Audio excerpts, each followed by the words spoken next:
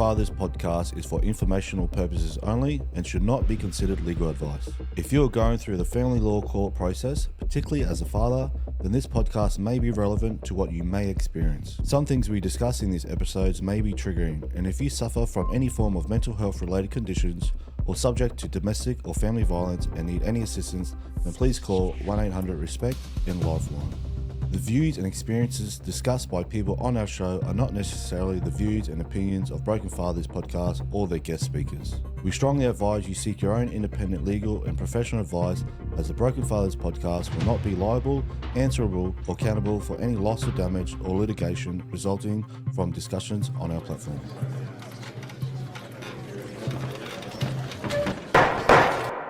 Right, this podcast is now in session. Hold on, guys. The judge is running late to court.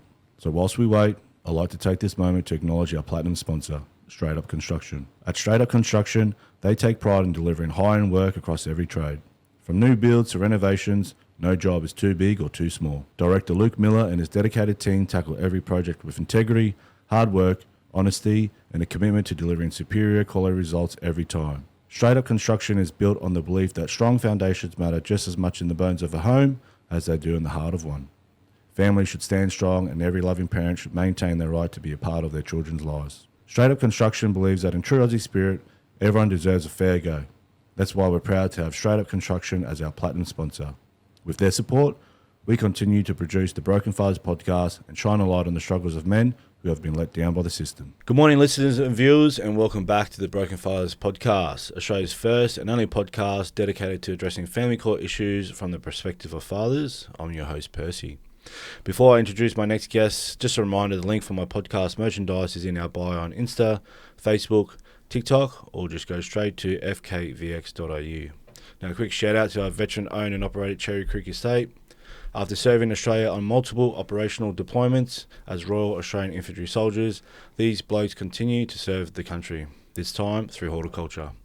Farming and producing food here in Australia for Australians is the backbone of our self-sustainable future.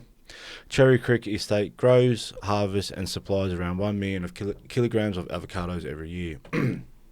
With a strong waste mission, any fruit that doesn't make the grade is cold pressed into extra virgin avocado oil. High smoke point, rich in vitamin E, and a true all-rounder for any Aussie kitchen. Grab yours at Woolworths or via Cherry Creek Estate's Amazon store. Now, on today's episode, I'm joined with Robbie Hay, a 43-year-old broken father who was born in Manly and raised in Coffs Harbour from the age of 5. He was raised by a single father with significant support from his grandparents. His grandfather was his closest mentor during his youth. Heavily supported by his grandfather, Robbie spent much of his youth racing motorbikes. Professionally, he worked in youth work and corrective services before joining New South Wales in ambulance as a paramedic in 2010, completing his training in the Hunter Valley. He then served for 7 years stationed in Walgett and Lightning Ridge before being relocated to the Coffs Harbour region for the birth of his son in 2014. In 2019, Robbie retired from the ambulance service with PTSD. He began studying medicine at UNSW that the same year but deferred in 2020 and did not return. In 2021, he owned and operated a tow truck business. Robbie separated from his partner 3 months before the daughter was born in 2021. Co-parenting remained relatively stable until he met his now wife in January 2023. At that point, his former partner began withholding the children, leading Robbie to start his family court journey in May 2023. He faced common hurdles including AVOs and requirements for supervised contact centres. His final trial concluded in October 2025. The judge issued a no-contact order until his children reached the age of 18. Robbie's wife is currently 27 weeks pregnant with their first child together, and the court has ruled that kids must also wait until they are 18 to contact their new sibling. Welcome to the show, Robbie and Olivia. Thank you for having us. Thank you. No, that's all good.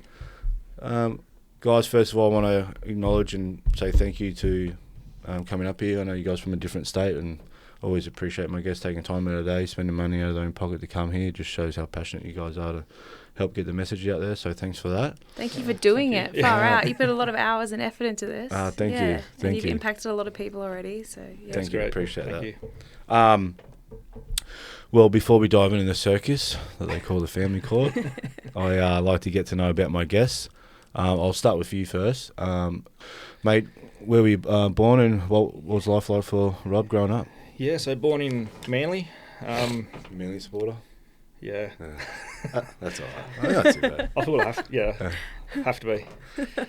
And then moved to Coffs in 87 to start kindergarten in 88. So I spent most of my life in Coffs. Yep. Moved back to Sydney when I was 16. Dropped out of school in year 11. Moved to Sydney. What did I do then? I started working at Coles. I just had a friend that was the manager there, so I could walk straight into a job there at Coles.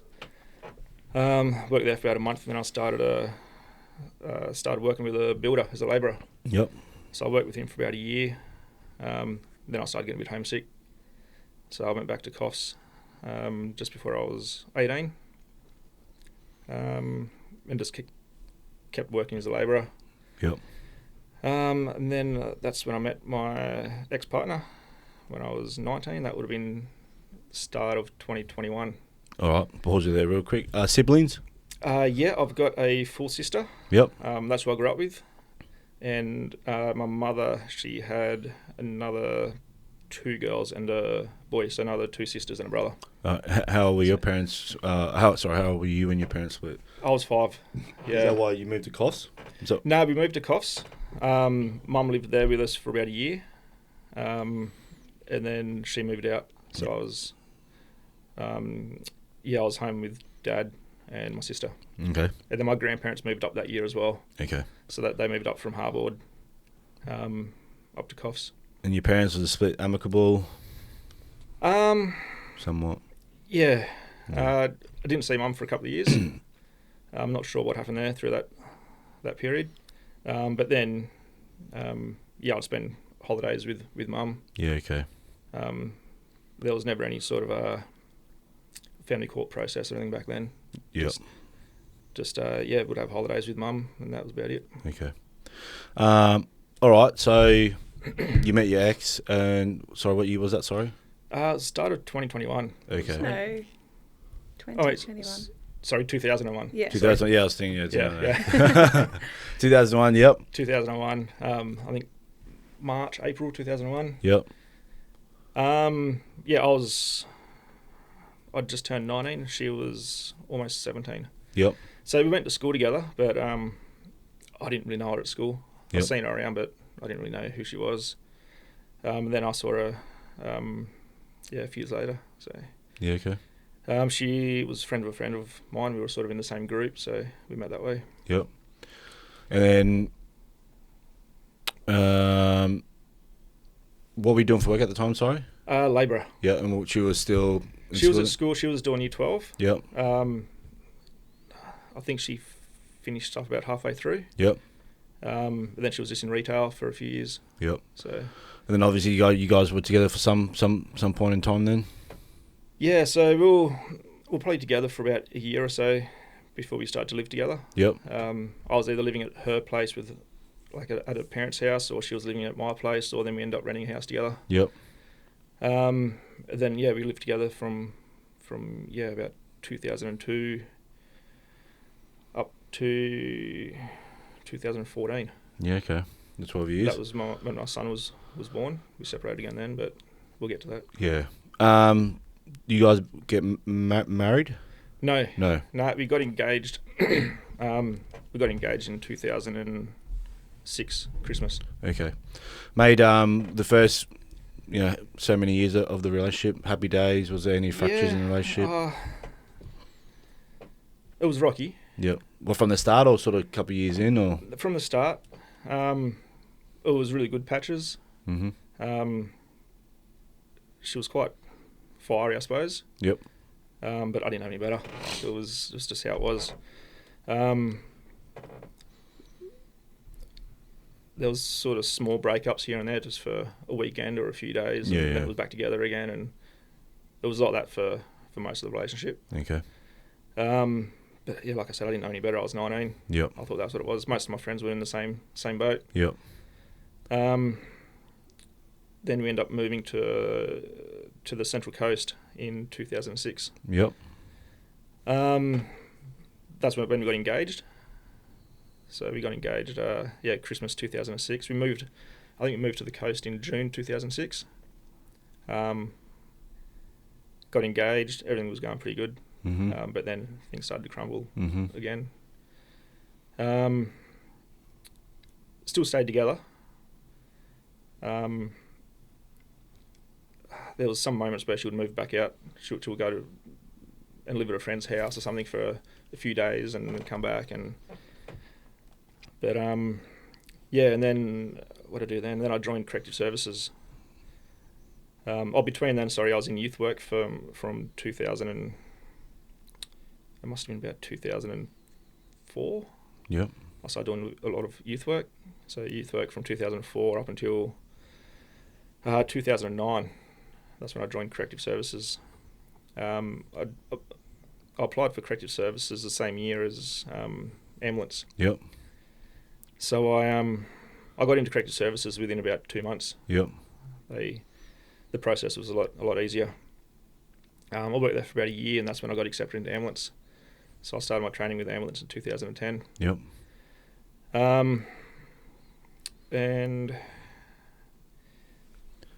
then I got stationed at Walgut, was that how I pronounced it? Scone first. Yep. Scone in the Hunter Valley. So I did almost 12 months between Scone and Newcastle and around that sort of area as my probation. And then I got stationed at Warren, so out west. Yep. I spent a couple of months in Warren, then a job at Walgett come up, so I took the job at Walgett. There were some really good paramedics working there. Yep. Good to learn from. Mm. We had a really good ICP there. And the station officer I think she was about 8-9 years in the job, so it was a good station to work at. And a lot of trauma, a lot of big jobs. Yeah. In Walgett, there's a lot of good car crashes good or medical stuff as well. Yeah, a lot of farming accidents. So there was a lot of stuff to learn from. Real quick, how long was your course to become a correctional officer all back then? So I was in intake, so it was sort of a part of admin, but you were still working with the inmates. So it was only about 2 or 3 weeks. Okay, yep. Yeah, it wasn't much. And to become a paramedic, obviously, 4-year uni degree? I did it the old way. I did it. It was like an apprenticeship. Okay. So it was about a 3-year on the job training. Yeah, okay. We had a lot of theory we had to go through as well. I think the first 8 weeks down at Roselle they said it was equivalent to the first year of nursing. Yeah, wow. Packed into 8 weeks. So we were up at 7 a.m. Straight into it. And going to bed at like 11. Wow. Just in the books every day. That was for the first 8 weeks. And then you're on the road for a year. You still got a lot of theory to do on the road. Mm. And then you go back for another couple of weeks. And then back on road as a level 2 paramedic. So you can work single, but you're quite limited to what meds you can give, what drugs and treatment. Yep. And then you go back again for another few weeks, and then you come back out and you're qualified. Yep. So it was about 3.5 years. Okay. All right. So you're paramedic. You're engaged. How's things at home looking? Still rocky? Yeah, it was funny. We could go from having a really good couple of weeks. There was no dramas, and then it would just erupt. Mm. And can you recall, if you feel comfortable talking about some of the things that happened, like what the arguments were over type thing, or it could be over anything. It could be over not taking the rubbish out, to not doing the dishes, to liking a photo of some celebrity on Instagram. Or something, yeah. Like it could be like Margot Robbie, you'd like a photo. Yeah. And it would just blow up. Yeah. Like it. Yeah. But then it would sort of settle. It got worse and worse as time went on. But it was like a personality shift. We could be watching a movie, and there was no issues. It'd be fine. And then she would get up and walk to the kitchen, get a drink, come back, and I could see her walking around the corner, and her face was different. And I knew it was going to happen. The energy shift, it was like, oh, here we go, and then it would just be on. You're looking back now, do you think maybe BPD or... Hey guys, Just a quick shout out to our gold sponsors. MCH Industries are a mining maintenance specialist company supplying solutions to the coal mining industry in the Bowen Basin and regional New South Wales. They supply superintendents, supervisors, leading hands, diesel fitters, tyre fitters, auto electricians, HV electricians, and trade assistants to assist. The mining one-stop shop for mechanical trades. MCH Industries are always looking for good blokes to jump on the team, so check out their Instagram for more details. And are you looking to buy, sell, or invest in real estate? There's only one name that's been leading the way for over 123 years, Ray White. Ray White isn't just another real estate brand. It's a family business built on ambition, trust, and leadership.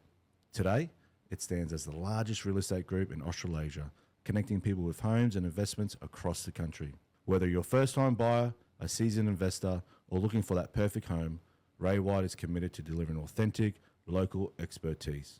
Because real estate isn't just about properties, it's about people, communities, and futures. And when it comes to trusted leadership, meet Alex Illian, an ex-Army veteran turned dedicated real estate agent. Alex knows what it means to serve, to strategize, and to get the job done. Whether you're looking to buy, sell, or just have questions, Alex is here to guide you every step of the way, servicing the Geelong, Bellarine, and Surf Coast areas. Ray White, the name you can trust in real estate. Well, we went through a lot of counselling. And one of the psychologists that we were seeing said to me afterwards that, there was a personality disorder. Because, that person would appear, and then someone else. There was times that I would lock myself in the bedroom for the night. And then the next morning, I'll get a text message or a knock on the door saying, "Hey, I'm just going to get a coffee. Do you want one?" And I was like, "Yeah, okay." And I wouldn't want to mention it because the other person was back again. Yeah.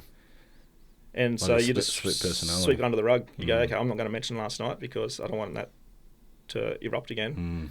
And then you might be good for another... Well, it started off, it could be weeks, but then close to the end of the relationship, it was almost daily, every couple of days. So, it got pretty bad. So you were together 12 years all up? Or 12 years, and then you had your... Well, our son was born in 2014. Yep. Up until then, we had times of separation. Like she would move out, she would move back to her mum's. I would think it would all be over. Me being a male in the 20s, you look for a band-aid fix. So you do things like jump on Tinder and go, okay, I'm single now. I'll do what I can do. Yeah. It's an emotional band-aid. You go, okay, well that's over. I'm going to find another date and start dating and move on. As soon as that would happen, then she'll be back at the door. Yeah. And then you feel that guilt, like, okay, well, but then that just snowballed as well, because all of a sudden, you think you're single, then she's knocking on the door. You've just invested all this time into the relationship, so you try to make it work, but then that just gives more fuel for the next fight. You're on Tinder last month and use that against you. Am I right in saying that sometimes she'd come back and pretend that hadn't even happened? Yeah. So you'd be like, we've had a breakup, we've separated our stuff and everything, and then she'd come back and it was like, that never happened? Yeah. And so the guilt would set in. So then you feel guilty, like, were we separated? Did I make that up? Yeah. Yeah. You think she was stuffing with your head on purpose? Yeah. Well, the psychologist, there was two things that she mentioned. One was it was called breadcrumbing. So I heard that one. Emotional breadcrumbing. So they give you just enough breadcrumbs to keep you chasing. Yep. And then when you start to go, I'm done, I can't do it anymore, then they'll give you the loaf. So then you go, okay, well, it's all better now. And it's the same with withholding abuse. The psychologist said that the withholding abuse, they withhold any sort of affection, emotion, to make you almost grovel for it. But then when you go, I'm done, well, then they'll love bomb you. And that was what that cycle, it was. She would give me no... Trauma bonding? Love one, yeah. Yeah. What was she working during this time? So when we moved to the Central Coast, she started working at a back then it was called DOCS, so Department of Community yep, Services.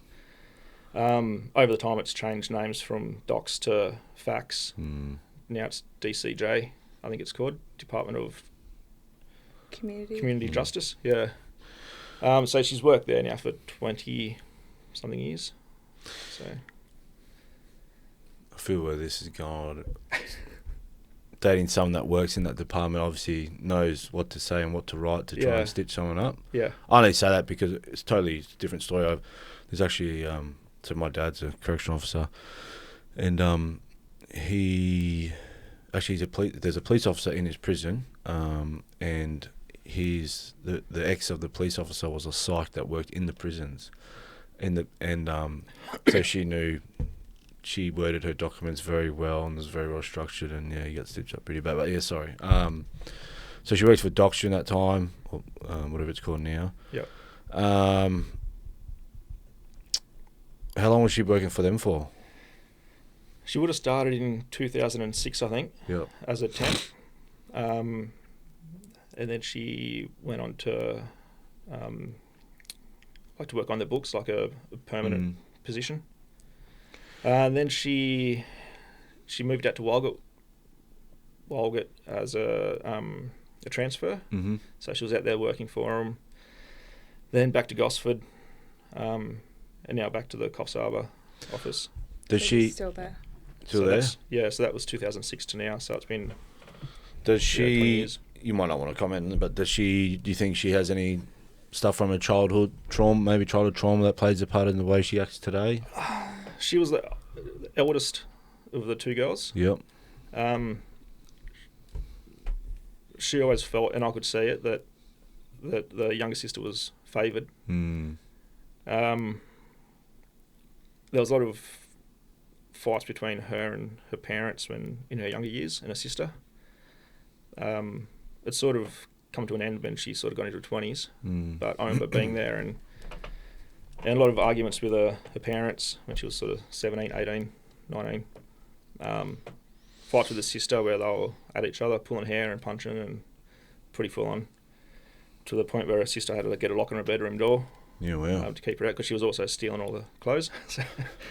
So she put a lock on her door so she wouldn't steal the clothes. So her answer to that was get a ladder and climb through the window. Yeah, wow. So she still got in there and stole the clothes. So there was a bit of tension there. What, did her parents still together? Did they split? No, they split up. I know, it must have been about 2005. Okay. Maybe. I think it was before we moved away. Yeah, she started. I'm trying to think of the timeline.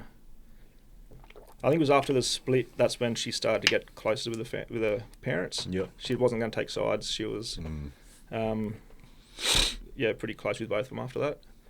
I think her mum struggled a bit with it. Yeah.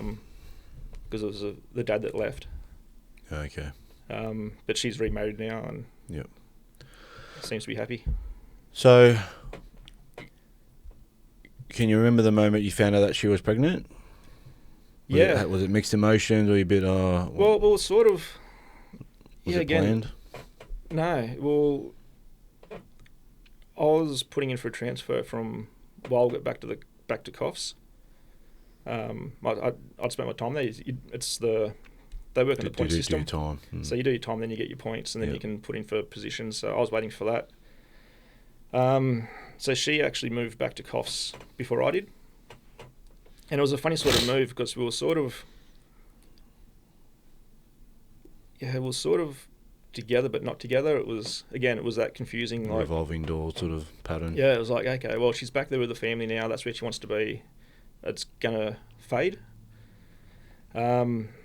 So I was at the station when I got a phone call, and she rang me and said she was pregnant.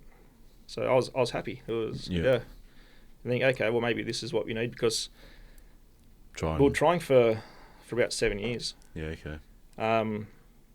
And a lot of the fights stemmed from that. Yep. Not falling pregnant. It was my fault.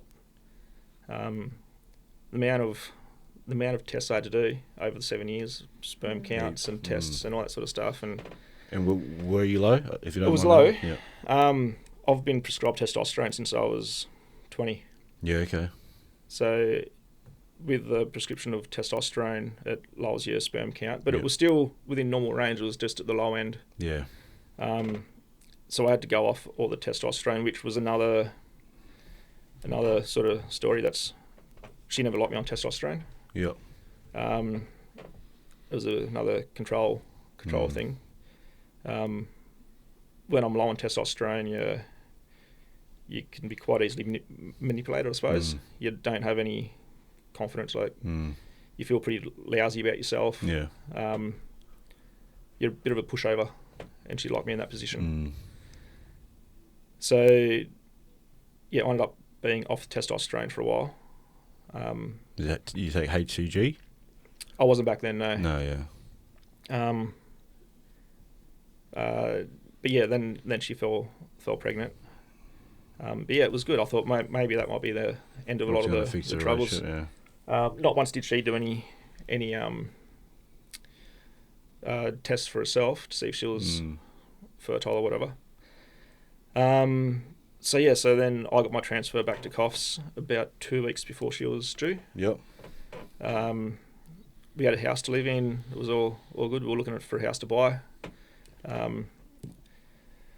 And yeah, then my son was born in March, so it was all going well. Yeah. I ended up getting a place at Urunga. That's where I was stationed, at Urunga, just south of Coffs. And yeah, it went well for about 8 months, and then it all started again. It all started to kick off. So at Urunga, you're on call, so you do your day shift. So whatever it was, it might have been 8 till 5 or whatever it was, the hours, and then you take the ambulance home. Then you respond from home for the night. So you're on call from 5 p.m. till 9 the next day when you start again, or 8 o'clock, whatever it was. But it's a fair way out of town.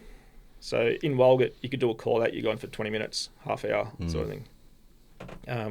But at Urunga, you're gone for 2 hours, and then you might get home and get another job. So you could be out for most of the night. Plus, I was out working for the day. So she started to say that she felt like a single mum. She was at home by herself all the time, and I was never home, and which is fair enough. We would still spend a lot of time during the day when I was on shift, because it's a quieter sort of town. So you're not out all the time. So we would normally go to station, sign on, get your car ready, and then go down to the local cafe for a coffee and breakfast. And so she would bring my young fella down there, and we'd have breakfast together. And so it wasn't like we didn't see each other. But then everything else started to spiral again, and all the same complaints and so she ended up moving back to her mum's house in Grafton. So that's just north of Coffs. But it was going pretty well. It was a month or so. We were separated, a couple of months, 2 months. I was still spending a lot of time with my son on my days off. Yep. There was no issue there. There was no sort of withholding him, and it was good. And then I started to date another girl that I knew from Urunga. And she made your life hell. So as soon as I started dating her, she kept the son from me. Yeah. She wouldn't let me see my son until she met this girl. So, and the girl that I was dating, she was a pretty confident sort of woman. She wasn't a girl, she was a woman. She was, ran her own business and in town, and so she goes, fine, I'll meet her.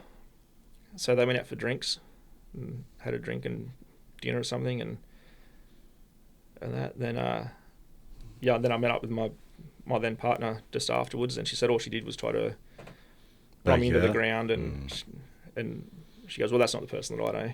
She goes, if so that's... that you guys were sleeping together behind the new girlfriend's back and stuff. Yeah. Trying to say that you were still sleeping with her to try and just so you sabotage. know, I've been banging him, and Yeah, wow. So all that sort of kicked off, and but anyway, and then I got a bit of access to my son. She met her. She couldn't sort of deny it. Then she's met her, but she still made it hard. Then so we dated for maybe 6 months. Yep. But the control thing just got worse and worse. She made me. That was a condition, was that I had to ring her every morning and every night to speak to my son, who was less than 12 months old.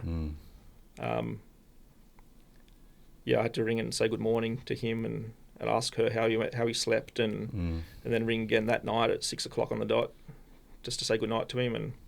But it was just a control thing. Like he didn't know, he couldn't speak. He was a baby, and I couldn't speak. I couldn't hear him half the time he was asleep. It was just she wanted to hear my voice, I suppose, and know that she had that control, that I had to ring her twice a day. So there was things like that were kicking off, and it's just made life pretty hard. And then my then partner, her ex-husband, they'd been separated for 2 years, but he was just as involved as my ex as well. Which that comes into the family court thing. So he actually came over to my house and started threatening me. True. He threatened he was going to shoot me. He was going to do this, do that. And I said, mate, just leave. Like, don't come to my house and threaten me. Just get in your car and go. And then he started pushing me, and we got into a scuffle. And I was lucky that I had my house cleaner there at the time. I had 2 cleaners there cleaning my house, and they saw the whole thing. Witnessed it all, yeah. So I only hit him once. Then I restrained him, held him on the ground, restrained him. I kept my calm. And then he got up and left. I was actually wearing my glasses at the time, so as he got up, he picked my glasses up and gave them back to me. And go, here you go. And then he got in the car and left. It was all good. But then he drove down to my partner's dad's work, and actually he had a fractured eye socket. So, when that happened, the whole eye closes over. So he went down there and said I went to his house and attacked him. So then he's on the phone to my partner going, what's this guy? He's saying like he just went to this bloke's house and attacked him. And she goes, no, he didn't. And then he went to the police and told the police the same story. Said he come to my house and hit me at my house. So then I sort of waited a bit, and I thought, what should I do? Should I hang around or whatever? And I thought, I'll just go to the police and just make a report, just so they've got a report for it. So I get down there, and the police say, we've actually got a warrant out for your arrest. I was going to say, as soon as you walked in, they arrested you? No, well, they were about to. Yeah. But then they knew I was a paramedic in town as well. They sort of weighed it all up. And they said, what's your story? And I told them. And I said, I've got witnesses there to show. I'll pause you real quick. Yeah. If you didn't rock up, because you said they had a warrant for your arrest. Yeah. So if you hadn't rocked up and they come to your house, they're going to arrest you, right? Yeah. See, that's what I mean. So you're going to arrest someone based off some guys just coming off the street and said hearsay. All right, no worries. We're not even going to ask for his side of the story. They already had a warrant. They had a warrant, yeah. It's only because you rocked up. Yeah. And told you something. Oh, okay. But really, where do they get off going to your house to arrest you and haven't even... a fact sheet there's no facts. Yeah, that's right. So they rang the cleaner. The cleaner gave him a verbal statement, said, okay, this is what happened. So then they said, no worries. And they said, do you want to press charges? I said, no, I want him just to go away. So I had to go and give a formal statement after that. Then the cleaners had to give a formal statement. But he just kept going as well. So that just it's still, it was just a nightmare. So it's a lot to ask for someone to go and do a statement though, because they could be subpoenaed to court, and and then it makes your if you don't have them there, it makes your story not look as credible. But So. How's the audacity though? So he's come to your house, right? Yeah. But then gone to the cops and said that you've gone to his house? Yeah. Well, it's just anyway, so that gets brought up in family court later. So that's why I thought I'd just get that told. So but yeah, they just made it hard between the two of them. So we ended up separating after about 6 months, but remained close friends. We're still mates now. Oh, okay. That's the more recent ex, who's a legend. Yeah. Shout out to her. I'm sure she'll be listening. Did you want to say some of the stuff that was happening while you were in that relationship, like the stuff that you had to put up with the kid's mum? While I was with the dating. Yeah.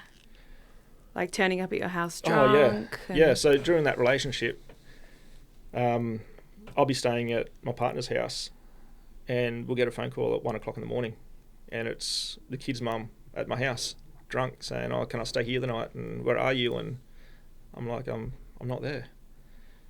And then my partner at the time was saying, "Just tell her where the keys for the house so she can go and she can stay there the night and we'll take her home in the morning."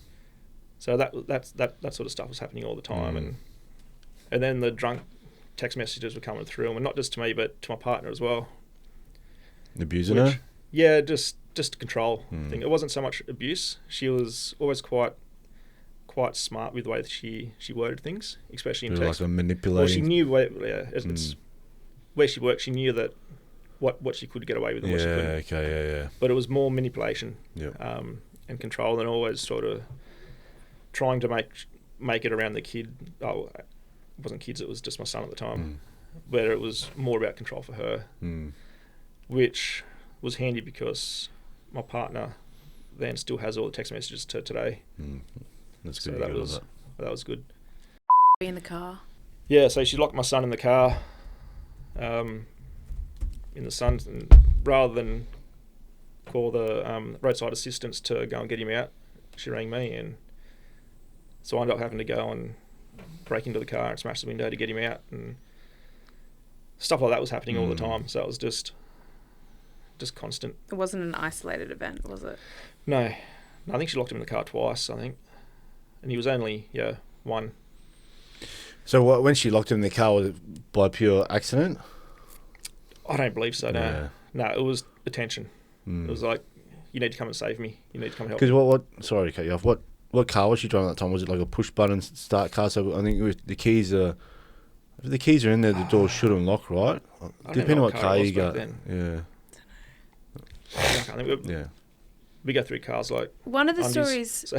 The keys was in the car, and apparently he locked it. Something like that. No, that was me. Oh, that was you. Yeah, once I gave him the keys, which I think that sort of gave her the idea. So I had a Audi coupe thing, and I put him in the back seat and gave him the keys to play with the keys, to shake him around. Shut the door, walked around to get in, and just hit the button and drop the keys. Oh, no. So, yeah, that was me. That was my fault. But that was the first time, and then she did it like twice after that. So... Yeah, okay. I'm not sure what she was driving back then. But might have been an Amarok, I think, maybe. I'm not sure. The new girlfriend, so not the kid's mum, would say it was like, you know, she's only in an early-ish relationship. How long were you together for in the end? 6 months, I think. And it was like constant late-night calls from the ex, drunk and stuff. It just got to the point for her where it was like, I don't need to be involved in this. Yeah. Like, clearly they need to work it out. So she sort of just stepped back. Obviously, it was an amicable split, and we're still good friends with her. Oh, that's good. But yeah. She actually wrote us a really good affidavit to the court. Oh, good. Which they ignored. Of course. Yeah, they wouldn't take it because she wasn't there to be a witness. And I said to her, like, I don't expect you to turn up to court. You were my girlfriend for 6 months 10 years ago. Like, I don't expect you to turn up, be a witness in a family court hearing. And she'd already done it, like the full affidavit, and had it signed, and provided all the text messages, all that, and they ignored it. Yep. I know that frustration. Real quick, did you witness your son being born, or were you there for? How can you remember the moment? Life changing. Yeah. So I was working the day, and we had to take the bariatric truck from Coffs down to Taree. Yep. So that's the truck for the big people. Yep. For the fatties. Yep. The ones that are too big for a normal stretcher. Yep. They've got a double-sized stretcher. And there was at the time there was only one in the whole north coast. So we had to drive that down to Taree to pick up a patient and take him to hospital. So I did that. We offloaded the patient, and then I get a phone call saying I'm going into labour. So we pretty much just licensed sirens back from Taree to Coffs. How far is that drive? 150 k's, something like that. Taree, that's Boyd Corner. Oh, it's more than that. It'd be more than 2.5, 3. Yeah. Yeah. We did it pretty fast. Yeah. Lights and sirens. 20 minutes, yeah. So we got back, and she was at home stomping around the house trying to ease the pain, and that we had a good laugh about the whole thing. Yep. And then we got her into the hospital, and it was a pretty long labour. She sort of tried everything, the bath, the different, like, all the different ways. And then They gave you epidural. in the end, yeah. So I could see that she was getting to her point of exhaustion. And knowing her for, what was it then, 15 years or something, you sort of, you know somebody's sort of where they're at. Breaking point. Yeah, and the midwives were all about trying to do it naturally and all that, and I was still in uniform. And I could see that the young fellow was starting to struggle a bit as well. His heart rate was going up and he was getting stressed, and I said to him, you need to get the doctor down here now. You need to, we need to go epidural. And they're going, oh no, if you call the doctor now, it might be another hour before he gets here and she might have it by then. And I said, yeah, if you don't call him in another hour, that's another hour. I said, you need to call him.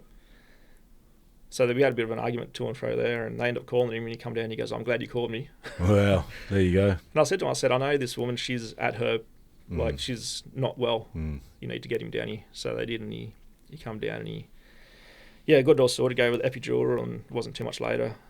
He was out, and it was good. It was a good moment. And, yeah, nice. And it's been twisted since though. Yeah. Of course. Yeah. So how old is he today? What year was that? 2014. 14. So he's 12. He turns 12 next month. Yep. All right. So we'll back to that point. After 8 months, you guys split up. After 8 months, you split up. Yep. Then She's dated Andre for 6 months. She's sending you drunk messages all the time. Yeah. Causing drama. So once Andre was out of the picture. That's the name of your. Oh yeah, so yeah, the partner that I was with. That's fine. Yeah. So, yeah. Once she was out of the picture, me and the kid's mum, we started spending more time together. Yep.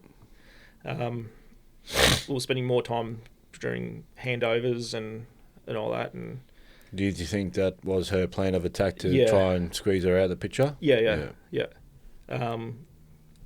She started turning up in makeup and new clothes, and which, that I could look back now and see what was happening. But then we started to spend more time together, but we weren't in a relationship together. But for you, you're just happy spending more nice. time with the kids, right? Yeah. Rather than just doing a rough handover, it was pleasant. We'd go down to the duck park and walk around the park together for a couple of hours, and we spent that time together as a family. So it was good, and I think we were both in our best behaviour. So it was nice. Yep. But since we found out that wasn't the story that was being told to other people, so friends of friends were thinking that he was being a stalker. Of course. And pushing himself upon her. Yeah. And cleaners were saying that it was a DV relationship, but she was that came a bit after. Yeah. Yeah, that came afterwards. Yeah. So then came, what was it? So it was about October. Yep. And I was still working in Grafton, and we was starting to spend more time together for us, not just for my young fella. Phone calls together, like we'd have a half-hour long sort of phone call, and it was sort of start like we were working on things. And then October 2015 it must have been, and it was the MotoGP. It was on TV. So we were going to watch that together, but I was in Grafton, she was in Coffs, and we're just going to have a phone call while that was on and just sort of watch it and have a chat, and because I'm into the bikes and that, and she was starting to watch, which was strange. She was starting to get interested in MotoGP. So we're going to put that on and watch it, and so I rang her. It must have been a Sunday. So I rang her, and she was out at the pub with her friend. And she goes, I'm just having a couple of drinks. I'll be home soon. And so I was all right then. I'm gonna get ready for the GP. And then I rang a bit later, and she was at the pub, and she was sounding a bit more wasted and that. And she goes, I'm gonna head home soon. I was all right then, no worries. And I started watching it, and then I rang her back a little bit later. And she goes, I'm just gone home to this house, just gone home to this house with these people, but I'm going to get a taxi home soon. And she didn't say who she was with. And then I was starting to worry, like, what are you doing? Like, you don't sound too good. And then I left it for a bit. And then after about an hour or two, I rang back and some guy answered the phone. And I said to him, I thought I'd call his bluff. I'll just say this. I said, mate, where's my wife? This is my wife's phone. And he goes, your wife? And he had an Irish accent, Irish. And he goes, your wife? It wasn't your wife 10 minutes ago when I was fucking her. You're kidding. And then hung up on me. And I was like, okay, what's going on here? And I rang her mum and told her mum what's going on. I said, I'm a bit worried about where she's at or what's going on. Can you try and ring? So her mum's rang her phone and someone answered the phone and gave her mum a mouthful as well. Hung up. So then I rang back again and a different guy's answered the phone. You could tell the difference in the voice. And he just gave me a mouthful and hung up. So I rang her mum back again. I said, I'm going to get in the car and drive to Coffs. If she needs help, at least I'm in Coffs rather than in Grafton. It's about an hour away. So I get in the car, get to Coffs, and I get about 5 minutes out of Coffs, and she rings me. And I said, where are you? And she goes, I don't know. And she goes, I'm just in this house. And I said, well, just get your stuff and just get out and start walking. Find my friends on your phone, and I'll find you. So she did that, and I saw the little dot on the map, and she was south of Coffs, around Boambi, which is a suburb south of Coffs.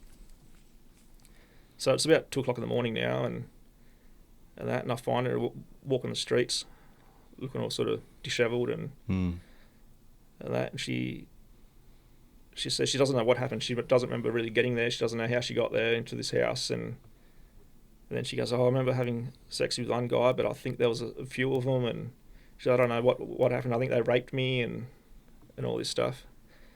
So I take her back home and get her sort of tidied up. And the next morning I go and get a drug test for her. She refused to go to hospital. She didn't want to do that. So I go and get a drug test and there's no drugs in the system. And that, so I'm not sure what that whole thing was about, but that again gets raised later in court, which we can talk about that, I suppose. But then we sort of, again, I felt like I had to be in her life as some sort of, I suppose, in a protection mode. Sort of, if she can't go out for a single drink without getting herself into trouble, then sort of had to be there for her. And it's my son's mum and that. So we sort of spent more time together again after that, and then we end up back in a relationship. So that would have been end of 2015, and then 2016 we ended up pregnant. She was pregnant. No. We built a house. Together. So she had no money to put towards it. Was that Sandy? Yeah. 2016. It would have been 2016. Yeah, right. Yeah. So I had 2 race bikes. Sandy?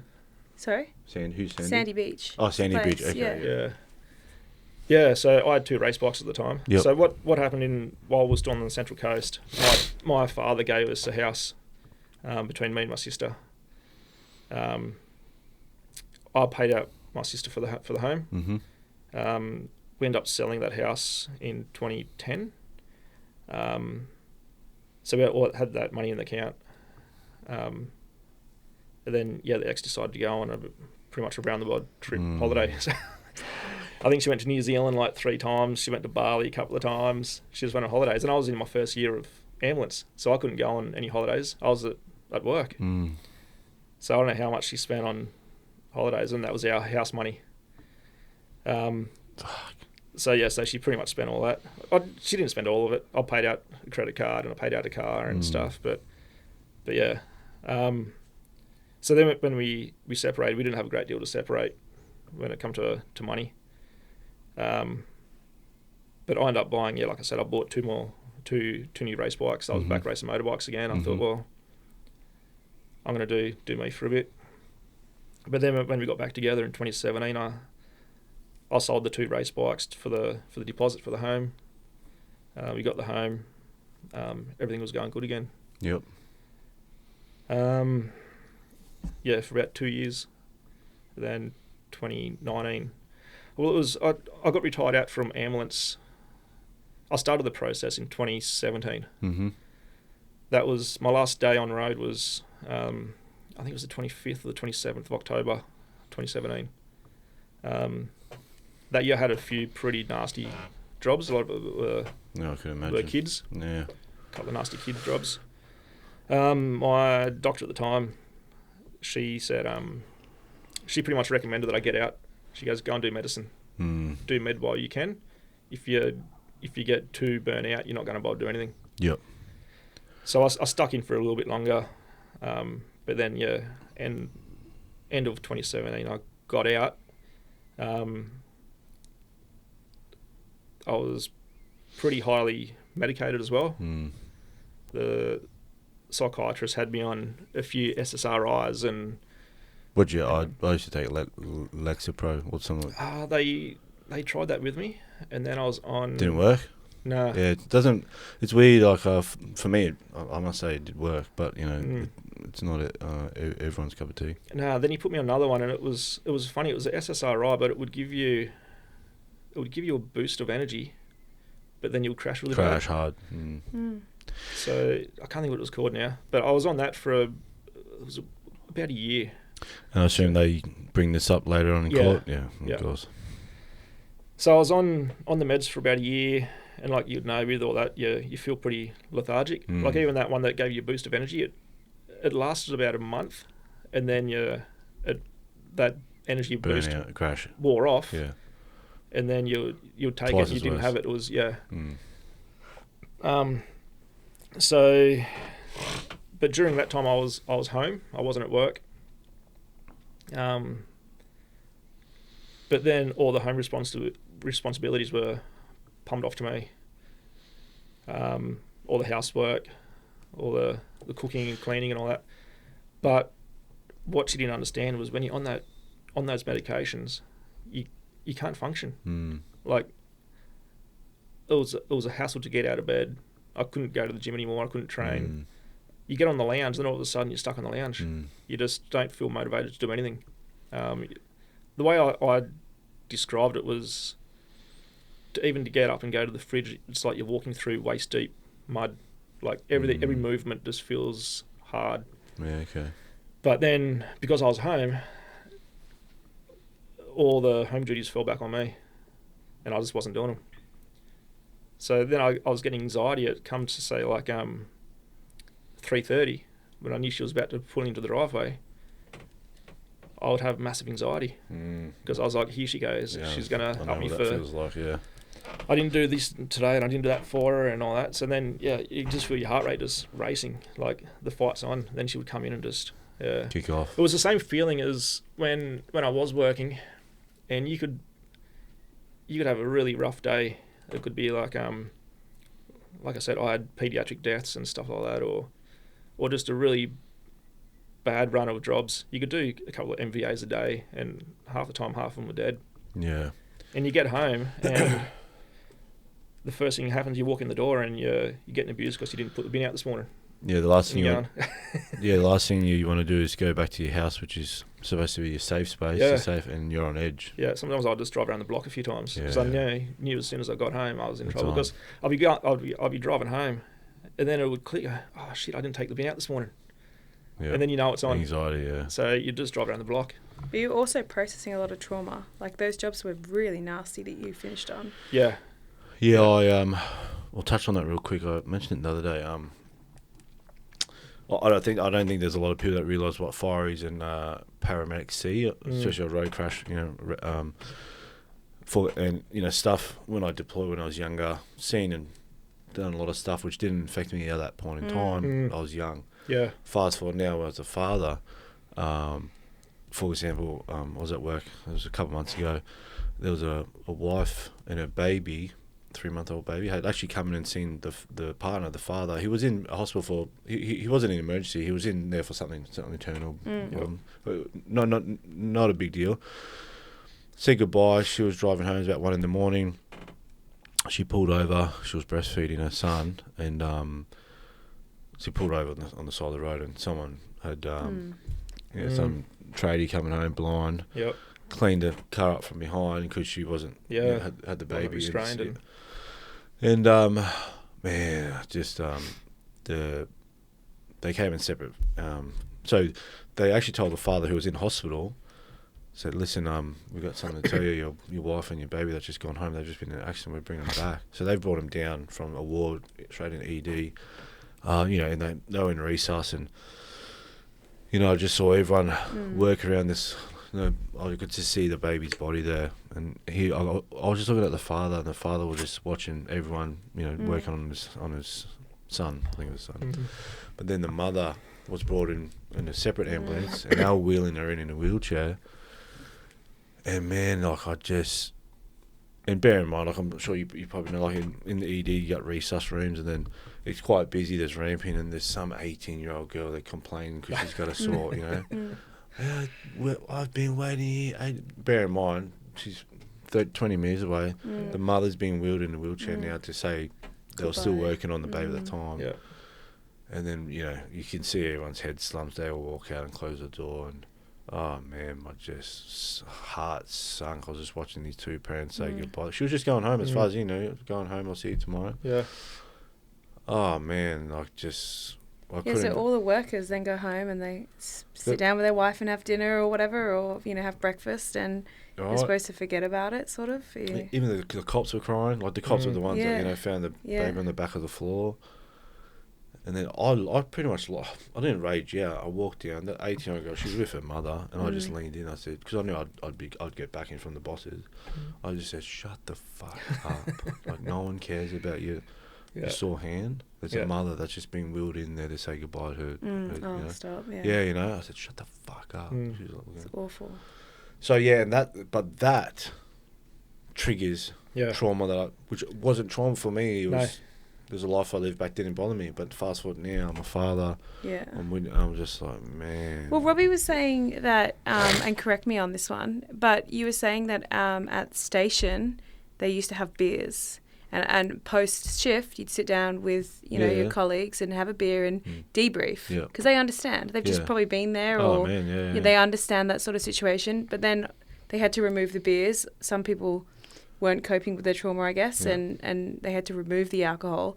But by removing the alcohol, for a lot of people, it stopped that debrief. The bonding of and the venting. Bonding, exactly. Yeah. And then they're going back to their families who don't understand. And maybe their dad or, they've got other stuff going on that they have to be brave for. And it bottles up. It bottles up. And then you get, so much more gambling and so much more, self-medication. Self-medication, exactly. Yeah. And rather than having one suicide. beer at station, go home and have 10. Yeah. I was on the meds for about a year, and then it just didn't feel right. I was meeting up with a psychologist at least every week, more if I needed to, but it started to get more controlled. Yep. A psychiatrist every month. Yep. Just to review the meds. Yep. He started to reduce the dose. At the time, we were reducing the dose of the medication, but keeping the psychology appointments at the same level. So that went on through 2018. I went back to uni in 2018 to study. Well, I knew I was applying for medicine, so I just wanted to refresh. Just with uni and that again. So how did you find uni real quick? I couldn't do uni. No, I can't concentrate. Yeah. Well, I was doing science and history. Oh, really? So I thought, because I've always liked two history. of my least favourite topics. Well, I was doing chemistry because I just wanted to sort of get back into learning. So I was doing chemistry and history. Both were distance ed, but I'd go up to Armidale Uni once a week for a history lecture, and then while I was there, I was doing tutoring with for chemistry. Okay. So sometimes I would stay overnight. I think it was like a Monday, so I think I'd drive up there Monday morning, do the lessons. I might stay that night if I had tutoring the next day or however it worked, but it wasn't consistent. Yep. Sometimes I might drive up there and then drive back that day, which that also gets played at in family court. Of course. What 'cause don't they bring up? Yeah. Seriously. Because at the time I was still the primary carer for my young fella. Like, I was at home most of the time. So during 2018, I was still doing school drop-offs, pick-ups a lot of the time. More so at the end of 2018. Yep. He was in last year of preschool. So a lot of the times, if by then, I was starting to feel a bit normal again. The meds were being reduced. I was feeling pretty good. I was back at study. But then after school, I'd pick up from school, would go surf and go down the beach, go for a walk, go to the park, do all that stuff. Through summer, pretty much the whole time, even when I was a paramedic, if I was off those days, I'd get him from school, would go down the beach, meet his mum down the beach after she finished work, and I was doing all the sports with him. I did right up until the separation, like the final big one. So I was pretty much the primary carer from when he was little the whole way through. And then in except for 2019, that's when I went back to uni for med. So in 2019, I was based at Port Macquarie for medicine. It's nice down there. I've been there once. Port Macquarie. Yeah, it's nice. So I was there Monday. I was there 5 days a week, but I was staying at campus Monday and Tuesday. Yep. I'll drive home Wednesday. Yeah, I'd drive home Wednesday night, I think it was. Because my young fella, I think he'd started school that year. He either started the school that year or the year after, I can't remember. He might have been in daycare still. But I'll drive home Wednesday, spend time with him and his mum, and then I'll drive back down to Port on Thursday, Friday. Then I was home weekends. Being uni, you got your semesters, so it was only during the school semester. I was home holidays. I think we didn't start until March, so again, I was home January, February. We started uni in March, and then it finished up in November. So it was only that mid-year. And COVID's happening as Even- well. Oh, Well, COVID, happened that's the right. next- Well, COVID happened the next year, 2021. Yeah, started 2021. Sort of, 2021? I feel like it was January 2021. I thought it was Sorry. 2019. Nah, it couldn't have I been. got no No, idea. it wasn't because I was at uni. Oh, okay. It was the following year, I think. And that's when the Mighty Roosters were premier, so I Oh, there definitely you go. I know that. I forget it. So then it was sort of I was back home a bit through 2020. I deferred uni. I got a feeling that's why I deferred it, because he was starting kindergarten 2020, and he was already struggling with me being away. He wasn't coping that well with me not being there Monday, Tuesday, Wednesday, pretty much. So I deferred it to help him sort of have a good routine with kindergarten. But then, COVID struck. So most of his kindergarten year was homeschooling. Yep. So he did a lot of homeschooling, and because his mum was working for the government, she could also work from home. Yep. She didn't have to go into the office, so she probably did more of the homeschooling than I did. She was just better at it than me. But we sort of shared it. I could do what I could do with him.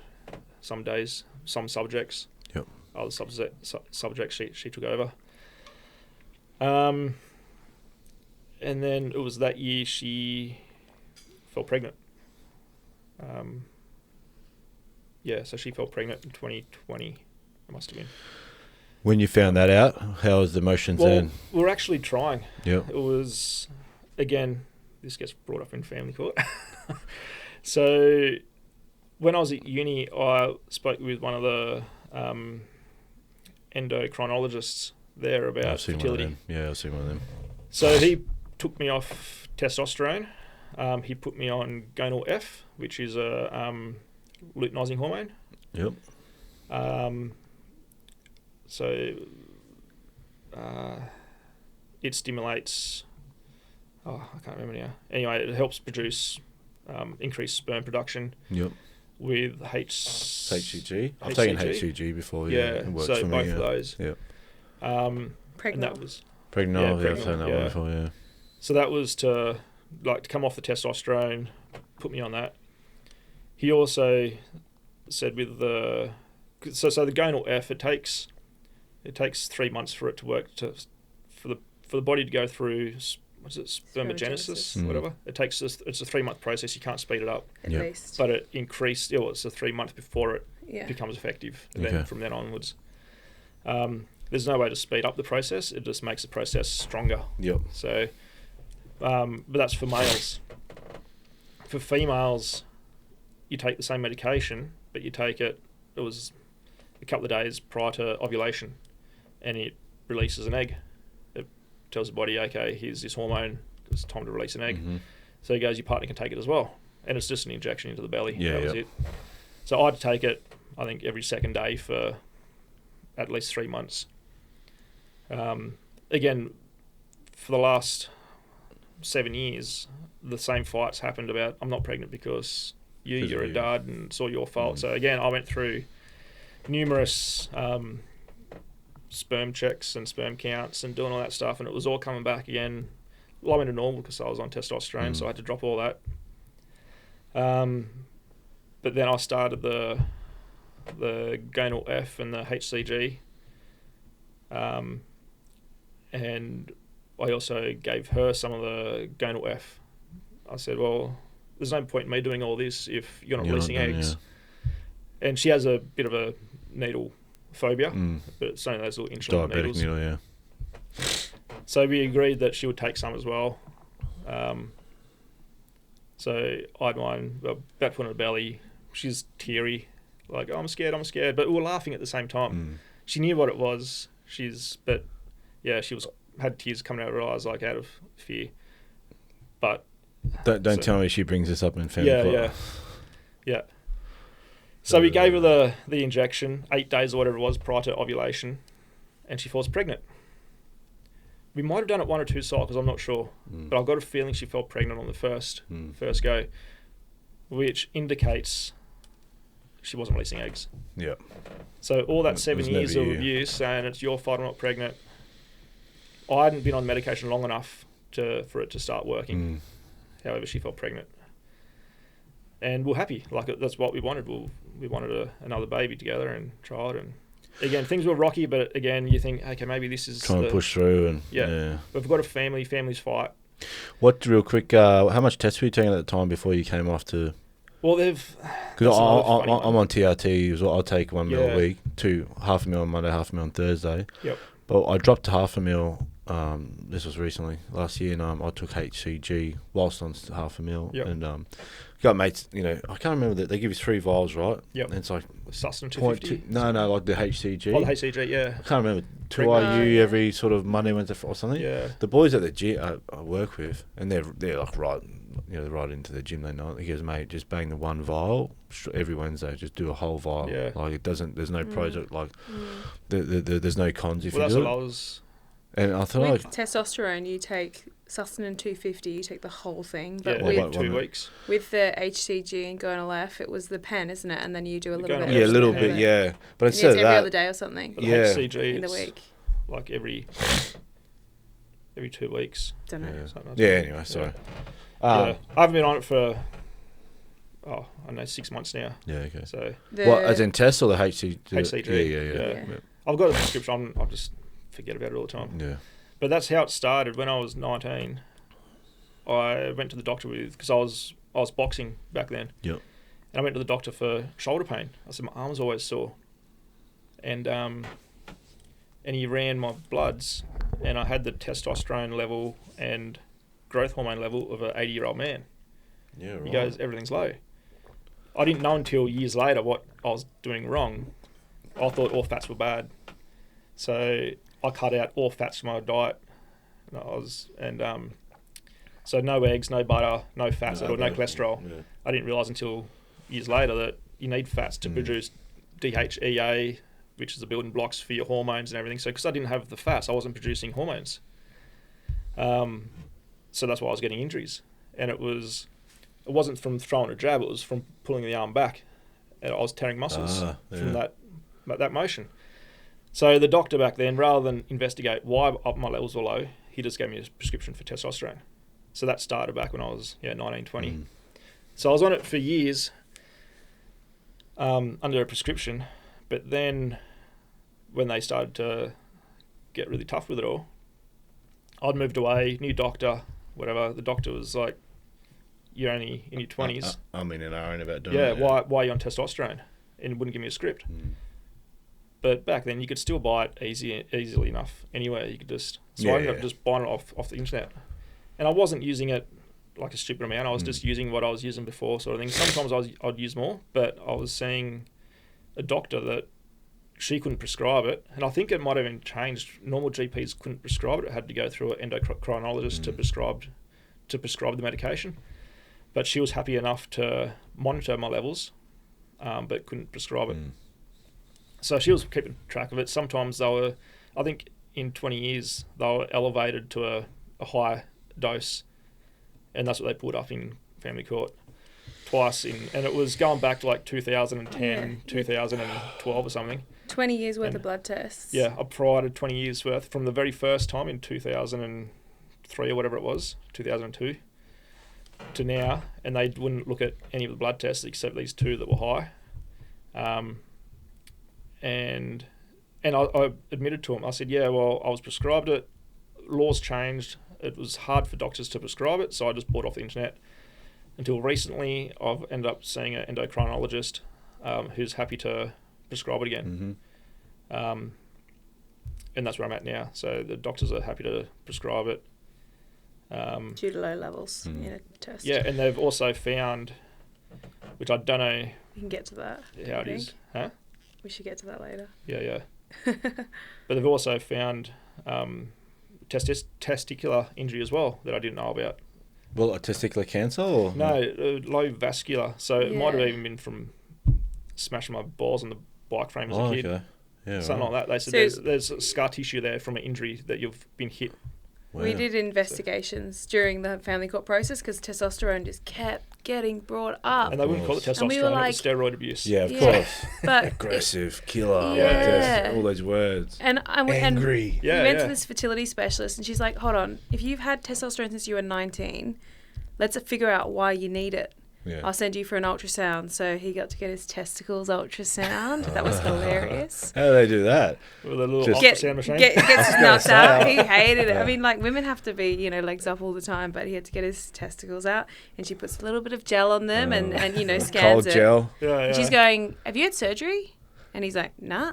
She's like, there was a lot of scar tissue all around his balls and low vascularity. So that's possible reason or possible cause of why he's not producing testosterone. So they weren't sure. There's a medical reason. That or the, like back in the start, if it was an injury or if it was a deficiency or the something. cholesterol thing that I wasn't producing testosterone. They couldn't, but they said there's a cause there. We just don't know which one, but it's irrelevant. It doesn't matter. Yeah. You need it. You've got low testosterone. Let's prescribe you testosterone. Yeah. And that was it. So. And then after a little while of being on their prescription testosterone, they upped it because they were like, you're still not getting to the level that we want you at. Yeah, I was on every 3 weeks now. Yeah. It's every 2 weeks. Okay. So. And that was, But that's funny. That goes back to, like I said, when me and the ex broke up in 2014. She was even playing the game back then. So she went into my cupboard after she'd moved out. She went back into the house. Took photos? Threw all my syringes all over the floor.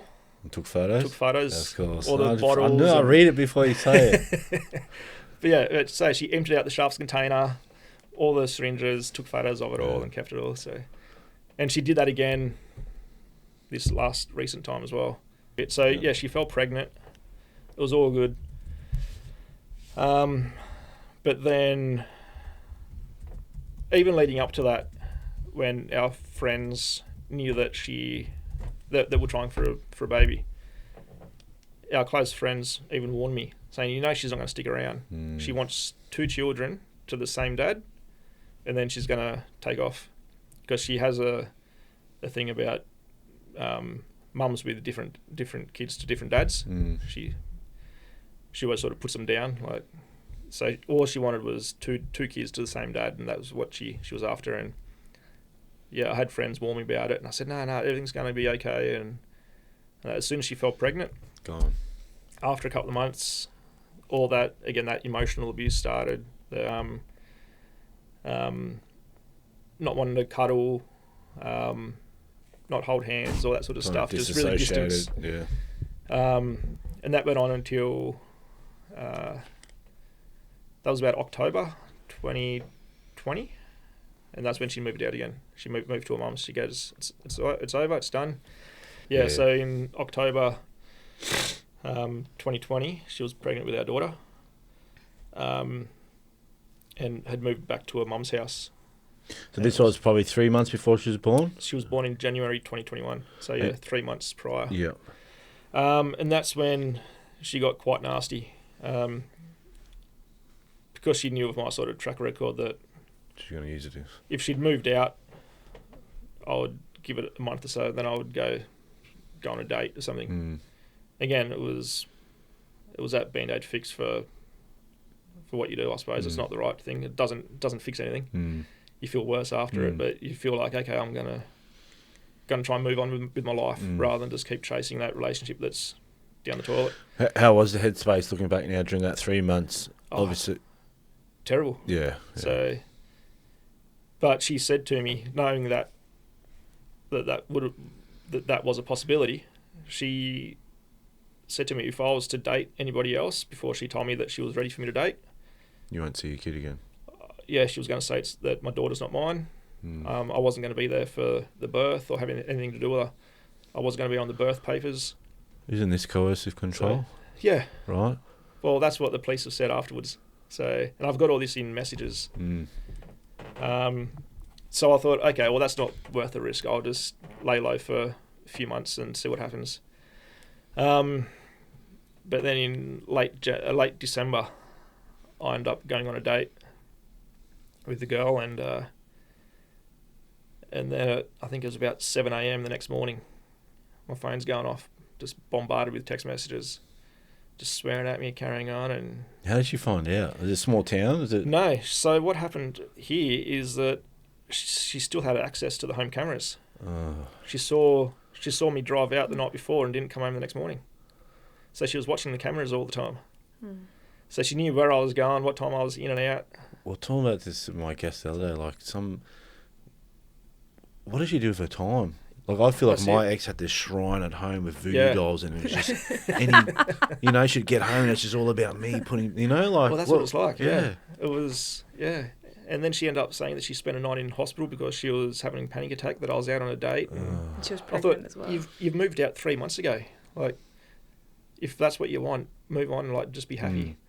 But it was moving out and saying, you're worthless, you're not going to get anyone better, I don't want anything to do with you, I'm moving on. Yeah. So you, what do you do with that? You think you're broken up, right? I went and it was during that 3 months. Excuse me. It was during that 3 months I went to the local cafe and I bought myself a coffee and a banana bread. Within an hour I'm getting messages, who the fuck are you buying lunch for? Because we had a shared account. She saw that I bought, because normally you think a coffee's $7. It come up on the statement $14, so it must be 2 coffees. But it was a coffee and a banana bread. So she's messaging me, you're a piece of shit, you're not going to see your daughter.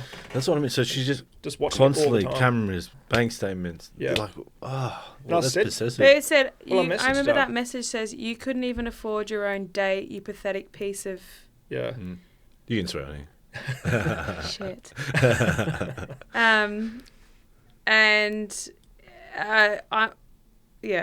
I'll leave it to you. But it was a lot of abuse. It wasn't just Yeah, and so he's sending a photo. This is my banana bread and coffee. Like, here, it's there, so you can see it. And this is, I think, correct me if I'm wrong. For me, I was always having to justify. Yeah, always. So you have here's a photo. Yeah. Banana, one coffee thing. Yeah. I was always having to justify my daily routine, even though I've done nothing wrong. What's really fascinating is she's actually building a case. So she never said, "Oh, I'm so sorry, I didn't realize." She keeps going. So in her mind or in her story when it comes to court, that remained as an event of cheating.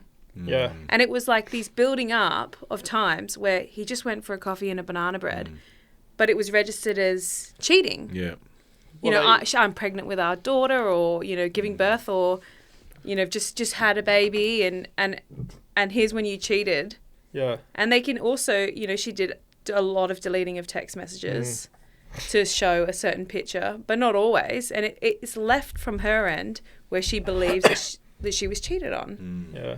So over time, there's like 50 of those events or whatever. It looks like he's a serial cheater. Yep.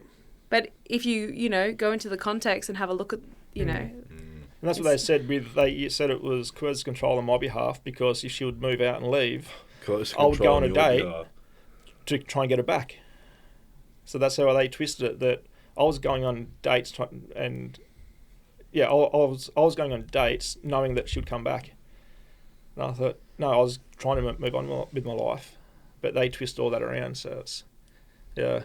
Of course they do. So you're just stuck in that cycle. Yeah. So your daughter's born. Were you able to witness? No. Yeah. So, so she was born in January.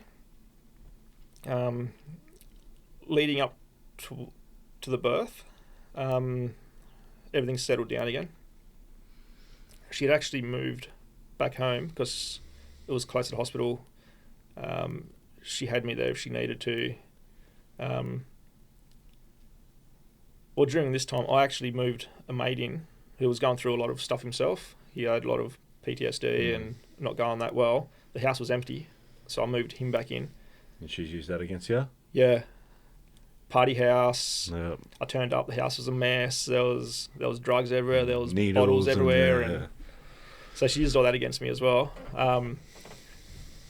And my mate was going really well up until New Year's Eve that year. He wasn't drinking. He wasn't on drugs. He was back looking after himself. And yeah, he went off the rails. But I told him, there's no alcohol in the house. Not if you're going to be here, there's no drinking, there's no drugs. So he moved out.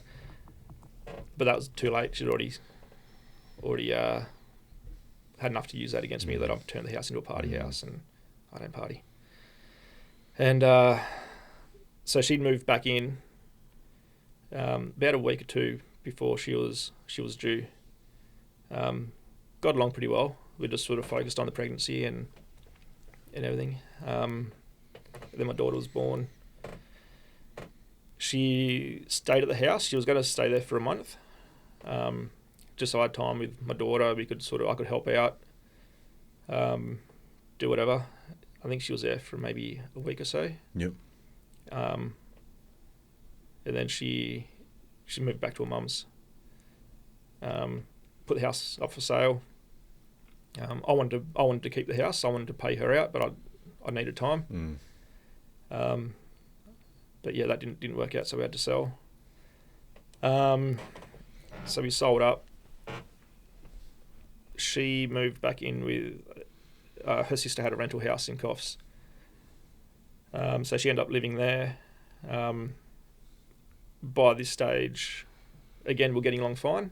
Everything seemed to be going pretty well. So I ended up staying on the lounge at her place for about a month while I was looking for a place to live. And like I said, we got along fine. We were socialising a lot together. I felt like we were back on track. We had 2 kids together. We were a family again. Started sleeping again together, even though I was on the lounge. Yep. But all that romance sort of took off again. So I thought things were good. The house across the road came up for rent. So she said, why don't you rent that house? Like, we're always together.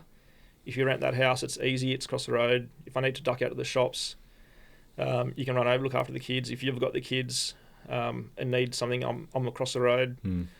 It'll work out fine. So so we did that. We knew the guy that owned the house. It was a mutual friend. I knew that she was speaking with this guy. Well, the guy that's renting the house. The guy that owned the house. Oh no. He was a bit of a sleazebag. Always knew, he's always been a bit of a sleazebag. Going with it. So I said to both of them, I said, if you're going to be, if something's going to happen between the two of you, I'm not going to rent the house. I'll find somewhere else to rent. And both of them said, no, there's nothing's going to happen. And I said, all right then. So I rented the house, and about a month later, I know I probably shouldn't have, but I was at her house, and she went to have a shower, and her phone was open. So I just opened it straight up and went to messages from him, and that was just messages about catching up and stuff. And so I just addressed it with both of them. I said, what's going on? And they're like, oh no, it was only messages. We didn't actually catch up. And so I just blew it off, whatever. But yeah, they just both lied to us. But yeah, that was. So I just wanted to know the truth. Did you end up moving that house? Yeah, I was renting it then. Yeah, so I was there for a year. Do you remember what the cleaner said about that time? Yeah, so I was renting this house across the road, and my cleaner that I had ended up cleaning both homes. So she would go and clean her house first, and then come over and clean my house, and that, and we were pretty close. And then she had a nickname for Robbie. Hey? The cleaner had a nickname for you. Yeah. Romeo. Romeo? Because the ex was saying that he was this big player. So she's like, because I also ended up working with the cleaner. Robbie ended up hiring her. It was this, and the cleaner was like, oh, we used to call him Romeo. He's such a player. We used to hear all the stories from the ex about how he's sleeping with all these women and how she goes, I was scared of him. She goes, he's a big guy, and I know, I was told the history. Yep. And I was like, oh, what's that? She's like, oh, that he used to go across the road and bash the ex.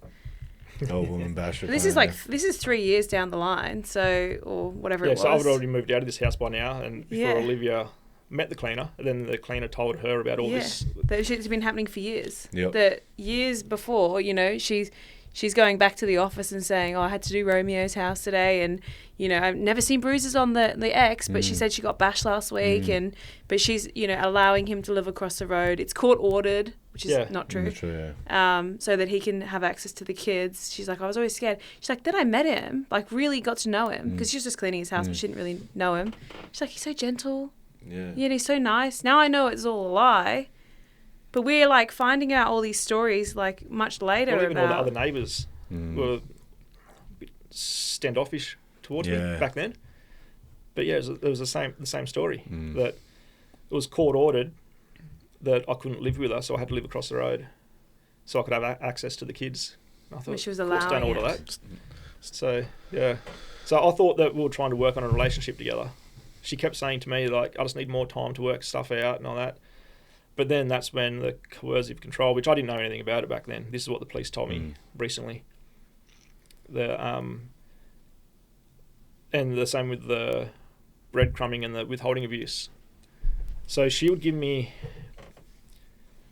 enough affection, or she would, or if I started to talk to someone else or whatever, she would throw herself at me, and then would sleep together.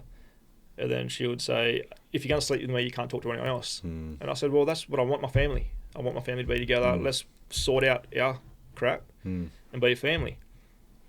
But then it would wither away over a month or 6 weeks or whatever.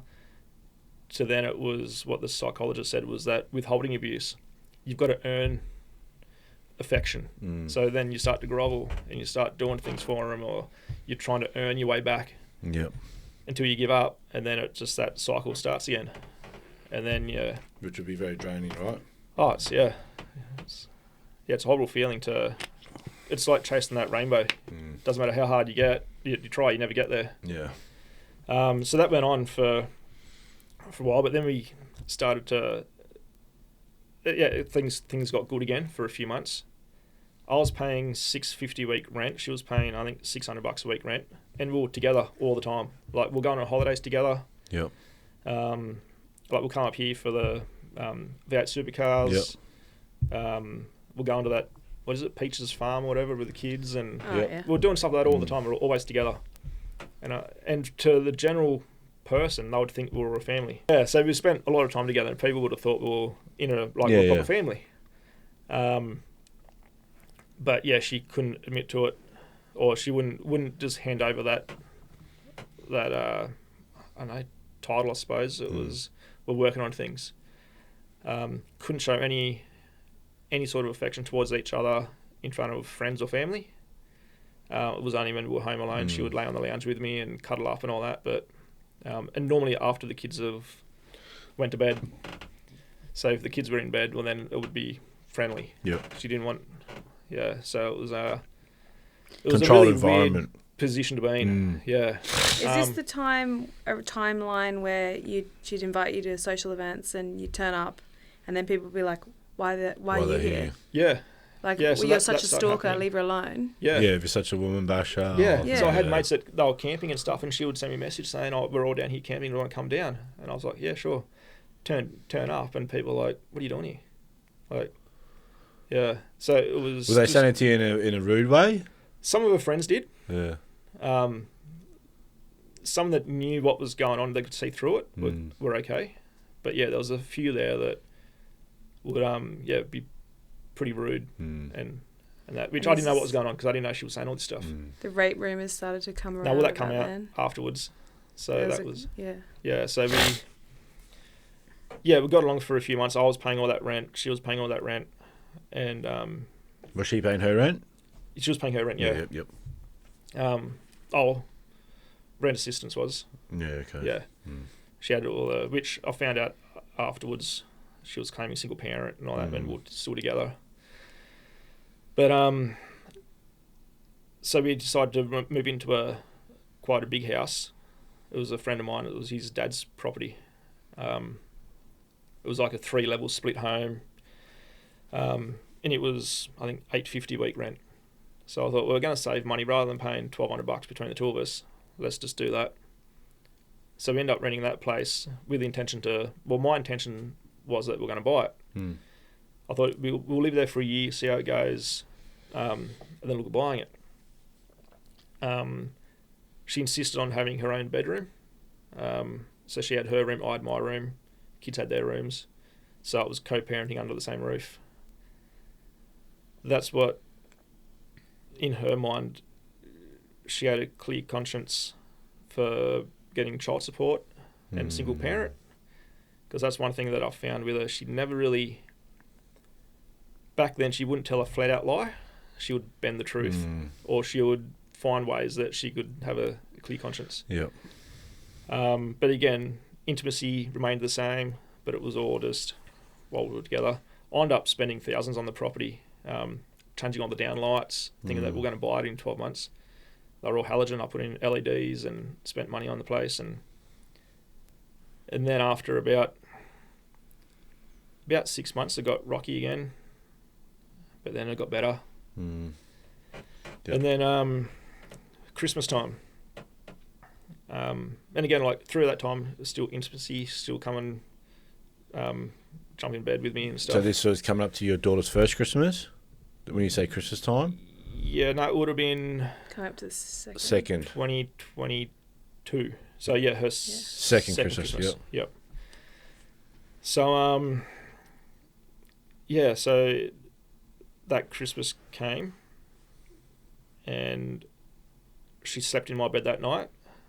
So the kids got up in the next morning, Christmas time, come and jumped in bed with us, and I thought, well, that's like the first time that's happened. I thought things are getting better. Is this where the rape allegation comes from? Not yet. Not yet. Okay. There's a few. No, well, that actually comes from an earlier moment, but yeah, we'll have to backtrack to that because it didn't pop up until afterwards. Yep. But so that happened. Kids come and jumped in bed, had a good morning Christmas and all that, and then drove to her uncle and auntie's house for Christmas lunch. And I thought everything was good. And then I went to squeeze past her to get to my seat at the table. And as I went past, I pat her on the bum and sort of like just to walk past. And then she got cranky at me about that. You can't touch me like that in front of the family. And I was like, right then. Then another time the kids were out playing cricket and she was out there with them and I went and stood next to her and she goes, don't stand so close. I was like, what are you on about? And she goes, I don't want people seeing that we're like this close. So that got a bit funny, and then we went back Well, actually, Christmas was at a cousin's house, and then we were staying at her uncle and auntie's. So we went back there in that separate rooms, and she was just really shut me down again. And I was like, well, that lasted less than 24 hours. And then we drove home the next day, so Boxing Day, drive home.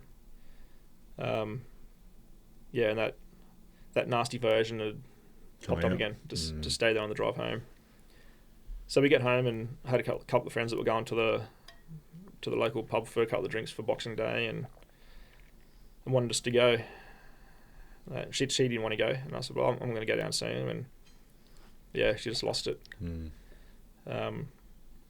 So is this where things really amp up now? So we ended up going down, see my mates, got home that night, just got bombarded with all the verbal stuff, the yelling, screaming, and it was the same as like back at Sandy.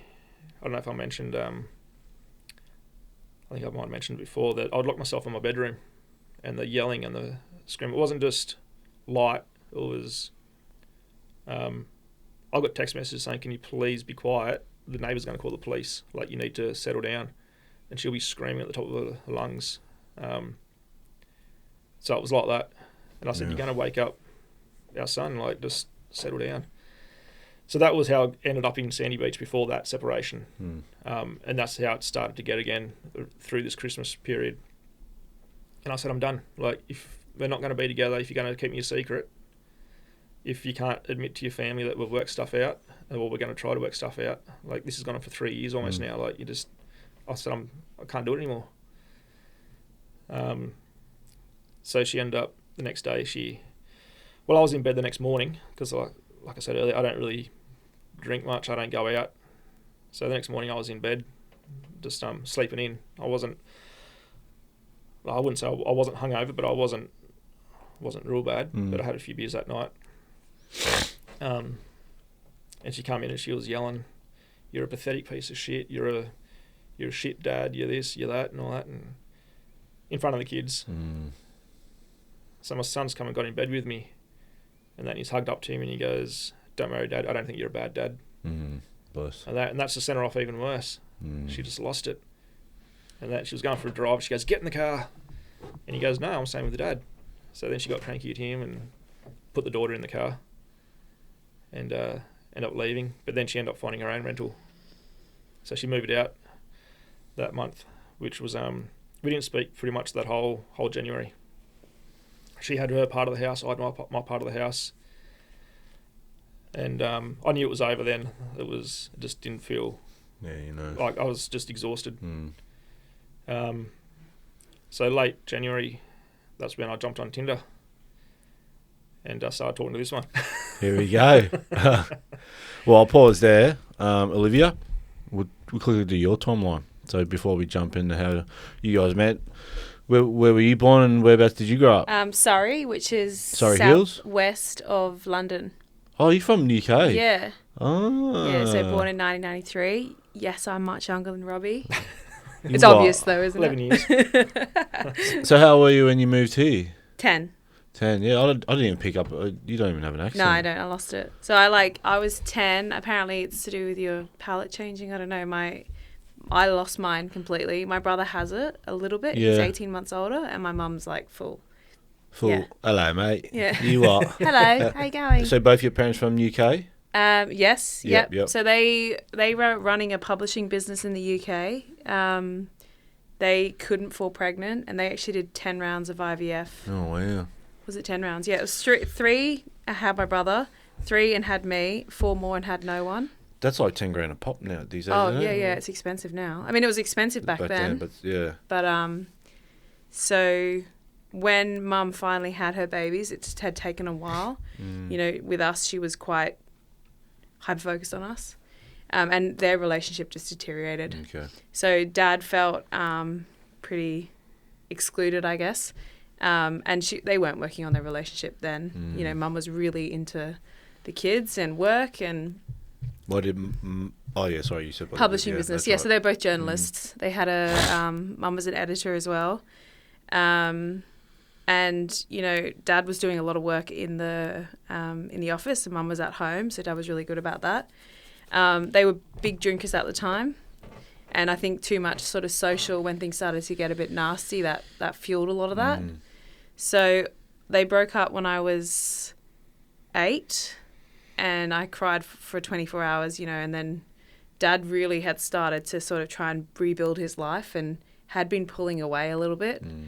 And I guess, you know, that parent alienation thing started to happen. I felt like I was Daddy's little girl then, but as, you know, I'm spending more time with Mum, and now they've reconciled and they're friends and everything, but I think, you know, Mum maybe and Dad didn't handle it as well as perhaps they could have, and things started to get a little bit nasty, and Mum said, you know, I want to take the kids to Australia. That didn't obviously go down too well, and that's when things really ramped up. And we really lost contact with Dad. Well, how much was rent in Bondi, if you don't mind me asking? The first room that I moved into, so I was sharing with a girl. I was paying $330. This is what, 2020, something like that. And it was the room half the size of this. Yeah. Single bed. Yeah. Yeah, and like she also had classes in the house, so I couldn't always be loud or use the kitchen and stuff. So I was in this tiny little room. Legend of a girl, you know. But I don't know how people difficult. in Sydney get ahead, especially people that move to Sydney. You could sell you one better in Sydney and buy a mansion up here. On the Gold Coast. I don't get it, but sorry. So I ended up meeting my ex-partner then, and we moved into a bigger place in Bondi. But like, I was just over it. Like, it was getting so dirty, the tourists and everything. You know, I started to think like, I'm, you know, busting my ass for like this tiny bit of money, and it wasn't, my body wasn't coping. Yeah, and still didn't know that I had any endometriosis or any of the other conditions that was later diagnosed with. And so we were like, let's just get out of here. Like, we ended up talking to my mum. My mum was at the point of retiring, and my brother was over it being in Sydney as well. This is like around the COVID time, just after maybe. We'd had the lockdowns. So we decided to move to Bellingen, which is on the mid-north coast. But we drove into Bellingen and were like, let's get out of here. This place is not for us. Whereabouts is that? So that's what, half an hour inland and south of Coffs. Yeah. It's up in the mountains. Yeah, okay. Yeah. It's a bit like Byron Bay. Like, Okay. very similar, but and similar people. And You got the people with pixie ears and... The local, like the proper locals aren't too bad. They're farmers, really. Yeah, the ones that have moved up there from Sydney. Oh, okay. They're the ones that are... It's an old hippie town. Yeah. So, we drove out of there, like, beeline to the beach. We wanted to live near the beach, so we ended up in a place called Sawtell, which is 20 minutes south of Coffs. But I like almost the amount of counselling that I'd done, I was almost more traumatized. So like as I'm drinking, it would come out, and I started to have a bit of a problem with that. Did you find counselling was helpful? Because when No. thank you. Actually, no, it made it worse. The counsellor I saw were useless. Yeah, it made it so much worse for me, and they put so many ideas in my head that weren't true. But I'm like, you're the professional, so you're the subject matter expert. I believe you. I remember sitting in front of one and thinking like, I was in a bad relationship, and I'm thinking like, well, what's your life like? What's your life like? How have you managed? Oh, she's like, I just broke up with my husband. He was banging some other woman, and he's been cheating on me for years, and we've been fighting for years. And I'm like looking at her, thinking, am I coming to you for advice? Yeah, that's right. Yeah. Right. So it was dawned on me, but again, like I'm going back to the doctors, and they're saying we can't find anything wrong with you, so it's definitely psychosomatic.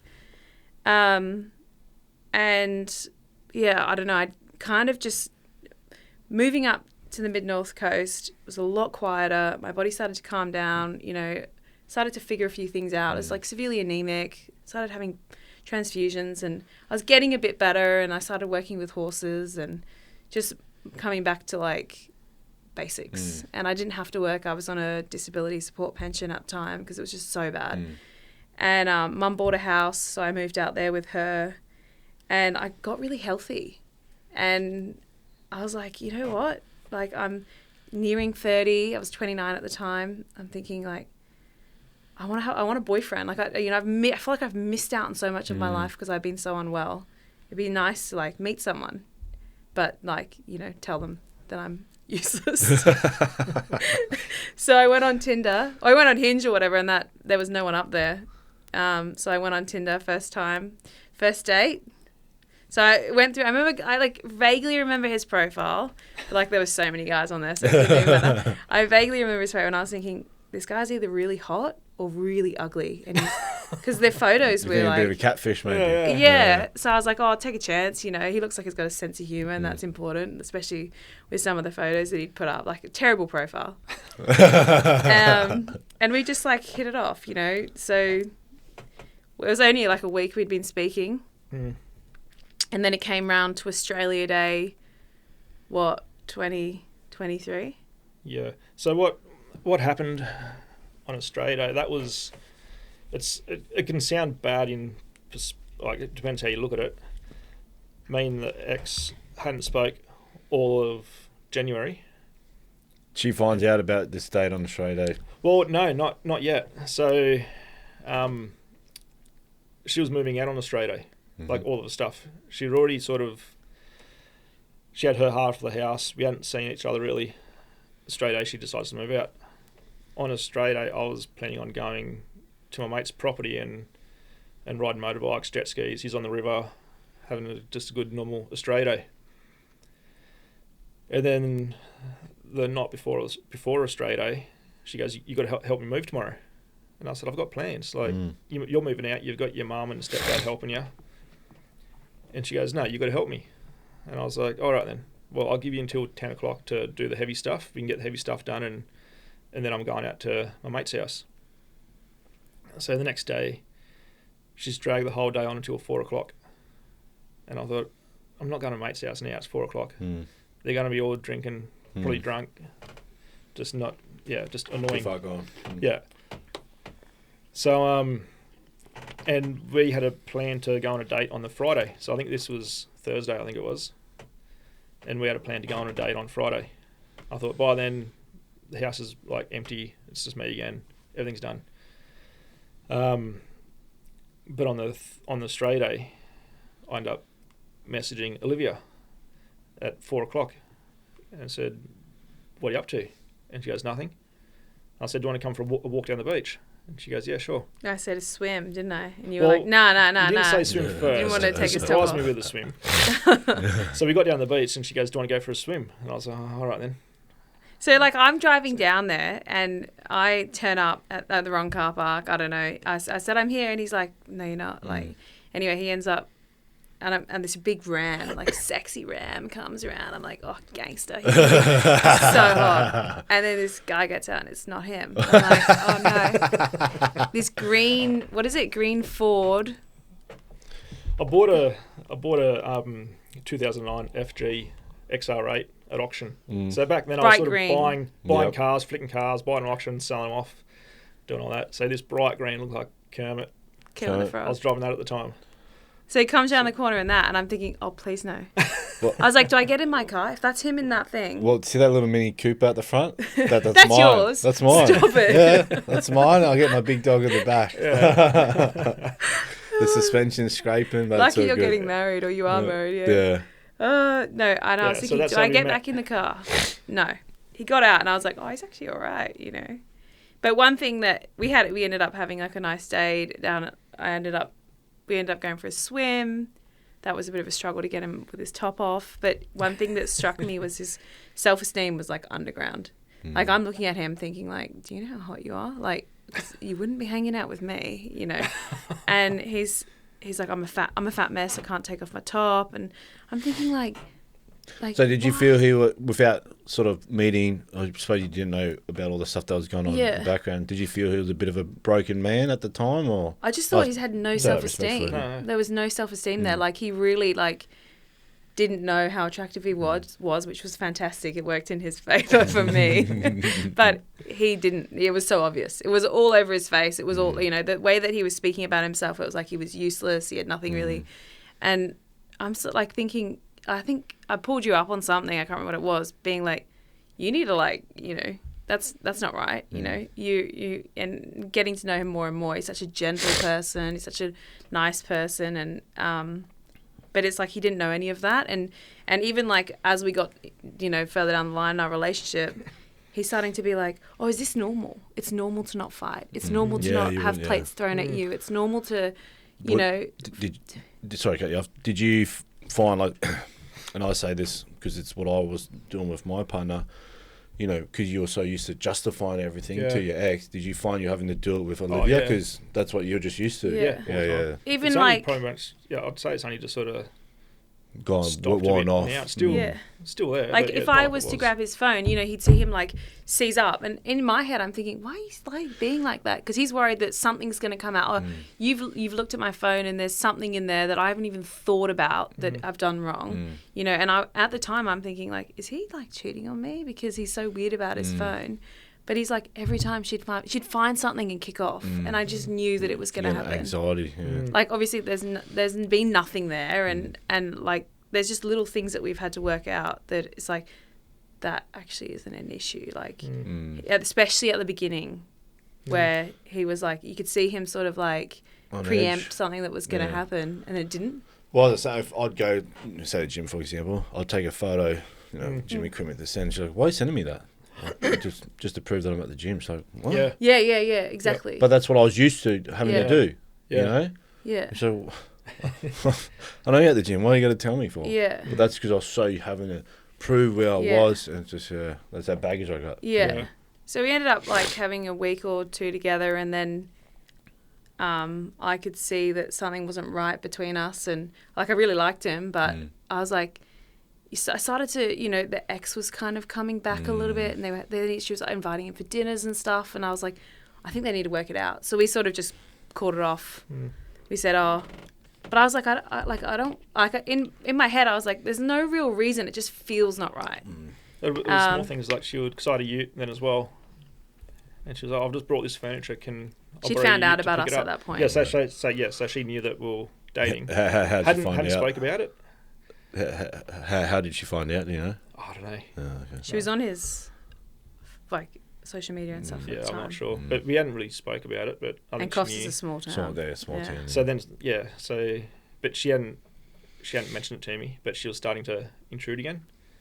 So it was like, can I borrow you to go and pick up this bit of furniture, or can you get it for me? And then it was like, we'll get family dinner just so the kids can see that we're getting along. Yeah. Because we don't want the kids to see us fighting, just so that they can see that we're friendly. And so I said, yeah, okay. And I was open to Olivia about that. Like, we're trying to co-parent well. We want the kids to see us getting along. It just felt like a bit more. So I was sort but of it was but the more it went on, it was it got more controlling. Yeah, I remember you saying to me, oh, you know, she's turned up in a lot of makeup and she wants to stay for dinner. And I was thinking like, nah, like I'm good. Like I don't need to be involved in this. And so we sort of called it off. So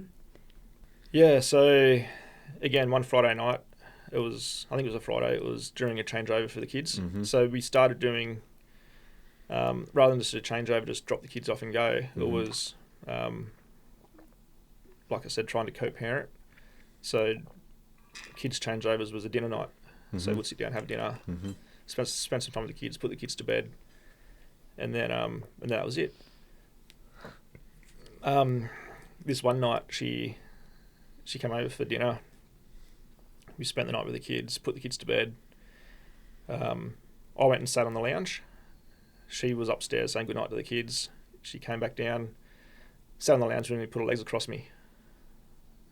And started to instigate intimacy again, like cuddling up and all that. And then I was torn between what was going on with me and Olivia, who had been dating for a few weeks or whatever it was, who I liked, but then I was like, I've got almost 20 years worth of relationship here. Do I keep on trying to make this work, or do I just start scratch or whatever? But was it more the kids that you were trying to make it work for though? Yeah, 100%. And for the family, I've always wanted a family together. More so for the kids, so they didn't have a broken home. So we ended up sleeping together. As soon as we'd slept together, she got up, and said she was going home, and I was like, okay. Oh, this word happens. Well, no, not really. It was mentioned. Yeah. But she goes, I'm going home, and I thought, well, we were gonna like work stuff out. Mm. And then she gets home, and I said, we can't do that. Like, you can't keep playing with me like that. I can't handle it. And then a couple of days later, she texts me going, so you already cheated on your girlfriend. Good luck with that one. Mm. So it was all a plan. She wanted to sleep with me, knowing that it would interrupt like our relationship. Self-sabotage, yeah. We were only sort of like seeing each other. There wasn't we'd made no concrete, plans or anything, and it was like very early days, So I told Olivia straight away. I said, "This is what's happened. I've stuffed up. I thought that my idea was like my headspace was family, but I can see now that I was just used." Yeah, and I remember talking to a good mate of mine, and he was like, "Mate, let him choose the kid's mum. Like let him choose the kid's mum. You want, you want the family unit together. 100%. I've only just met this guy, so yeah." Yeah. So all that happened. We worked things out around February. Yeah. Yeah, mid-February. 2023. Yeah. Yeah. So then, just to proceed, sort of dating again. Yeah, just to Wait, start. when you say we worked out, you two or Yeah. So because he cut you told her what contact happened. with the Yeah. ex. Yeah, so I cut contact with the ex after that event, and then that's when we started to get a bit more serious. Then in March, April 23, I had a tonsillectomy. What's that? So my tonsils removed. Tonsils, yeah. As an adult, it's probably one of the worst things you can do. Like, the pain's horrendous. What is that? It's not the Yeah. the thing that hangs at the back of your throat. Nah, is it? they're on the No, side. They're it's two the little side. glands on the side here. So I was getting throat infections. Like, All the time. Is that 4 from times stress? don't know. Could have been. Yeah. Yeah, it's like an immune thing. I know when I'm stressed, I get ulcers in my throat. Yeah, Oh, it's wow. probably similar. Yeah. I always got Sepican Goggle at home. Yeah. Yeah. Well, I was on that all the time. All the time, yeah. I've literally got all the time. Yeah. But I would get that tonsillitis, and it would knock me out for about 10 to 14 days. Wow. I'll be crook, and that was happening 4 times a year.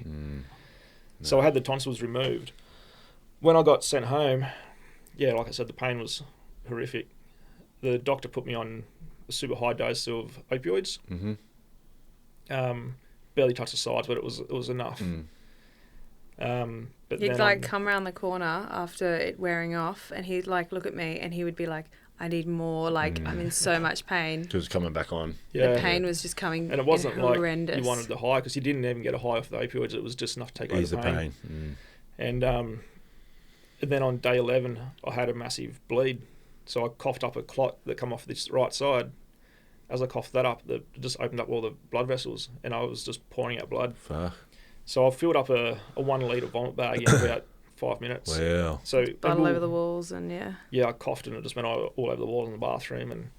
But it's just a tiny bit before that, so I don't want to cut you off. But when he came out of surgery, something wasn't right. He didn't look right.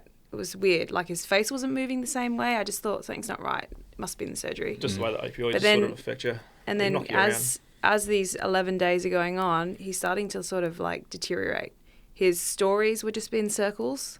And I'd only known him for a couple of months, but I'm thinking something's not right with this guy. He was his daughter had a full blowout with her nappy, and he started to lose it. He was starting to panic. It wasn't aggressive or anything, but it was just overwhelmed. And I'm thinking, overstimulated. how can you not change a baby's nappy? I was thinking something's not right. I remember sitting on my phone and looking to call his friends. Am I just being this crazy girl or what? But something really wasn't right. The opioids and everything, and the fighting had ramped up with the ex. She was trying after the bleed. Yeah, but it was starting to really happen in the background. You were emailing each other, trying to work out parenting agreements. Yeah, a lot of that happened after the bleed though. So I had the bleed, and then they took me off all the opioids. Then within about 2 or 3 days, I had a massive opioid withdrawal. So massive depression, the worst I've ever felt in my life. What ones were you on? Plexia. Plexia. Oh, to Pentadol.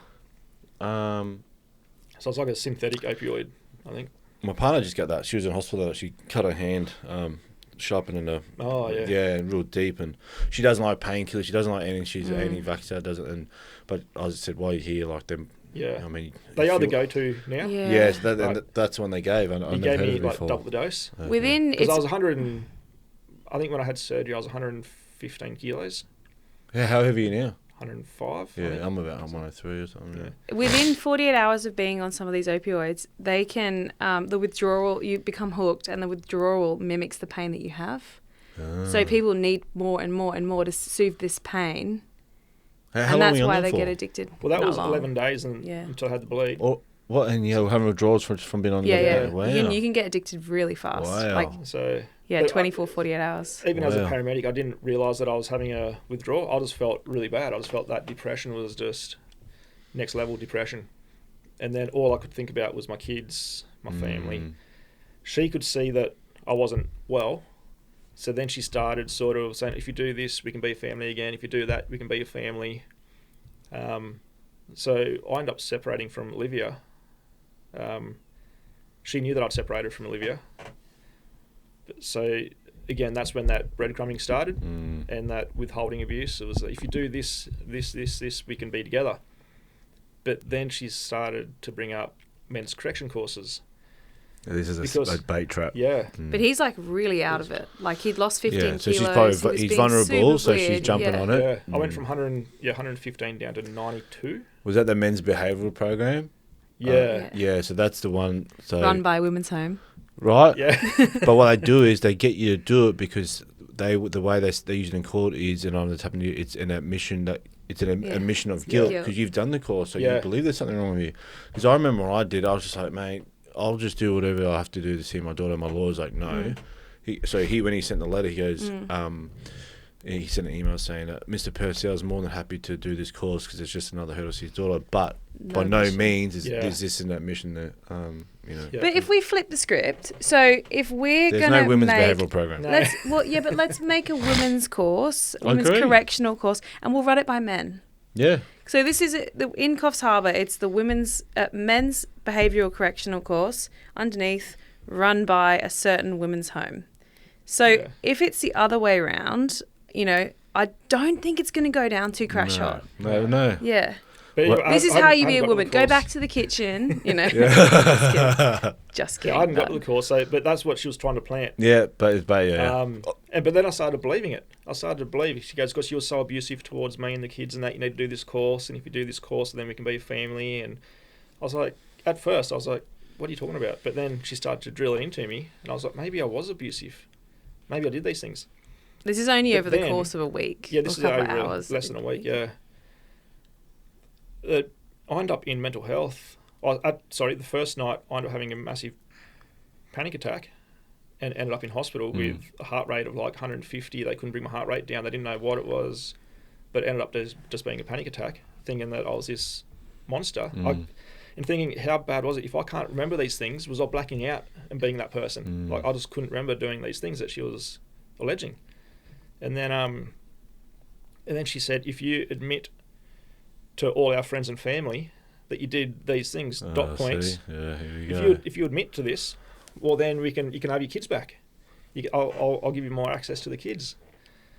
So then I was like, fine, I'll do it. So I'm sitting there in a hospital bed having a panic attack, jumped on Facebook Messenger or whatever, or email. Whatever it was. Not in the right state of mind. No, and I've put, I'm sorry for doing this, blah, blah, and I sent to all our friends and family and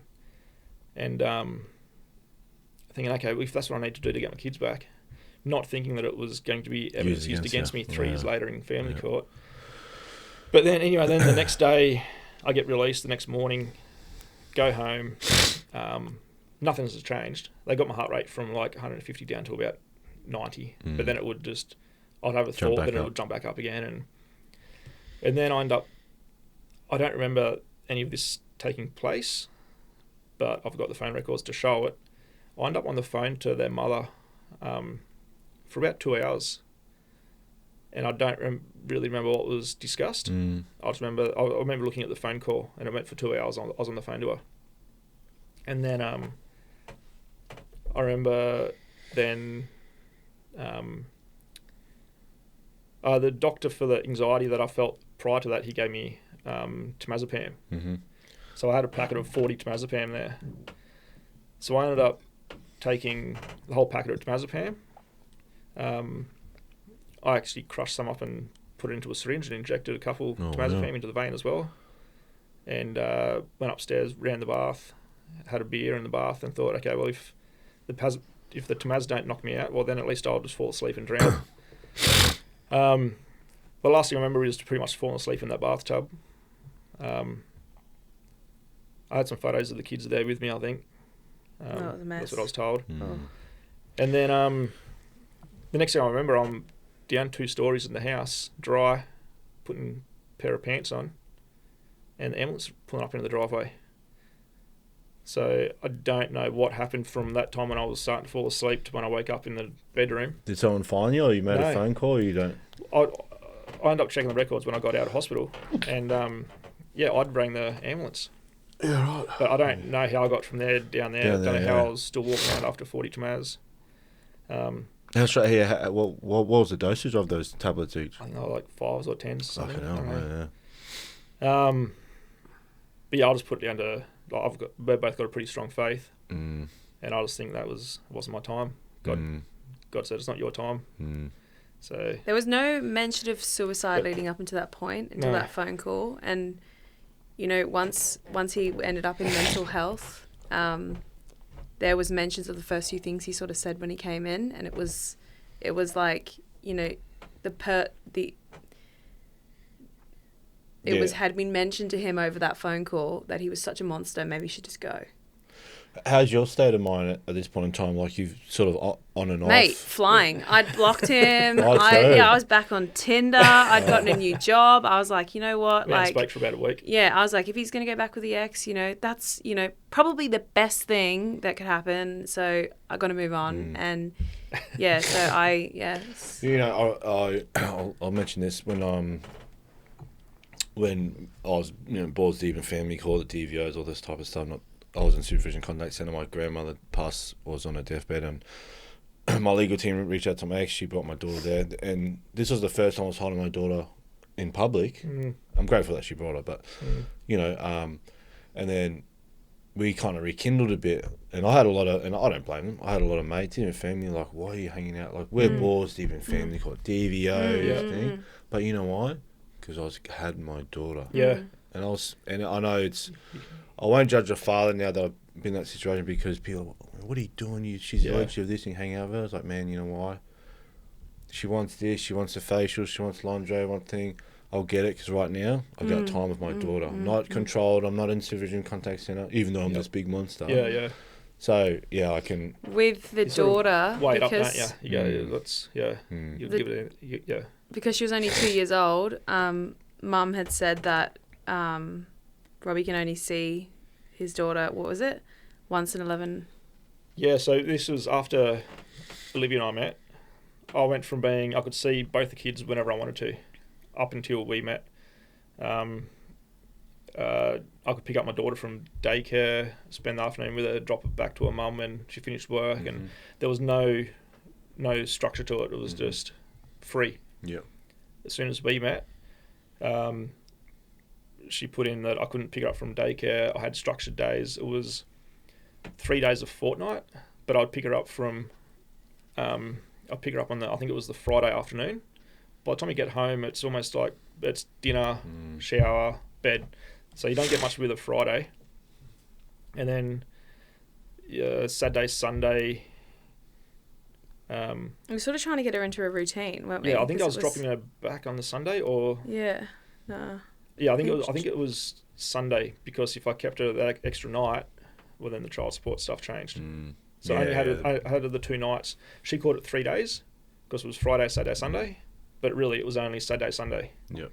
And she's a bit disorientated because she's used to being with Mum for 11 nights in a row, and then it's like all of a sudden she's with us. And I mean, by the time Saturday, Sunday roll around, she's good, but then she's going back again. Yeah. And it was around that time that people were saying that the mum was worried that Robbie was going to snatch the kids. So it got to this point where he hadn't seen his daughter for so long that he was like, I'm just going to pick her up from daycare on a Wednesday and I'm having it for the night and I'm not dropping it back. But of course, that turned out to be he's snatching the children. Yeah. But that's what she was doing. Exactly. That's exactly what she was doing. I know. And she was withholding them. And There was no court orders. there was no court orders. I just had to abide. Yeah. And all he was doing was picking his daughter up and dropping her back the next day to, you know, but it wasn't, you know, it wasn't okay. Because, So that all blew out. Yeah. So that was what, where we're up to post-surgery. So I was in mental health. Mental health, yep. Oh, that's right. I was there for 3 or 4 days. Yep. That's when I ended up calling Olivia after about 3 days. So I went to work that morning and I was like, I feel like I should unblock him, but it's a bit early, you know. I'm sure. Anyway, I unblocked him, and within an hour, I mean, I was working, so I didn't see it. I got a message from him saying, "Hey, I've had a suicide attempt. I'm actually in mental health." And I'm like, okay, this makes a bit of sense, you know, because it all just kind of crumbled really fast, and I knew something was really wrong, but I didn't want to be like a crazy, you know, ex that had only been around for weeks, months, whatever it had been.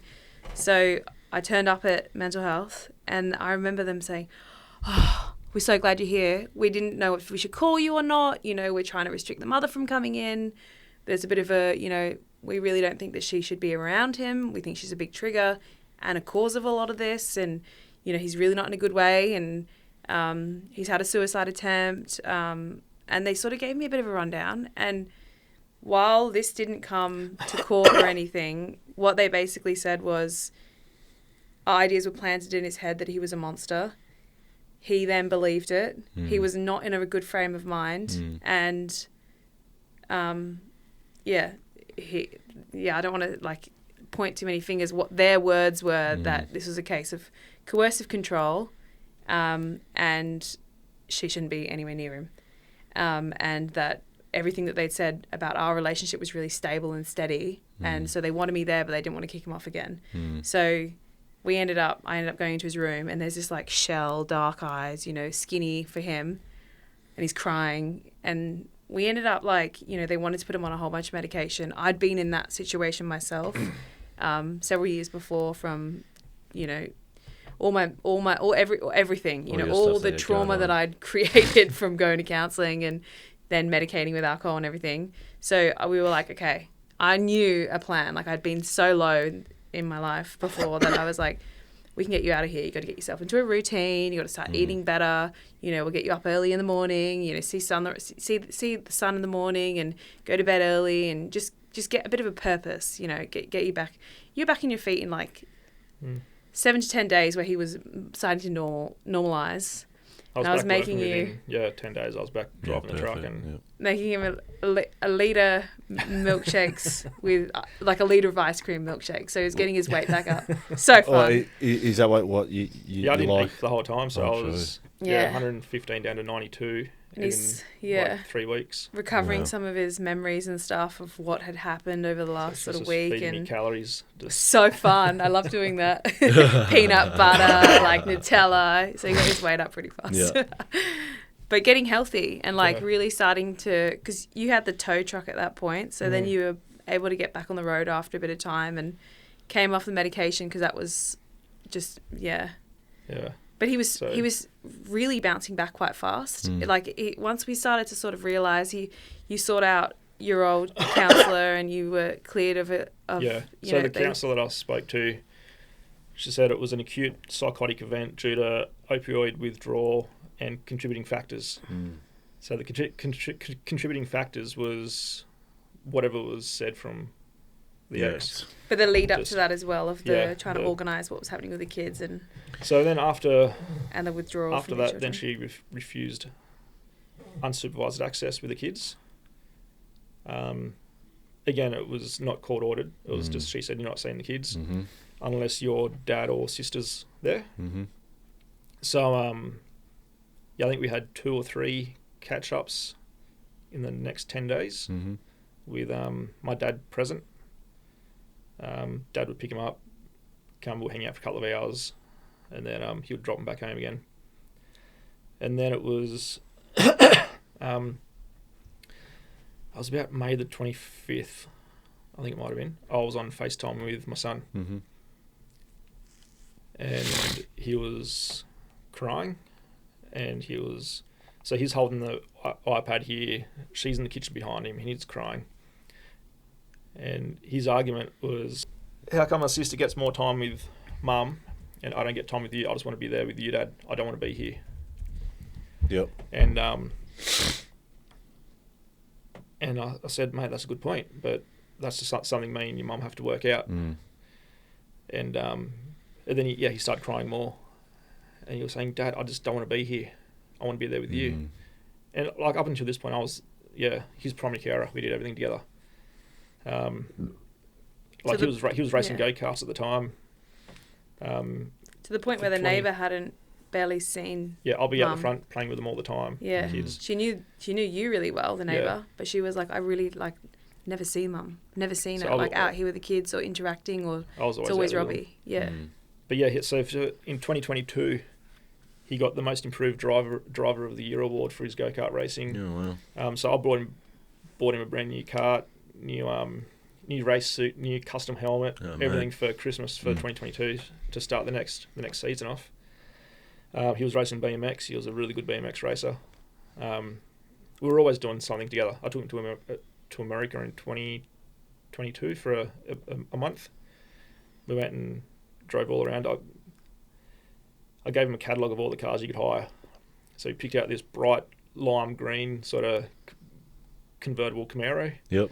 So we hired that, and we drove from Hollywood out to Vegas and then up to San Francisco. And we did everything. So that was our relationship. We were always together. So you could understand why he was upset that all of a sudden he's been torn away. And so he was upset on that FaceTime call. As soon as he said that, I don't want to be your dad, I want to be there with you, you could see her head pick up in the background. And that she's ran over and she's screaming at him. And he's holding the iPad, she's holding the iPad, and they're fighting over it. And he's saying, Mum, just leave me alone, just go away, just leave me alone. And she's ripped the iPad out of his hands. And as she's pulled it towards her, it's flipped around so I can see her. Oh, her, yeah. And she had the same look, that aggression that she second had. Personality. That personality was there. And then she hung up. So I tried calling him back a few more times, nothing. And then he finally answered. And he finally answered. And he was still crying. And I was trying to calm him down.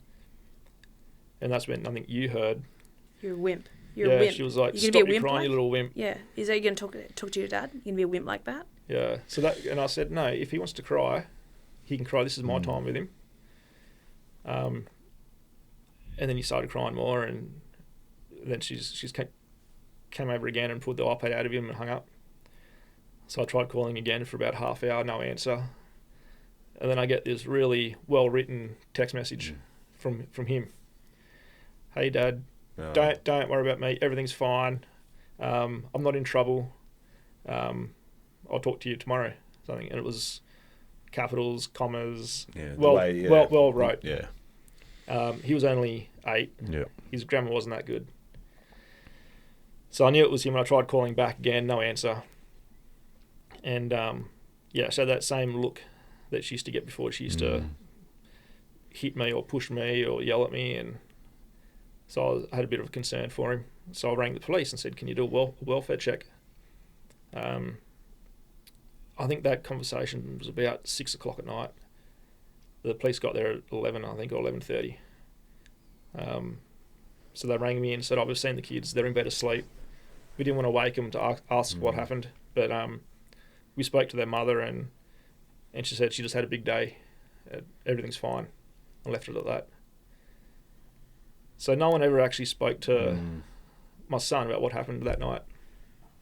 Then the next day I get a phone call from the police. Saying, can you just come on and have a chat to us? Here we go. Yeah, this is where it kicks off. Did they arrest you when you went in? Yeah, so I get that phone call. It was exactly as you said. I'm driving past in the tow truck, which, she actually helped me do my tow truck license when I was doing the application for the license. She was doing it with me. And to own an operated tow truck in New South Wales, you can't have a criminal record. Oh, here we go. And she said to me while we were doing the forms, if you ever annoy me enough, I'm going to be charged. Get your license, yeah. So you lose your license. So, yeah. So isn't that weird that for a tow truck driver license? Like, you know what I mean? Like, I think there's a lot of corruption around Sydney. Oh, is there? I think there's a lot of like rebirthing and yeah, stuff like that going on. Yeah. Yeah, it's a pretty dodgy place down Sydney. Okay. With tow trucks. So, yeah, so this copper rings me and said, do you mind coming in and just having a chat to us? And I thought it was in relation to the night before. Yeah. And I said, yeah, sure. No worries. I go, don't go, don't go, don't go. I tell everyone on the podcast, even I knew when they call me, I'm like, if it's that important, you can come and see me. Come see me, yeah. And Robbie said, yeah, well, I'm innocent, like, of anything that... Well, oh, no, is that later? No, Sorry. that was the next one. Sorry. No, you're all right. There's a whole list of them. No, for this one, I thought it was just about the night before. I was like, yeah, sure, no worries. So I pulled up out the front, walked in and asked to speak to Rebecca Cook. She was the charging officer, which there's a whole story behind her. So she comes to the front counter and she goes, I'll just be around to chat to you out there. So the door opens up, 3 male coppers come out, bails me up in the corner of the station, arrests me, puts me out in the cell. And the charges were... this is probably the most unique charge. Yeah, you wouldn't have heard this one before. I don't think so. So the charges were, she'd been up there that morning with photos of hickeys. Yeah. So back when my daughter was born, when we were playing around the house, when, again, we were amicable, we were playing around the house. This was when I still lived with her, or living across the road maybe. We were playing tips around the house, giving each other hickeys, just trying to get each other a bit of flirtatious sort of fun. And one of our close friends knew that we were playing the game and all that, and we were pretty close with this person. So I saw the ex on the lounge. So the lounge was in the middle of the lounge room, so you could walk around it. And she was breastfeeding my daughter. And I thought, perfect time. So I walked up behind her, went to give her a kiss on the neck and all that. It was all good. And then gave her a quick hickey. And that was 1 point to me. Mm-hmm. And I got a photo of it, and I sent it in the group message between me, my ex, and our friend, one of her best friends, and said 1 point to me. And I laughed about it.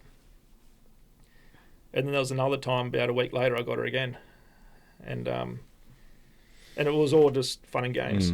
You're getting them too? Yeah, I was getting them too. Yeah. But they were in places where you couldn't really take photos of to send to friends, a bit more intimate. And so we sent that off. So she's provided those 2 photos of hickeys to the police and said that I didn't ask for consent before giving her a hickey. So,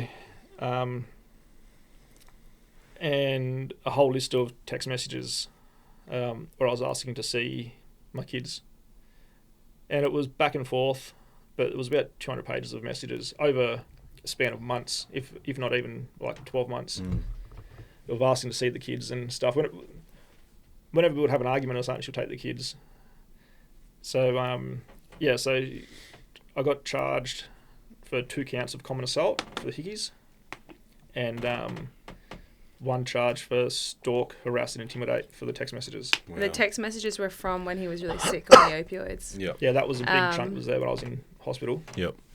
And so the charges of common assault for hickeys were also took the kids onto the AVO because one of the children was present because of breastfeeding. Or any sort of domestic violence, they add the kids to it. Yeah.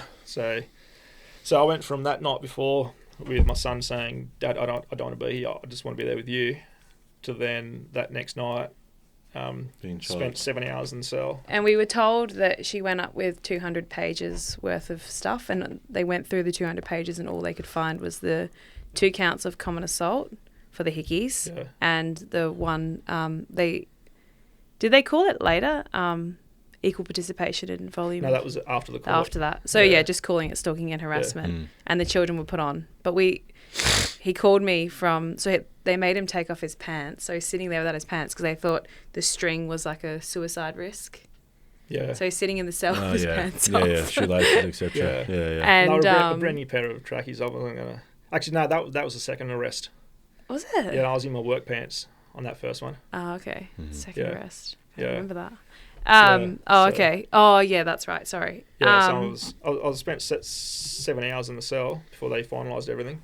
And that is when I said to you, do not say anything, do not speak to them. Yeah. And you're like, but I'm innocent. There's didn't do all nothing to this. hide. I've got every bit of, it's a jovial And moment. she said, it's only a statement. It's not going to go against you or anything. Like, I just want your side of the story. So This is the first time note I've to been self, involved in this. never ever speak to There's until you've spoken to your lawyer.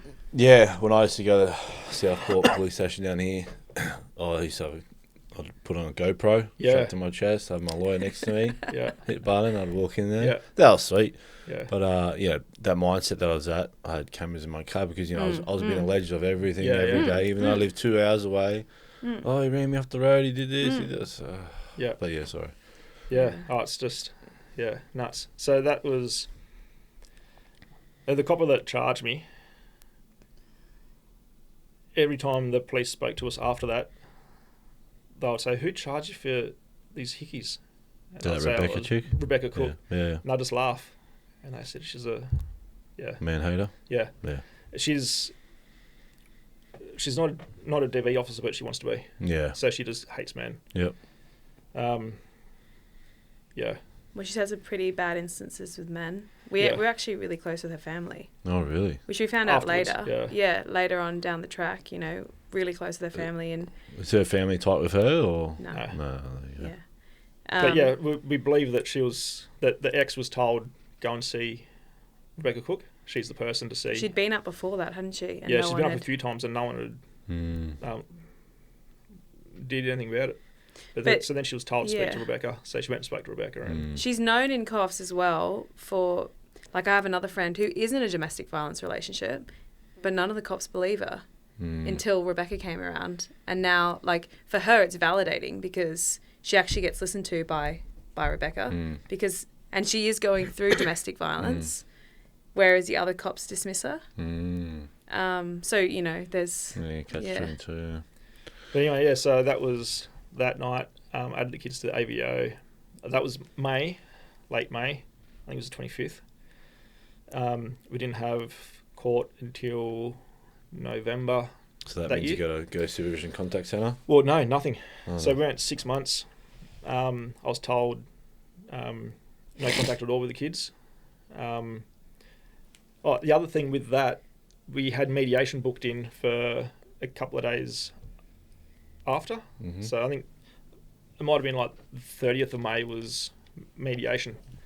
So she had me charged on the 25th, knowing that they can't run mediation if there's a AVO in place. So she had it all ready to go. So then the mediation got cancelled. That was through Interrelate. But I ended up finding a private mediator that could do mediation that would take it on. Yep. It was about $1,500 each to get it done. I volunteered to pay her half as well. So just to get the ball rolling, I had to pay $1.5, just to get it started, to get him to send the paperwork to her and all that, and she just wouldn't accept it. So that was $1.5 gone, which is nothing in the scheme of things. So then we had to wait until November for the court case. I got the first prosecutor that looked at it. I've spoke to her a couple of times through sporting events, so she knew of me. We didn't really know each other. She's looked at it. She's seen my interactions with the kids at sporting events, and she's looked at it and she goes, "This is rubbish." She goes, "I'm not being part of it," and wouldn't act as the prosecutor in that case. So then I got passed on to another prosecutor, and she looked at it, and it went on for hours, didn't it, before we got into court. So she wanted our side of the story, wanted her side of the story, but also the text full messages. text messages, yeah. So all the text messages that she provided, she'd erased I know. big chunks out of it. to make it look serious. And that's what I hate about, because it's so easy to fabricate something by text message. I could save your number as a different name and be texting off a... Yeah. You know, you could... It's just... Yeah. Yeah. So she erased heaps of messages to make the two hickeys look like it was an assault. I provided the full copy of messages where there was the laughy faces and the... Yeah, where she's laughing at all the photos. Fun stuff yeah. and all that. So the prosecutors looked at it and she said she's full of shit. And she went and spoke with her and her friend that was in the text messages. She ended up taking her side, and she actually became a witness in the for the first hickey, which her story didn't line up with my ex either. So my ex told him what happened about how the hickey took place, whatever. So you're in the criminal court for this, or family court? Criminal, yeah, for yeah, the thing, yeah. Criminal. So then, but her witness said that I held her down on the ground and gave her the hickey so that I was marking my territory. Oh, jeez. But the stories didn't line up. One was she was breastfeeding our daughter. The other one was that I tackled her and held her down on the ground. So that didn't line up. So the prosecutors back and forth, and then end up saying to us, they're full of shit. I'm trying to get to them to admit that they're lying. Their stories don't add up.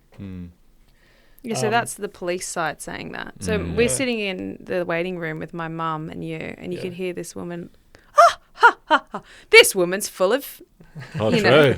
Yeah, and she's like, I've been trying to get that woman to admit to her lies. Like, this is an absolute joke. We've only got half the story here. And then she goes to our solicitor, Carlo. Yeah. Shout out to Carlo. Good. She said, oh, I don't think you should get her in the stand just to make her blush. Let's, let's push her here. Yeah. But it didn't get that far. Yeah. They just threw it out. Oh, good. Yeah, so she ended up throwing out the hickey stuff. The common assault got thrown out. All they kept was equal participation. Stalk, intimidate, equal and harass. Equal participation in volume of text messages, which is under the heading stalking and harassment. Yeah. So we said equal participation. Well, wouldn't she be? Yeah. So can we? It's equal. And we said that to them, and they said, "Oh, if you do, it just looks like tit for tat." You know, down the track, they said that was bad policemanship. We should have actually charged her in that point, but at the time, they downgraded it to a non-conviction. Okay. If I pleaded guilty to that, it would be a non-conviction, and I could have my kids back that night. They said, if you do this, you can have your kids back. You can speak to them. Yeah, the police prosecutor left, and she goes at the end. She goes, "Congratulations, you can talk to your kids tonight." Yeah, but they don't understand family court. Yeah, so because that already started. So when they said that, just do this. You can have your kids back tonight. You can speak to them. It's all done. If you plead not guilty, well, then it's going to be another 6 months before we get back here again. It's going to cost you another $10,000, and we don't know what the outcome will be. Yeah. But also, so I pleaded guilty to it, thinking, okay, well, it's all done. We were told that if something gets to court and there's no charges, that particular copper gets investigated. So they have to go and answer to why this charge was laid that didn't become anything. So and then you can go for costs. And then I have to go for costs. Yeah. So it's in their best interest to have something. Yeah. Yeah. So it's kind of rigged. Like from the start, you're on the back foot. If you ever have a charge against you, you're on the back foot because they're ultimately invested in that outcome that you get charged, and that's obviously not right. But again, they threw out most of it, and then they having one thing there meant we couldn't go for costs, and the paperwork's obviously a lot less. So then, because since all the criminal stuff was out of the way, then the family court stuff could proceed. So that's when the family court stuff really started to. At the beginning of our relationship, I didn't meet the kids straight away, but then I did, and his daughter was 2, and you're only going to have so much of a conversation with a 2-year-old, but his son had just turned 9, and he would come up to me and he'd say, "Why do people who love you lie to you?" And I'm like, I knew he was talking about his mum, and I'm thinking, all right, I owe this woman full respect. I would never. I'd already heard a few things, but mostly from the neighbours and people around town that there was a lot of stuff going on there. Like one of her best friends said to me, she was always going to do something. I didn't think she'd take it this far, but she was always going to be crazy, especially when you came around. And she's like, I actually hated you when I first met you because I was told you were in an affair. And anyway, that's beside the point. But Robbie's son, and I said, look, sometimes parents have to lie. They sort of white lie just to keep you safe. And he said, no, Mum lies about everything. She lies about going to the shop. She just constantly lies to me. I just don't understand why she would do that to me if she loves me. You know, you're like, oh, okay. Well, then he asks, what's an affair? What's an affair? He's like, Dad, what's an affair? Because Mum said that you and Olivia have been having an affair since, 2017? Yeah. So we're getting these like little glimpses of stuff that she was sort of planting seeds, and he would be crying. He would be crying like, why would you lie to Mum? Like, why would you lie to Mum, Dad? Like, why would you be doing this stuff behind her back? And, you know, and then, the neighbours across the road. And this was like, when did you actually, all this is starting to build up, and he's having the kids, you know, this is obviously, I backtracked a little bit, but he's having the kids take sort of limited access. And we thought we had this amazing case. He'd spoken to a good lawyer in town, and we thought, well, we'll apply for family court. Like, this is what family court is there for. We can have proper orders written out. She's not playing ball with mediation. Like, we have nothing to lose. You know, if anything, she might lose out on, because all the text messages, all the history, everyone around us that I had met, like, Robbie owed me nothing. I owed Robbie nothing. So when I met him, going into this drama, it was like, okay, I've got to weigh this up. Do I want to be involved in this? But you start to see he was just a victim. Like, he was an outright victim. To go and see and spend time with her quote unquote best friends, who now don't want anything to do with me, but at the time they were horrible. And then they apologized to me and said, oh, it's because we were told you were this and you were that, and they had to check where my car was at certain times. And the neighbour came over crying. Yeah. And apologised to Olivia. She got my phone number, and she's like, I'm going to help you get the kids back properly. She goes, the kids are medicated for things that they don't have. Like, a bit like Munchausen or something. Yeah. But since then, I mean, we haven't, since we moved house, we don't. But I was starting to see friends, the cleaner, all these people around me that were like, now that it's sort of time's passed and I've spent time with Robbie, or, you know, I started to see all this stuff, and then lies about me were coming out. So I knew that it was a planned thing, and it's starting to build this picture. And then I'm spending more time with him, and like, I always use this as an example. So we've gone through all this. There's stress everywhere, you know. Robbie said, "Oh, can you help me mount this TV on the wall?" And I'm like the clumsiest person in the world. So I had to sit up on the top of your tall boy, your drawers, and he was holding 10 kilo TV, probably more, above his head, and there was these tiny little screws that I had to put in. I dropped them about like 20 times, like not just 10, like a lot. And he kept us cool the whole time. He's like, "That's okay, just pick it back up." I had to jump back off, pick up the screw, go back up, do it. And I'm thinking, if you're such a psychopath, yeah, right, how come you haven't kicked off? It's the same beers in his fridge since I met him. It's just, you know, it's all these, the way that he talks to his children. He never badmouthed that woman. Yep. He never badmouthed the mum. He never did, like, so I'm thinking, it doesn't add up. Like, what the picture around me, the person that I'm spending time with, the stress we're going through, and he's still respectful. And the kids love him. They don't let go of him. You know, like, he's doing everything. He was like, he wouldn't let me change any nappies because he was like, firstly, it's my responsibility, my kids. But he was doing everything, and he was trying to manage me. But he said to me, like, the kids are the most, like, my priority. So just know that, like, I have to look after my children. And I'd be like, oh, let's just have a drink tonight. You know, have a couple of drinks. He goes, I've got my kids. If something was to happen, if there's an accident that happens, I need to be able to drive them. So I knew, like, the person that I thought he was and felt he was is who he is. And, like, leaving someone when they're going through crap, why? Like, he wasn't bringing me into the drama. Like, naturally you're a bit involved in it, but he deserved a chance. Like, he deserved Yeah, I had like chronic pain and everything and terrible menstrual cycle and everything. And he would always be consistent and kind. And I'll put you on the bed and you can relax. I'll make dinner tonight. And why would you let go of that? Yeah. As such a good person. Yeah. Anyway, so we'd gone into family court proceedings just before criminal court. Is it coming off again? Yeah, so we started the family court stuff while the criminal stuff was still going ahead, but we couldn't run both at the same time.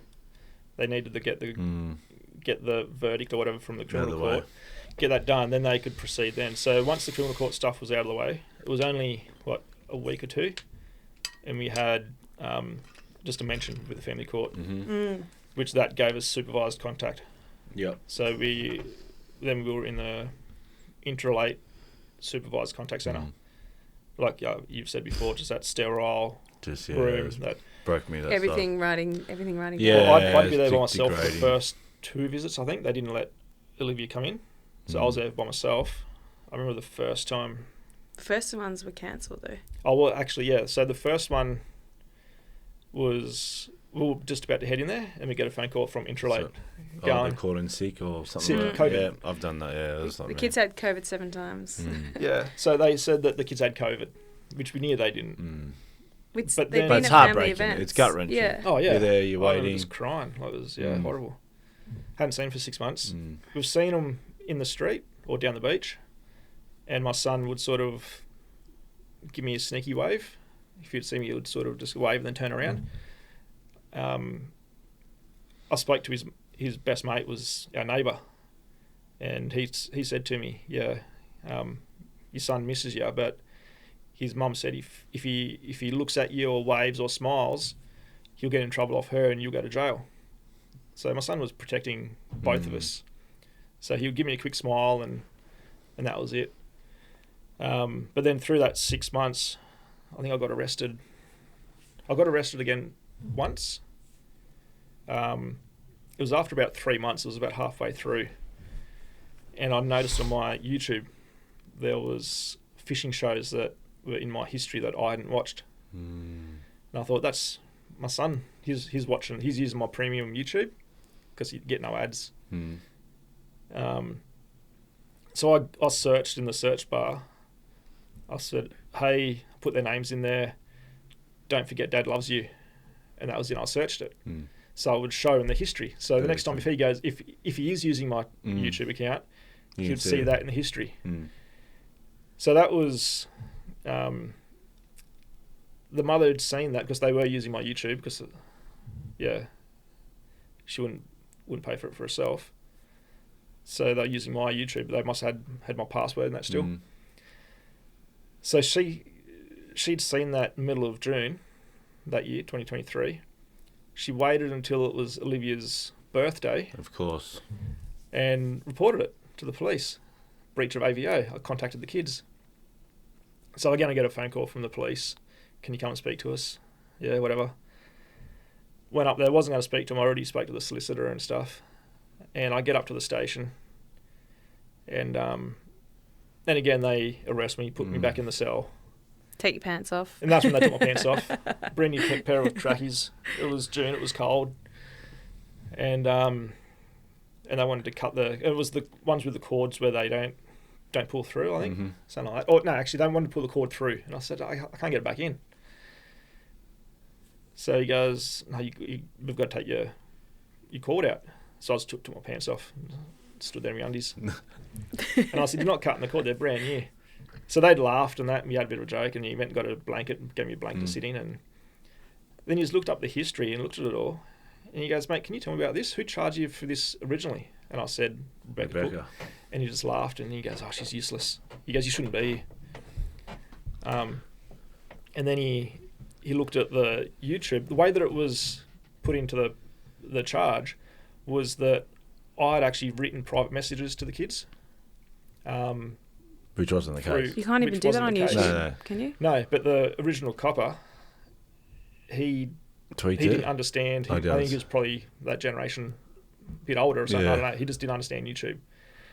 So he thought that I was writing the kids' messages. But see, wouldn't police officers do this before You'd think so. arresting you? You'd think so. Before, that's the whole point, right? Yeah. Hold on, let me investigate this. And Yeah. not just come to the station, you're arrested. Yeah. You know? The person that ended up interviewing him was like, oh, this is a load of crap. Well, he was really good, so he dropped the charge. Yeah. Yeah. So he looked at it and goes, "You didn't contact the kids. That's your private YouTube." Mm.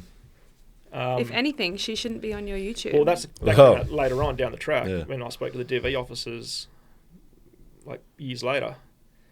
She said I could have had her charged, Right. which she ended up did, but that comes in later for accessing my data. But so the copper that arrested me dropped the charges, said don't worry about it, it's all done, we can see what's happened. They shouldn't have access to your search history. If they did, well then that's up to them. Like that they shouldn't have had access to it. Drop the charges. The next day I get a phone call from the officer that she spoke to, who was a senior officer to this one that arrested me. And he goes, "Mate, I'm putting that charges back on. You can speak to the judge about it." And I said, "But I didn't contact the kids through a message device. I was putting that on YouTube for my own personal message to myself. I was missing the kids, so I wrote on there, I miss them." Which was sort of what the psychologist said. If you ever miss the kids, just write them a little letter. Mm-hmm. So that was what I was writing a letter, but on there thinking they might have accessed it. So it was grey area. But yeah, so he put the charges back in, which then that come up in the court later on. So they ended up getting me for breach AVO as well. So it was breach AVO and the stalk and harass charge with a non-conviction. So that happened about halfway through that 6 months of not seeing the kids. What about all the other attempts? And then, every couple of weeks we'd have the police rock up the door. Yeah. Going, "Mate, we've just had another report." One of them, she almost ran me over. I was standing at a drive-through coffee shop where you'd sort of park the car, get out, order your coffee at one of those little containers. Yeah. So I was standing there ordering my coffee. I just got the coffee. I was just paying for it, and she's drove in. And by this stage, she's had a dash cam fitted to a car. So she's drove in. She slowed down, and this is what the copper said. I could see that she'd slowed down. It's like she's seen you. She's sped up, and then she stopped just before you. You've got your coffee. You've walked out in front of her. You've waved and smiled. Got in your car and left. But she's taken that dash cam footage up to the police to say that I was breach AVO. And he said to her, he goes, "Don't come up here with this rubbish." He goes, "You almost ran him over. Well, What do you expect him to do? Just disappear?" You've done the right thing. So. Yeah, well, I think Yeah. it's situation dependent. Depends what type of officer you get on. Yeah. Like, you got him on, which is good, but you might have got Well, that other one. other one on or manhandling going, "Yep, fuck it, we'll do it," you know? Like, Yeah. it's, It got to the point where it was like every couple of weeks, every time we saw her, we were like, "Oh no, they're gonna turn up." Got to the point, it was like a Sunday night, we're in bed, and you'd hear, Robbie, it's the cops. yeah. You're not in trouble. Would you mind coming to the front door? It's okay. You're not in trouble. We just have to, like, matter of Follow up. course. Yeah. Because there's an AVO in place, we have to tell you. And we ended up, like, having a conversation. There was 3 of them on the doorstep at, like, 9 o'clock on a Sunday night. And I said, "Do you even know what the charges are here for?"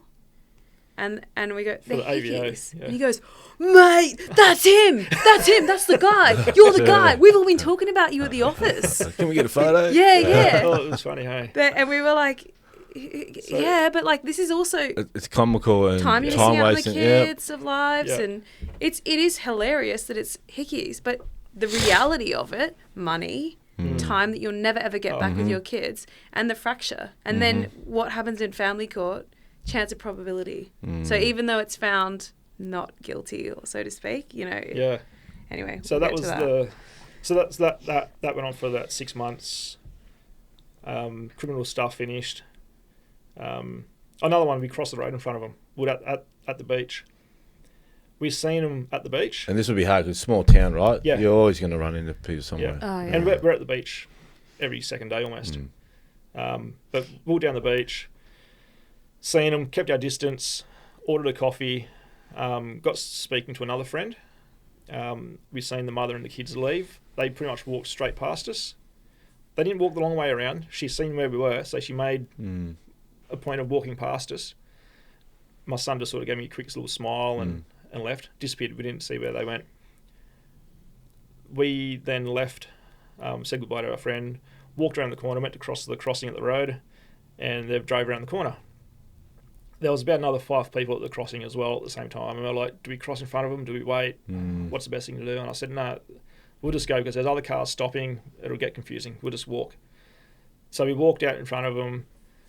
I made eye contact with my son. I just waved, kept walking. And then that night we get the police turn up again. Breach of AVO, intimidation. But we told them the story and they're going, we just have to get your side. I think the copper then, he said, I'm going to go back to the station until they pull ahead in. With that one, though, like, so Robbie saw the kids were, Mum was like kind of near us, but with her back facing to us. Robbie could see the kids. So Robbie positioned himself while we're talking to a friend to just look at his kids. He's like, feast for his eyes to see his children playing. You know, all he wants to do is see. She's looked at us, looked at him, not looking at her. She's walked into his eye line. She's bent down to the point where I could see a lot more than I think she thought. And she's doing these, like, you've done yoga, cat-cows. Like, she's doing flicks of her bum and my jaw's on the ground. Like, and Robbie didn't notice any of this. I'm thinking, like, if you're scared for your life. Yeah, right. Yeah. And, you know, later on we found out the rape charges and everything. You're not going to go and bend and show your breakfast to everyone. Yeah, I was going to say that same, show your breakfast. And it was going on. And it was like, it got to this point where it was like she saw that he wasn't paying attention or looking at it. And so she's like stormed off, you know. Well, I think you brought my attention to it, so I turned around, so I wouldn't even have my back to it. So I'm like, what's going on? Like, are you afraid, or are you showing us what you had for your meal this morning? You know, like, anyway, and then we've walked off, and there was nothing in that. Like, I felt like if anything, you've put yourself in your eye line that you're afraid of. You didn't take the kids and leave straight away. We've walked off. You've driven up, vroom, around the corner. You know, are you afraid or not? Like, yeah. Anyway. So then, after the criminal stuff happened, all that got shut down. Family court proceeded where I finally get to see the kids in Intralate. So the first one got cancelled because she said they had COVID. I spoke to my son on that next visit. I said, are you feeling better now? Because I knew. We'll never see. I said, are you feeling better now? Like, from last week? And he goes, what do you mean? I said, you had COVID last week. And he goes, no, we didn't. The ladies here at Intralate had COVID. So she's told the kids, it's been cancelled because the staff have COVID. She's rang them, said the kids have COVID. So I was, okay then, I must have been mistaken. And I just dropped it at that. But that first day of seeing him, hadn't seen him for that 6 months. My son just ran up and just gave us a massive hug and jumped up on me, and that was all tears and stuff. And then my daughter, she's come in and she's sort of just looking at me funny because she was only 2.5 or something. And it was like she was just a bit confused, like, who's this guy? And my nickname for her was Possum. So I said, hey, Possum. And as soon as I said it, her eyes just lit up. At that, she's like, Dad! And just ran up and a big hug. And it was, that was good. And then, we had a great time. But that went on for a year and a half. Intralate normally only run for 12 months. Yeah. Because the court case kept dragging on so much. They gave us an extra 6 months. Yeah. They saw the story and everything, didn't they? And they were like... Yeah. They were saying, you guys shouldn't be here. Yeah. But we got to that year and a half, and then they said, I'm going to have to call it quits. And I said, we've only got another 3 months until court. Can we just keep going? I didn't realise that in Queensland, I've never heard of having a time frame on civil. Yeah, okay. Yeah. It's apparently really backlogged in New South Wales. Yeah. They just don't have up here, I mean, I know guys have done like over 2 years. Yeah. So if it goes private, then it's, because it was government. Oh, okay, yeah. So that was probably why. Okay, so they were paying for the civil conduct? No, I was still paying for it, but it was... They ended up finding out our story and being like, we're going to get you a discount. This is a joke that you're here. Yeah. So we ended up paying... I was paying $150, I think, a visit. No, it was $50 a child, I think. Well, when it was at its most discounted. See, they charge an hour here. They charge by the hour. Yeah, well, I was there for 2 hours, our visits. And it was per child. Oh, really? Because we had to have two people. 2 supervisors. So one to listen to me and one to listen to him. I'm not sure what it was to start with. It was either 100 or 150. Kid, sorry. Okay. But then it ended up being 75 for a part of it. They gave us a discount. But okay. Yeah. Oh, okay. But it only goes for a year. But they gave us that extra. But then they wouldn't give us that extra 3 months. Yeah. Okay. So our last visit was the 28th of June, 25. That was the last visit. That's the last time we've seen them. Yeah. Is that because even through that period of time, they must have had COVID 6 times. Yeah. 7. It was 7. 7 was it? Yeah. Yeah. Yeah, I lost track of the. Yeah. But they were out at family parties. And yeah. I noticed she sent. She said that our daughter had conjunctivitis and sent photos of her eyes. But I could tell it was an old photo. It was, It was a photo she said, and I said, "No worries. Can you send me a doctor's certificate from a doctor that the doctor clearly states that our daughter has not a doctor's certificate that just says your child has a medical condition. Yeah. Say that. Get the doctor to say that he's visually seeing. Obviously, I'll get the contact center to say this, to see that our daughter actually has conjunctivitis on this date and time. Sure enough, the next day she come down. But hey, with that, so I remember you saying that in another podcast. It's gone from my head. Something I've had about a mental black. something about we the were doctor's told certificate? when we went back and said, can we get a doctor? That's coercive control. Yeah. You're being abusive. You can't just believe them for It's what controlling. they're saying. We had some terrible. It sounds like lawyers. Well, the first lawyers that we had. I said it's going to take 3 months. Yeah, she said you it was guys, gonna this is going to be easy. You're going to whip through it. Yeah, you've got nothing to hide. Is that what your law firm said? Yeah. I think. Look, I guess all law firms are different. Some will be, like if I said I wanted this email sent, they did it, and I guess obviously they're not gonna. I didn't tell them to say, "Go fuck yourself." Yeah. They're not, no. But like if I said no, mate, I'll tell them they go, okay. You know, so Yeah. I guess there's law firms that might. We see had things. ones that were trying to draw money out of us. Yeah. We really the first did. one she said it was going to cost you between 6 and 10,000, and we'll get it settled. Yeah, she's like, you guys are But then fine. it was 85% of cases are fixed within 3 months. 2 years later, still going. Yeah. Oh, yeah. But then I found out that that friend that gave the false statement for the hickey charges, after about a year, I found out that she was really close friends with my solicitor, and there was talk going on there. Did you use? Fired her. I sacked her. The solicitor. Did you use a law firm in your town? Yeah. Yes, it must be hard being in a small town because you don't know who knows who and.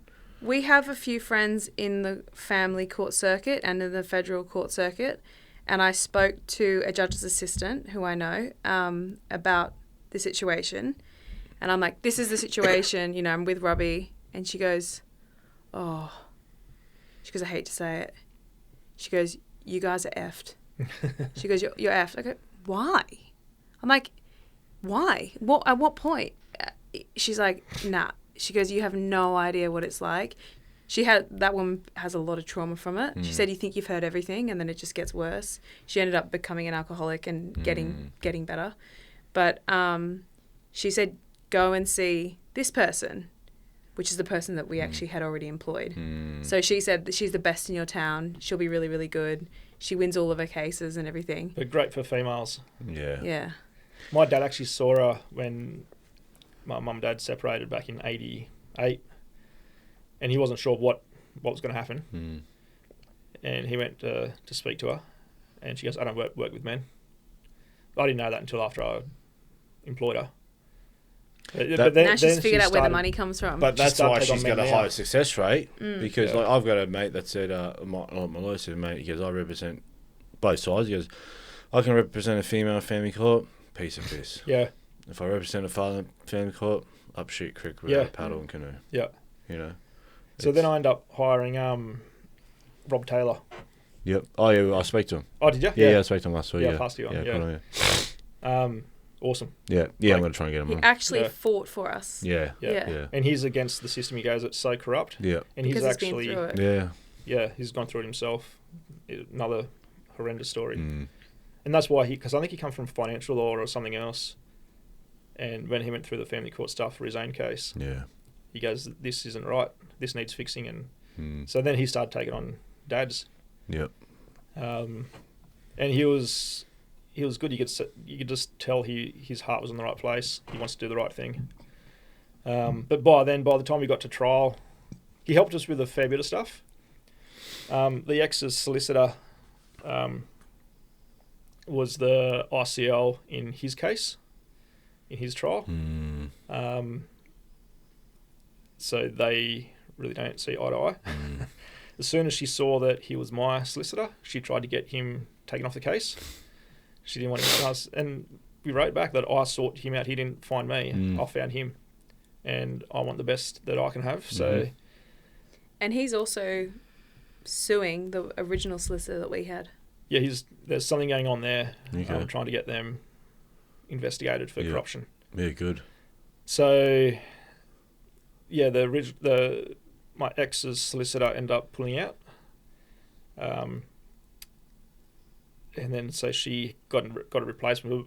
We always knew she was working in the background. She just wasn't signing the paperwork until it goes to court, and she's there. She's there with her. Yeah, so my son here was, while we were still in our care, really active kid. Like I said earlier, racing BMX. I would take him around the state pretty much, like casino, up to Brisbane to race BMX. Racing locally until they had to redo the local track, so that put him out for a little bit. But he was really competitive little racer. Riding motorbikes, racing go-karts. Yep. Just always really active. I taught him to drive the car around the paddock. He was driving a manual at 9 years old, driving around the paddock. So we were always out doing stuff. Really confident. A really confident kid. When I'd take him out for breakfast and stuff, I'd make him read the menu. He could order his own meal. Speak to the waitress. I'd give him the credit card to go and pay. He'd go and say thank you, and just really confident kid. When I was in America with him, we were sitting at a restaurant outside Caesar's Palace having dinner, and these two American ladies, as they left, they walked over and said, "How old's your son?" And I said, what was he then? 8, I think. I said, "He's 8. And they said, like, we weren't being creepy and that, but we heard the conversations you were having with him. He's such a well-behaved kid. Like, you've done well. Like, he's a really good kid."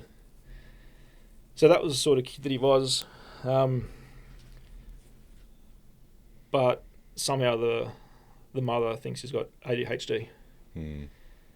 And she sort of convinced me into it as well. She told me there's all these other signs of attention deficit disorder, that it's not always hyperactivity, it's other things, and all that. So she sort of convinced me into it, and we all got checked out for it. She said, "You've got to tell the doctors this and tell the doctors that, and if you do all that, and we can be medicated." So this is going back when we lived across the road from each other. If you tell them all this and we can get medicated for it, we'll be better people and get along better and be a family. We won't have all the troubles that we've got now. And I was like, I'll do anything to get the family, like to have my kids permanent and do all that.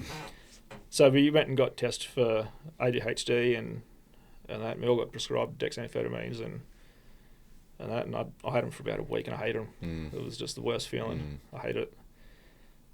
But yeah, she still got them and has my son medicated for it. And his behaviour just went atrocious. Like, he didn't turn into a bad kid, he just turned into an emotional mess. Yeah, he started coming off them and he just started by the afternoon he would cry, he'd be upset, and I was like, you shouldn't be on these. But then couldn't sleep, anxiety.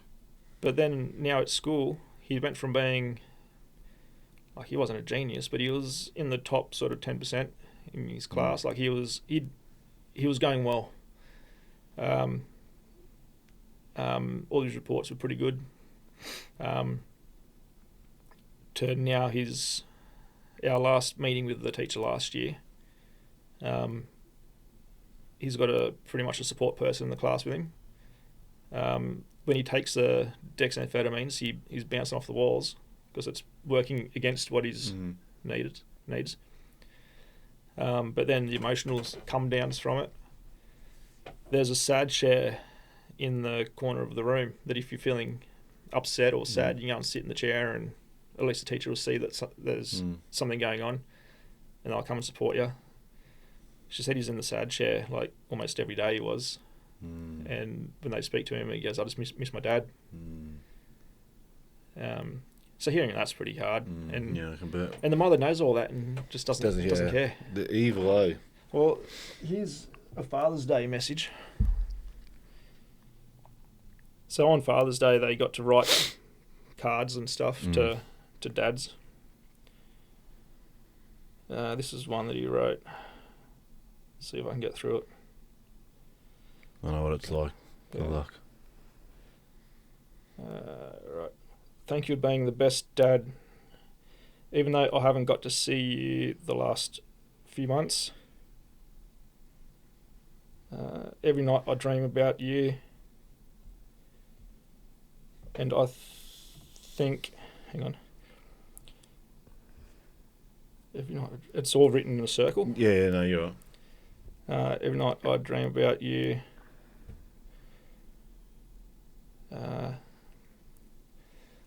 Lenny also dreams about you because she always says, my dad's house.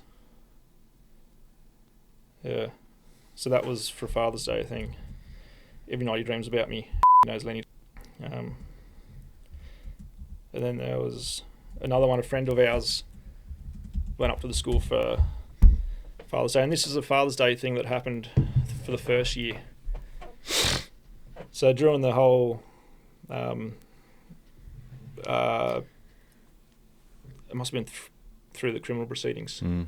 I put in a request through the solicitors to see if I can go up to the school for Father's Day. Because they do a Father's Day breakfast. So they have a bacon and eggs for brekkie. Then you throw a football around with the kids and just spend that time with the kids. And then they take you up into their room and show you what they've been doing and all that. And you'd ask like a month in advance. Yeah, I asked like a month in advance to do it. Didn't reply until like 2 days before it. And said, no, she doesn't approve. But then told my son on the morning of Father's Day I was going to be there.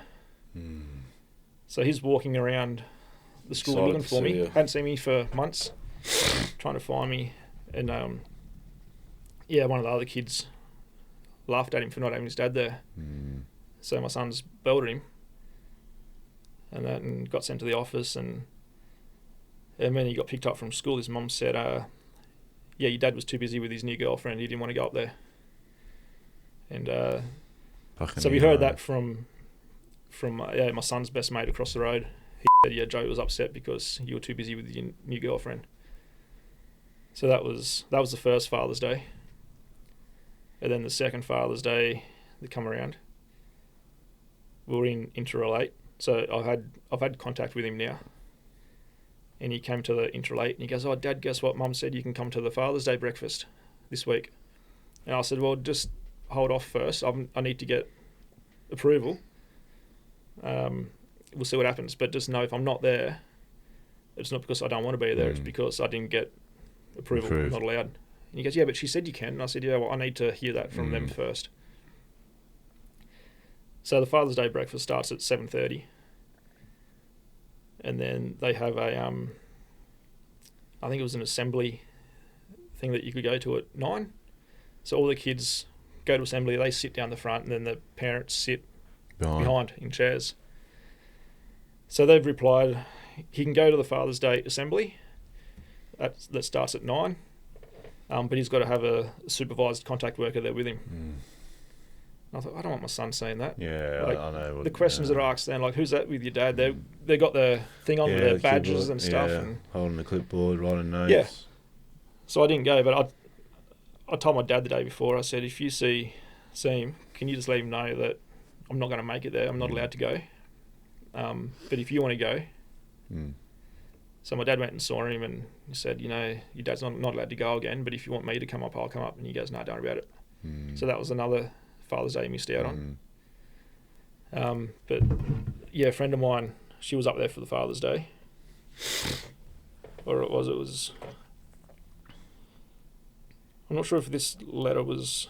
Yeah, it must have been Father's Day, because he's written, I love my dad because he always takes me go-karting and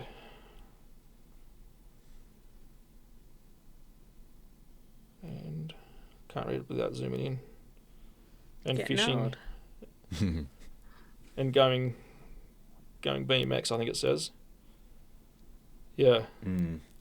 So that was up on the wall for everyone to see. And his mum has seen this. She saw the other one about he dreams about me every night and he misses me and knows my daughter does too because she calls out to me all the time.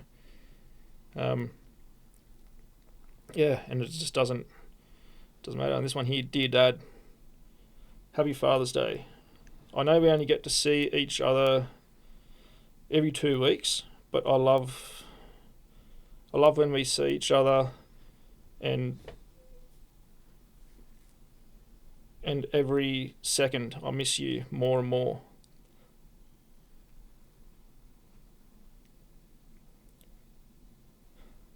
I pray every night to see each other more and everything to go back to normal. And hopefully God listens, but till then it's every 2 weeks.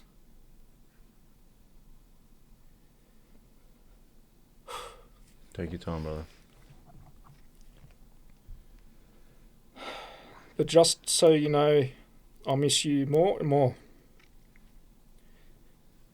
And I love you more and more. I can't wait when we go back to normal. We can open all the Christmas presents.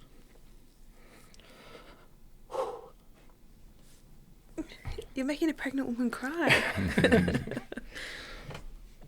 All the Christmas presents and birthday presents and go-kart driving. But till then,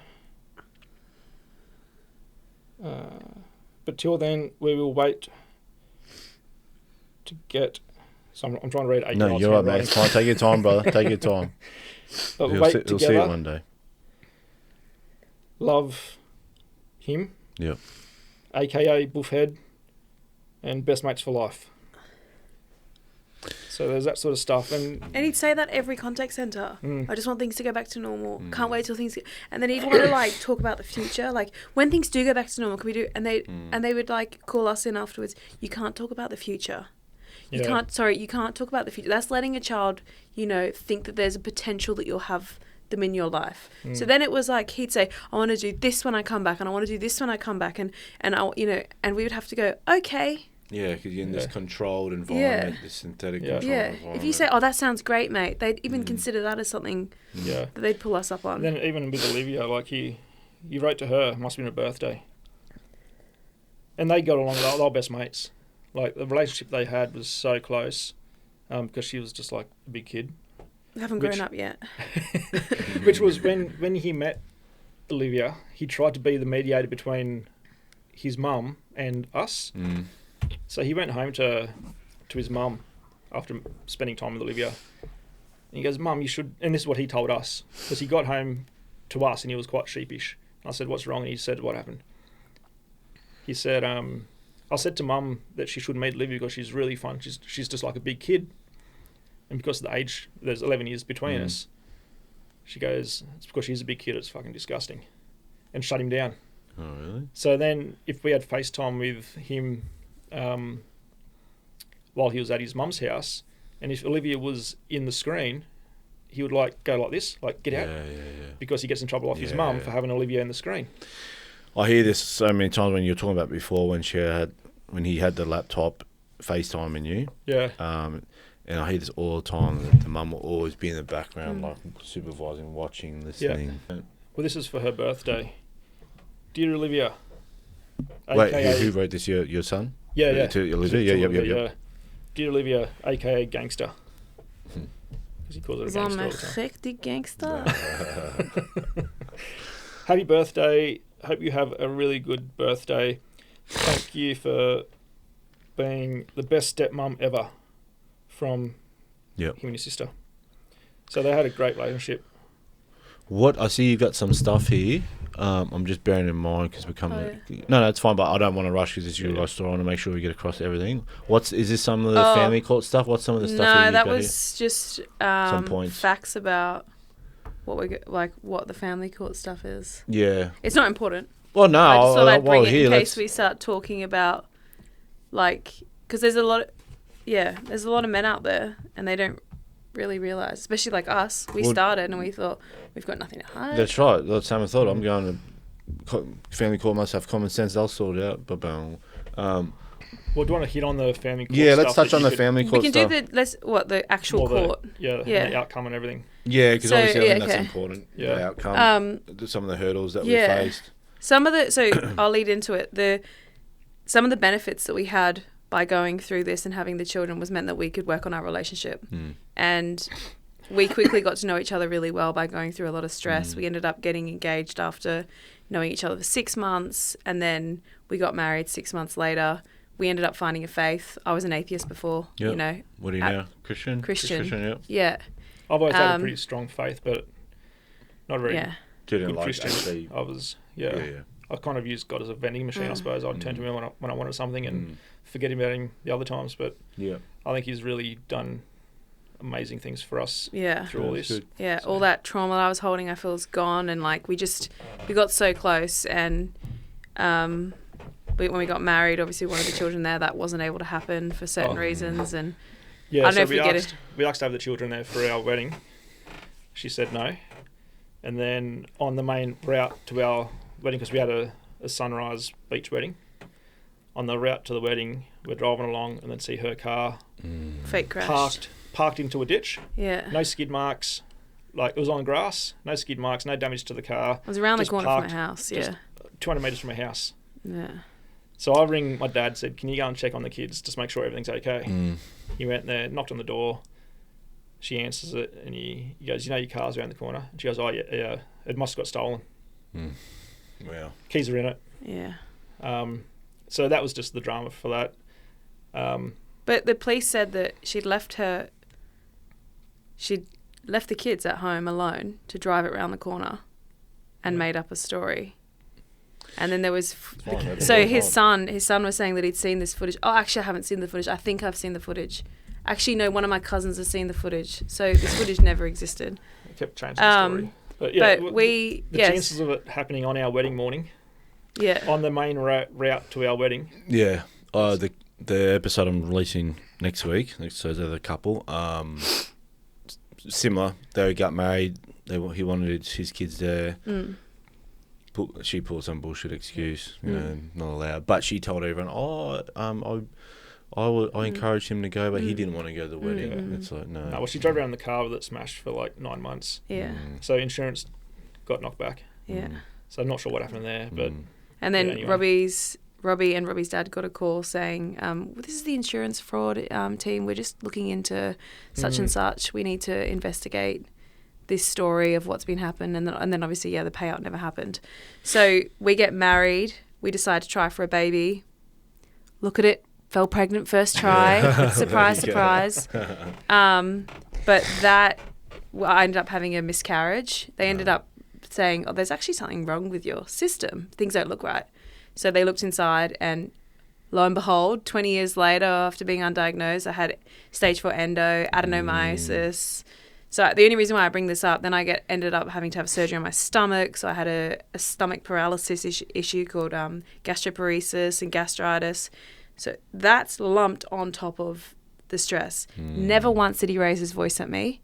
Never once. During this he was the one that was carrying me through the family court system. These are his kids. I'm being carried through because I was finding it so difficult. This just the emotional, knowing that those kids, every time that we'd have interrelate, it was time to go, kids, and the kids start making excuses why they can't go. Oh, I've got to go to the toilet now. Oh, I need to have some more water. Oh, I just want to play this one more game. And my son would hide his shoes. So then it was time to go, and he goes, I can't find my shoes. And so then he had to look around for his shoes. So there's another five minutes to get him. Yeah. Lenny would just go, no, Mum, stay here with you. She's just simple, here with you. She would never want to go, and they would cling on to him, and it was they'd always try and wrap us up earlier and earlier because it would go on and on. And they didn't want to go home, and But we then should jump forward to the... Yeah, so then the 3 months would go where we don't have any contact with them. Well, then we had the family report. I'll say that really quick. Yeah, so we did the family report, very similar to you. She hated us from the start. Yep. She didn't even want to shake Robbie's hand. She Yep. said, she came out to do, she goes, Robbie Hay.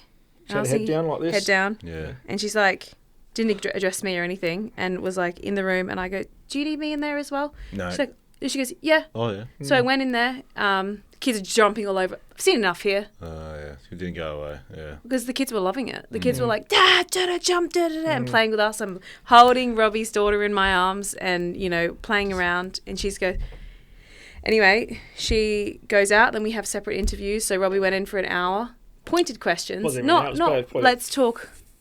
45 minutes. Yeah. Yeah. So she's saying, she's just asking questions, and you just have to respond to those questions. You can't say your opinion or That's right, your yeah. experience or anything. So it's when it came to me, she goes, "What would you do if Robbie raped you?" That was the first question. Well, the first the question se- was, "What's your name? second Where are you question, from?" Yeah. The second question was, "The allegations are that this woman has been raped for 20 years. What would you do if Robbie raped you?" And this was when the rape stuff started to come out. And I'm thinking, what would I do? And then I'm thinking, like, because I have to answer, what would I do if he raped me? That's like saying, well, when he raped me, da, da, da. So I said, if Robbie was to rape me, there'd like serious issues there. I've never seen anything come. But then I still have to answer, well, if he was to rape me, like it's just such a weird. Yeah. Kind of like a Pointed- setup type thing. Yeah. So the family report came back awful. It was like, this man is a danger to society. He needs to accept that the children are Aboriginal. Until he can accept that his children are Aboriginal, he shouldn't have anything to do with them. So this is when we started hearing that she'd enrolled the kids as Aboriginal. Is she Aboriginal? No. She was saying that Robbie was. She had this whole story as to where it had come from. And like there was some truth to it, because Robbie at one point thought he was Aboriginal. Do you but have... No, well, so I didn't know my mum's background. Mm-hmm. At one point, we were told that there was a possibility. Yep. The kid's mum was there present through that conversation. So that's where it all stemmed Okay. from. Yeah, go So yeah, that's where it all stemmed from that. But then she was trying to say it was the paternal side. So we were told the children were... Robbie's son's attendance went from, 90% to Dropped. like 79%. It was missing, and then loads of partial absences. And when he was at school, some of the time he was being taken out to do Aboriginal studies. Obviously, she was getting funding for that. His attendance has now dropped way below that, but I don't know how he's going this year because we've been You taken only off had one now. day off. Yeah, well, that's better. Yeah. So the teacher and stuff, they were really concerned about him. He's gone from top to bottom, and he's hardly ever there, doesn't ever do his homework, turning up in clothes with holes and rips and dirtiness and crying. Anyway, so family report came back, and I'm like, where have they pulled all this stuff from? It's so twisted. There was no facts to it. There was one part of the family report, because as a paramedic, Yeah, so Robbie, as a paramedic, attended every time he attended as an officer for a domestic violence case, it's recorded under his name.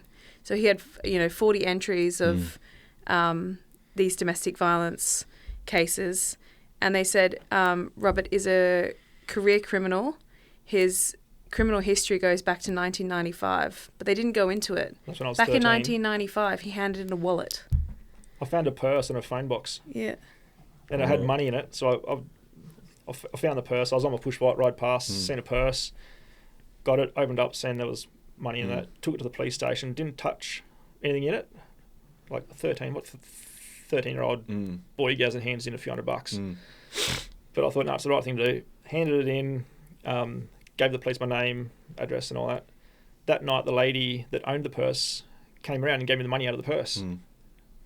Because it was recorded as whatever from 1995, they held that against me. Said my career. So they don't. But what's the criminal career offence? started. There isn't. They didn't No. go into detail. They Just didn't. saying that he has so many entries and many of them are domestic violence, and that's it. So Well- he looks like a psychopath. For the record, I did that when I was young, and I actually took the money and I handed it. So, just saying. There you Okay, go. you But, better you know get what I locked mean? up now. But yeah, Yeah. you did the right thing, Yeah. and you still get punished Yeah. somehow. Yeah. You know, Yeah. so The yeah. report comes back. It's awful. We keep thinking it's going to get better. Like someone told us That's that. right. Someone That's told right. us that the.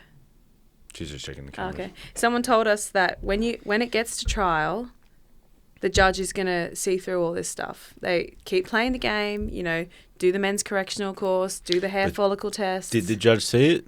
No. Yeah, same. I got told, oh, play the long game. They'll eventually see it. Don't do Did the tit for tat. courses, did this, did Well, I that. didn't do the men's behaviour course. I started it. I got in, 3 weeks? And I just couldn't go back to it. Yeah. Because all the stuff they were going over was the stuff that was happening to me. To you. Yeah. And the first 2 weeks, I didn't say a word. I sat there and just sat. I didn't speak. They rang me and said, "You need to participate in this course, or we're going to kick you out." Mm-hmm. So in the third week, I started to speak about a few things. There was one event that took place when I was just been retired with PTSD. The job I went to that put me out was a 3-year-old that got ran over by a truck. So I'm walking across the crossing at the plaza at Coffs, at the shops, and a P-plater was on his phone, went straight through the crossing. I had to pull my son back, Mm-hmm. and I seen him park, so I went over and gave him a mouthful. Mm. And I said, and I mentioned that instance in the behaviour course. They were talking about, have you ever gotten angry and lost control? And I mentioned that, and I said, well, I probably could have held back, but I think he needs to learn his lesson. So they recorded that down, and that was something that was held against me. But they've also, when he pulled out of it, they contacted his ex-partner and told her that Robbie has pulled out of the correctional course, which I believe is... And I was there Yeah. voluntarily. I wasn't there under any order. Mm. I was there by myself. So he gets a call from the lady running it, and she's like, you haven't agreed with anything I've said. The circumstances that they make you go through, there was one circumstance that you were telling me. It was like a woman is drinking with her husband. She says, I'm going to go out with the girls. I'm going to drink drive to get there. And the husband is supposed to let her go off and do that. he took the car keys, and he goes, I'm not letting you get in the car and drive. You've had half a dozen wines. According to them, that's coercive control.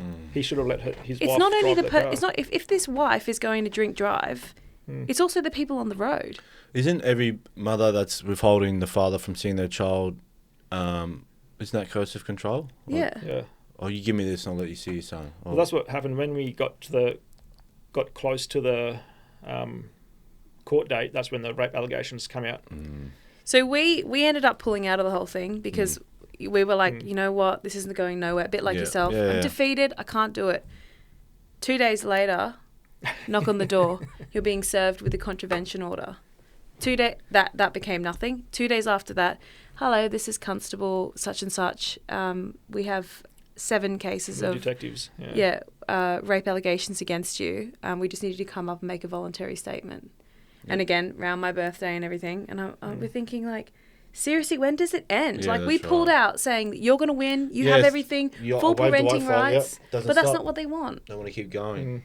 Yeah. Yeah. So by this point, 3 years later, we'd realised you don't speak to the cops. We ended up speaking to a really good lawyer. He goes, if they have enough against you, they will come and get you. He goes, I'll send them a letter and to say, if you want to arrest Robbie, he will come to you rather than you having to go out into the community and embarrassing him. So nothing happened of it. But in that it was that same time, yeah. that's when I started getting phone calls from the domestic violence officers. So and they're from saying the crime investigator, the head of crime investigations, who sees every report that goes through the system. So all those breaches of AVO and stuff that gone went through. nowhere. In the end, we weren't even getting contacted. There was a whole list of breaches that just got closed down. She said, I'm Like, I sick of drive seeing past that her in the woman's street. name. So she Well- said, I'm sick of seeing this. Can you It's come and tell us your story? And but that I felt right, and the domestic violence guys wanted to speak to us. They took because the they whole said there's story. something not right here. We need your story. There's 50 entries on her name and there's nothing of yours. Like, we need the other side. And now the rape allegations have come in. So Robbie went in there and spent heaps of time with them, and they ended up being like, she should have been charged for this, she should have been charged for this, she should have been charged Perjury. for this. Which did She lead ended up up- charge. Yeah. Oh, really? So when she moved out of my house, she left a whole lot of belongings there, and after a couple of weeks, she wanted to go and get them. And so I said, and knowing from the last time when she moved out, she threw stuff everywhere and trashed my house. So I said, if you take your mum, because I was working, if you take your mum or your stepdad with you, you can go into the house and get your stuff. It was like a chair, some clothes and something else. She ended up taking half my stuff anyway and smashing my stuff. But she seen my new computer on the table and I had my password under the keyboard. So she just logged onto my computer. Tried going through my banking, my personal emails, social media. She tried to access everything. But when she'd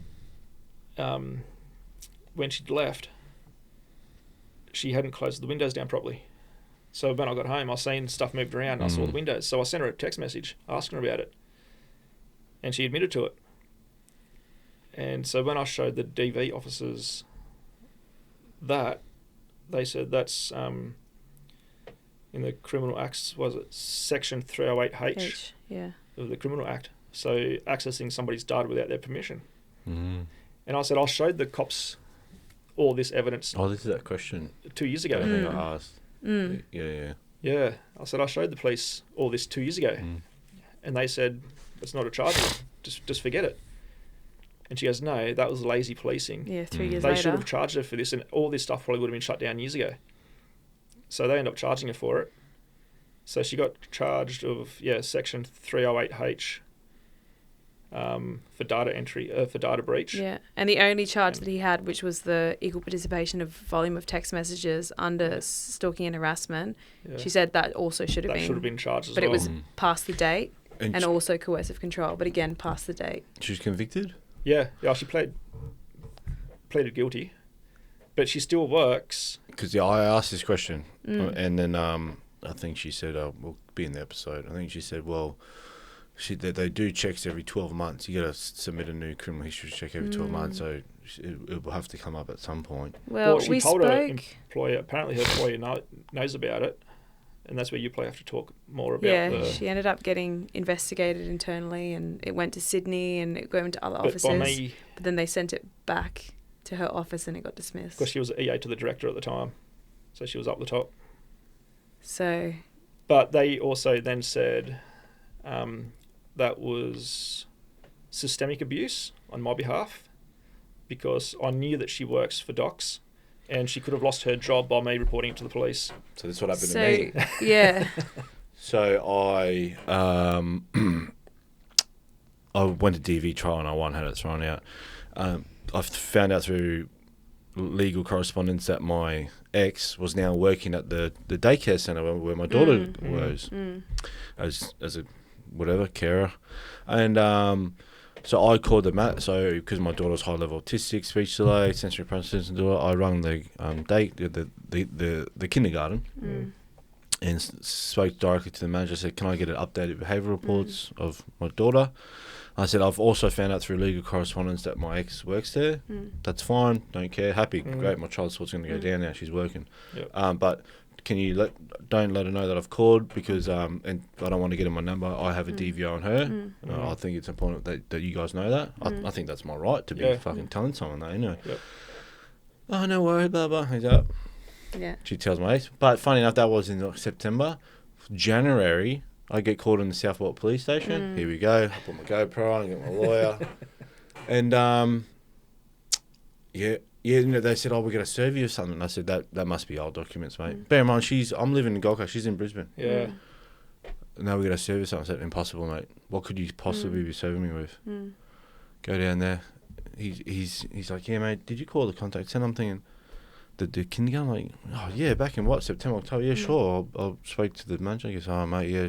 She said that you called the manager and told her that you got a DVO, and I said, of course I did. Yeah. I think that's important to know. Yeah, that's she said that you're trying to get her fired. So now she's put a TVO on you. I was just like, Yeah. You can't win. You You can't literally win. can't win. No. There's a counter argument to every solution that you give. There is. Yeah. I said to the cops, and the cops don't care because it doesn't matter how much you argue. They're going to serve it to you. I said, Yeah. mate, think about it, mate. I just spent 70 grand in DV trial to get my name cleared. Yeah. And now that she's actually working, my child's what's going to go down. Yeah. Why would the fuck would I want to get her fired? Yeah. Anyway, But it's you know, like with all the like when it came to court, it was 4 days. Well, by this time, I couldn't afford Rob anymore. Like I was broke. Rob was really good. He got us to a certain point. But I think to go to the 4-day trial, it was going to cost us about another 60 or 70. So Trial. So we got a court-appointed lawyer. So 6 weeks out, we get this court-appointed lawyer. He gets to know Robbie for 3 weeks. And then 3 weeks before court, he says, just so you know, the family court isn't fair. This is him saying it.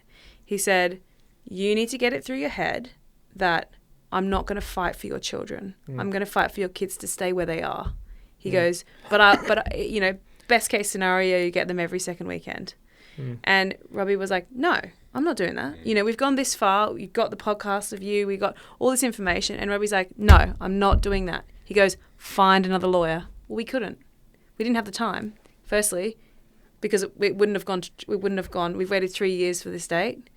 2, obviously we didn't have the money. So it was the best we were going to get. And he said, there is another case that I'm working on where I'm the ICL. He goes, the children are known to be getting molested by the stepdad. He goes, I'm fighting for those children to stay in that home because they have routine and they've been there for a long time.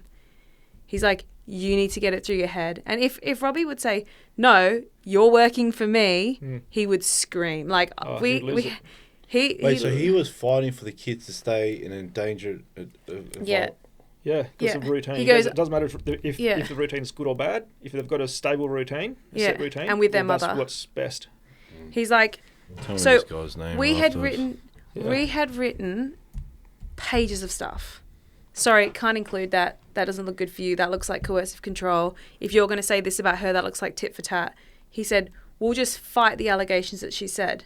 Well, like, but they're not true. Like, how do you prove that you're not wearing pink shoes if you own pink shoes, but you're not wearing them that day? Like, it was all these allegations of things that didn't exist. Why are we wasting our time talking about this stuff that never happened?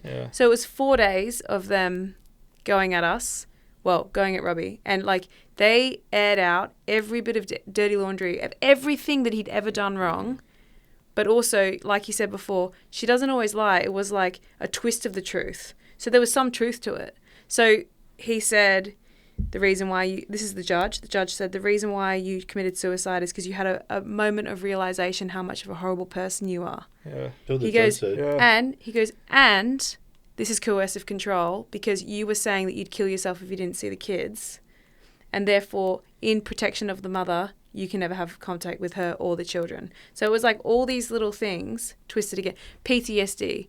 They even said, did the tonsillectomy even happen? Or did he just lose his mind? Denied that it happened. That's what my ex used to do. She used to find the truth. Yeah. But then twist it to try and get it across the line. So he'd be like, he's ex-army. Yeah. Tick. Yeah. He has PTSD.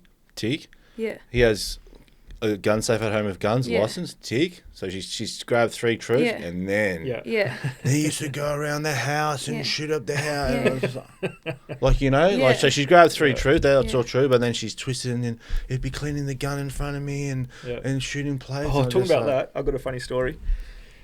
So the first time I met her dad, because her dad's into guns. Yeah. So I was 18, she was 17. Walked in the house because she invited me over to after school. Walked in, no one's home. Then we heard the front door open, and she goes, "Oh, it's my dad's home." He walks in, walks straight to the garage, pulls out all his guns, and starts to Cock work his the guns weapons. Yeah. pull them all apart and show me all the just to try to threaten me. Yeah. Like, I thought, what a wanker. Yeah. So What a dickhead. So we... cleaning his guns in front of me, and that was his point. Like I've got guns. Yeah. So yeah. But everything worked against us. Even us, like, doing the hair follicle. Oh, you didn't do it in time. Or you did it like, it didn't show the testosterone. She had done a hair follicle test and her medication hadn't shown up. Well, yeah. We had, like, Robbie had bald head. He's got a beard, but he's got laser hair remover everywhere. Our solicitor was saying when Robbie went and did one, but they wanted him to do another one. Yeah, that's what it Just never ends. squeeze out the hair. Just do your Yeah, so best. Just do your best to try and grow it faster. So I've always Yeah. got a show like this, and so they just put a court order in saying you just got to grow your hair out, you can't get a haircut. Yeah, sweet, no worries. She can pay for it, but again, got it done, passed. I'll go get another one. What do you mean get another one? Yeah. What's the point of me getting the first one? Yeah. Oh, she said that you import this shampoo from Jamaica that detoxes your hair. I was like, How'd they even find this stuff? Yeah. But who listens to it? Why does you go, Yeah. oh, that's a fair point, go get another Yeah. Like, no, mate. If No, I'm there's just another fuck $1,000. off, I'm sick Yeah. of this, you know? Yeah. The judge ended up saying, you've been proven, not guilty, except the one charge of the non-conviction of stalking, whatever it was. He said, but we run on a chance of probability. We believe that you were raping her. We believe that you were abusing the children. And by this time, Robbie's son had started to use the language. So he was starting to say things like, yeah, I want to see my dad as long as it's supervised contact. It's been drilled in. Yeah, and he was starting to be a bit funny with us. And we were thinking like... But I think my belief with that, he thought that was the best option. He thought, I'm either going to not see Dad or I'm going to have supervised access. So I'm going to go with the best option. So that's why he was asking for that. Because, yeah. So, yeah, without going into every... You know what family court is like. Yeah. But I just... If any father is, like, starting out, it really doesn't matter how strong your story is. Yeah. They twist That's right. everything. I can't believe, I can't believe, well, I can't believe it, that they've brought up when you were, 15, 13, you handed in 13. the fucking wallet. What they're saying, 40 With entries. the cash in. Yeah. Like I'll say it, I would have handed him without the cash. Yeah. Yeah, but he's got That's this the right long history and that he, all this, and there was lies throughout the entire thing. But how do you, we tried to prove it. We weren't allowed to give any, like, Robbie's ex-partner coming forward and saying, look, I had to, the in-between partner, more recent. The 6 months relationship. She had the whole subpoena there, all the text messages. Oh, sorry, we can't accept that unless she turns up We at don't court. accept the truth here. Yeah. Sorry. Yeah. Well, hearsay, sure, but any hard evidence and... Yep. So because I'm pregnant, it was used against us that I can't be a mediator for the children to come back into our home because I'll be too busy with our kids. So that was off the table pretty much straight away. As soon as they found out I was pregnant, it was used against me. Not like, oh, there's a family unit, they're stable, they've got a good house, blah, blah, blah. It was like, no, if anything was to go wrong and Olivia needs to notify the courts, she can't because she's going to have a new baby. So they said, so when the baby's born, in order for the children to have contact with their sibling, she can give the newborn to someone from Robbie's family who will then give the newborn to the mother. So the mother can introduce... So the ex-partner. The ex-partner can introduce the kids to the baby. And I'm like, I don't have children. So I was like, am I being selfish? Like, I think that's really wrong. Like, we've worked hard to have this baby. We went through infertility on my behalf for a while and, going through my surgeries and everything. And then am I supposed to just hand over this baby to someone I know doesn't like me? Yeah. It's, like, for people that haven't been through family court, they'll listen to our stories and go, as if that happened. Yeah. Because they will. No. I don't blame them. But Yeah. until you're in it or someone that's been through it, but that's why I do the potty too. Unless someone tells people what's going on, a lot of people out there don't know what the fuck goes on until they're in it. Well, we just So had no voice at all through the whole process. It was just responding. If we said anything, it was controlling, coercive control, aggressive, and it yes was only and no stating answers. facts. Yeah. So she was able to give longer answers and give attitude, and we had yes or no answers purely to allegations. So it got to the end. They said, we are going to, they said it's going to run over, so everyone go home, court's over, we're going to give you a verdict straight away. Generally, you don't get a verdict straight away, which was a shock to us as well. Sometimes it can take up to a month to get your verdict. So we went home and Robbie listened in and they said, no contact to the children at 18, no using of their names, no posting on social media. You can't even though we live in the same area 5 minutes apart or whatever, or now we're a bit further away, We're 25 minutes from probably where they live, 30 minutes from where they live. No way. Sorry. So Robbie's son and daughter are not allowed to wave at their father, and we are not allowed to wave back. Say that they do wave, we have to ignore them. How does a judge sleep at night? And we're not allowed to be within 100 metres of the school. Or Like if I anywhere was a that they judge, are. I'd just be like, man, I'm not fucking doing that. No. I'm not telling a father and a son that they can't wave. But he called, the judge used the words, "You are a deadbeat dad." Yeah. They said, "You're a deadbeat dad. You used suicide and PTSD against you.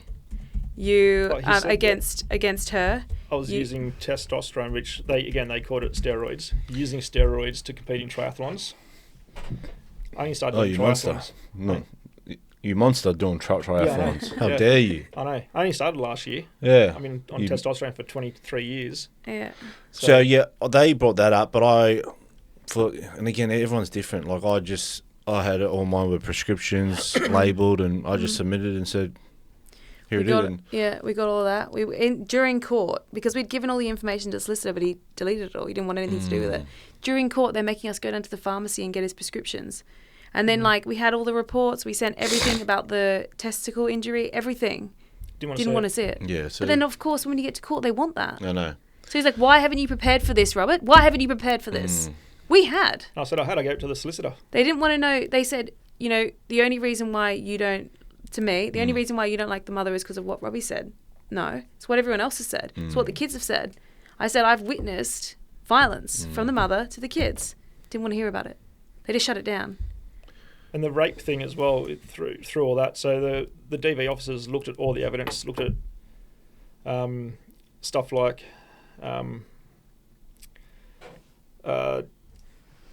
the times and dates didn't line up.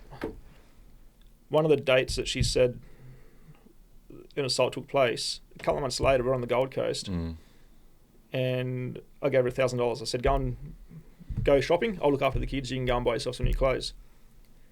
And she comes back with Honey Birdette lingerie and a bondage kit. You think, if you've been raped for 20 years, That's right. are you going to buy yourself a bondage kit? Yeah. Like it was... Yeah, and 2 stuff days like that before was these rape allegations. happening all the time. Getting sexual videos right after being raped. Yeah. Invite me over like 2 days later from the date that she said she was raped, and then she's sending me videos in the shower going, you better hurry up and get over here. But they don't want to know about They it. didn't want to see all that. They don't want to know about the hard evidence. So that's why he said it was chance of probability. Anyway, so that was really it. I mean... Well, then after that 2-hour conversation for the verdict, they all said goodbyes. All the solicitors, barristers, the judge said goodbye, hung up the phone, and then nothing. You think, no wonder Dad's going neck himself. They make you... Told, yeah. Yeah, I've Like just you been just told said, I'm not going to transactional. see my kids until they're 18. But then they wanted to hit me with the ICL's fee as well. That was 15 grand. Then hung up the phone. There was no welfare checks on me. There was no, are you okay? Anything like that. It was just lucky that I had a good network. So some of the stuff that they brought up, he did do wrong. And they shame you for it. They publicly shame you for it. And they ridicule you. So these men go home and they don't have access to the kids. Child support's going up through the roof. They don't have that much money. And they feel shameful. They think everyone thinks this of me. So what are they going to do? Yeah, I know. And you know the statistics on all of that. It works in the woman's favour. They were even, the cops and everything at the beginning were different with me than how they were with him. It was like, pull up your socks, mate. It's a woman. Yeah, I know. Yeah, I've got, actually, do you know the Tin Man? He's in the UK, No. George. Yeah, I'm going to get him on soon. I'll send you some of his stuff. But look, guys, Yeah. might have to wrap up. I've got some conclusion questions. But before I do the conclusion questions, is there anything that I know there's not enough hours in the day to speak about it all. No, I think, yeah. I think it pretty much touches. It's just, we know it's a corrupt system. We know that legal aid is 85% women and their clients are 90% female. It's corrupt. Yeah, I think it's corrupt. Well, look, I'll ask the questions to both of you. Obviously, the questions are tailored towards fathers, but always, regardless, I ask the questions. Just ask them as best as you can. The first one, any advice for fathers? Knowing what you know now, would you have changed anything during the court process? Yeah. I think it's like that. That just don't... It's hard. Because you want to say don't go through it or just try to let everything settle down outside of court. But then you feel like if you don't, well then how are the kid's going to look at you afterwards? Yeah, if you fight for it, spend everything, at least you can go, I fought for you. So it's a hard one. Yeah. I think try to do it yourself. Yeah. Self-represent. But even that, like that's what we sort of did at the end. But then because we couldn't cross-examine the mum, that's when they bring in the legal aid solicitors and everything anyway. So you're kind of stuck in the system. You can't Is it worth represent. it? Like, is it worth putting your mental health through that? I personally think don't go through it. Also, do not speak to the cops until you have legal representation. Yep. Take their advice. Get a good lawyer from the start. But by the time 3 years go by, if you've not had that contact, you don't look like you're fighting for your kids. That woman is probably over it by then. If you're going to keep playing in the court system, you're basically doing foreplay. This is what they want. They like, a lot of them, they want the fight. They want that interaction still. Yeah. I mean, just cut that interaction and just walk away. Yeah. Give it that space. If I could do it again, I'd either self-represent, knowing that that's going to be a lot of work, or I wouldn't fight at all. You know, so, And wait. Yeah. Because we're worse off from going through family court. Yeah. I think we have less contact and less money. Yeah. Less contact. And obviously more stress. Yeah. 2, how do we change the system? Stop funding it. Yeah. We're the ones funding it. Yeah, true. Yeah. So, We're the ones funding it. We have to spread awareness. Like, yes, getting someone like Pauline Hanson, I'm definitely voting One Nation. But we're the ones funding it. If you know how much money you spent, you know how much money he spent, we have to stop. We have to raise awareness so men stop funding it. You know, I had one guest said, it was actually a good idea. He goes, was it for that question? I think it was that one. He goes, we get the government to pay for it. It's like there's a cap. The government represents the mother. The government represents the father. You watch how quick they get results. The government doesn't want to keep forking this out. Cap it. Yeah. Hey, get not in 3-4 months. Let's get this. Just Get get it done It'd be fast. fantastic if they brought back perjury, but the truth is they're not going to because it's funding it. Well, here's what I've learned. Perjury is actually still in place. Yeah, but they it's just not don't being use it. using it. They don't use it. Yeah. Well, that's what the DV officer said about all the rape allegations. I said, now can we go for that? Yeah. And she goes, well, we could, but we time. don't like to because then it stops the real victims of assault from coming forward. It stops the fake ones from faking it. Yeah. Fuck's sake. All right. Funny question. You're on death row. The guard comes and asks you what you want for your final meal, drink, and dessert. Got to be a sweet tooth. I had a few people that haven't been sweet tooths lately. My son's pancakes. He likes pancakes. Yep. Yeah. What do you wash it down with? Olivia's banana smoothie. Hey. So they can both be in the kitchen. And what about something sweet? Well, the pancakes are sweet enough. Nah, you got to pick a sweet. Sweet. You just like ice cream and Baskin double serve Robbins pancakes. What's that? Double serve of pancakes. Yeah, just extra pancakes. Extra and pancakes? About to explode. Yeah, I'm gonna go steak with like good pasta, probably just fizzy water. Oh, it's fucking. And what about dessert? Something chocolatey. Yeah. Yeah. Name one. Yeah, chocolate brownie. Chocolate brownie. With like heaps of ice cream.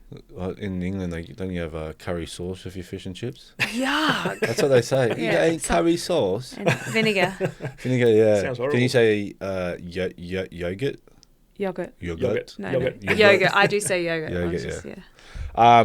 3 more questions go. If you're in a room with every single person you'd met or interacted with on this journey, who was the first person you'd be drawn to and why? Yeah, different reasons. I think the DV officers that were working in COFs. Yeah, I reckon just to say thank you. Take your time, bro. I didn't think that would be the question to get me going. Yeah, they were good. Yeah. They actually listened. Yeah. Which is good because it doesn't always seem to be the case. Yeah. Well, they saw through the lies, the bullshit. They saw the truth, and they were good. which hence why she got charged in the end. Yeah. And the judge, and just Why? Yeah. How does your Just- brain function? how do you sleep at night? Mm. Yeah, Doing that to so many kids and so many. yeah. He was just evil. He was just pure evil. There's a special place in hell waiting for these judges. Oh, He- yeah. The barrister said to me, the judge doesn't like you. He's clearly an atheist, and he doesn't like Christians. Mm.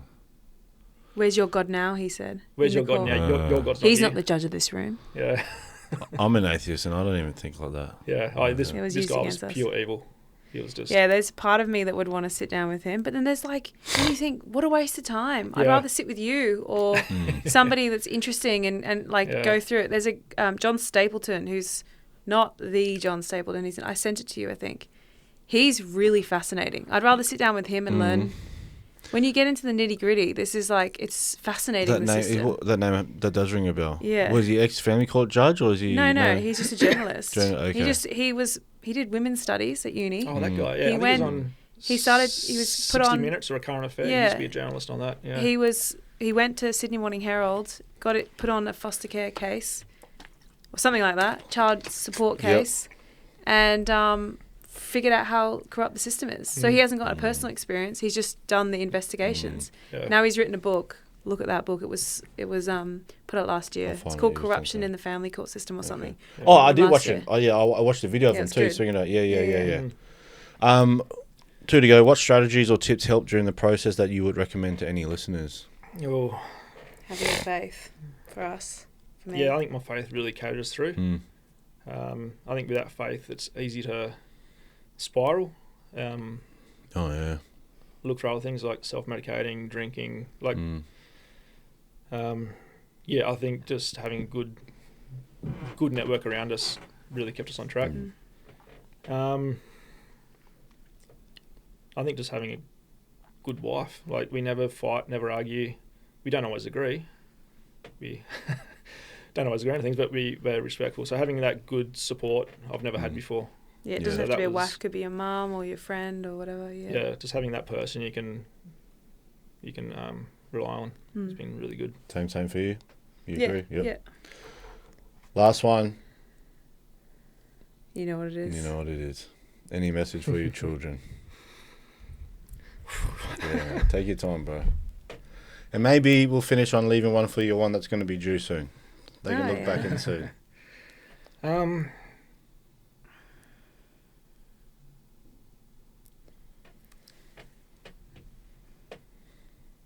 Yeah, so much. They'll see this one day. Just hard. Do Mm. you want me to do mine? You want to go first? Here we go. Yeah, I think just to always remember that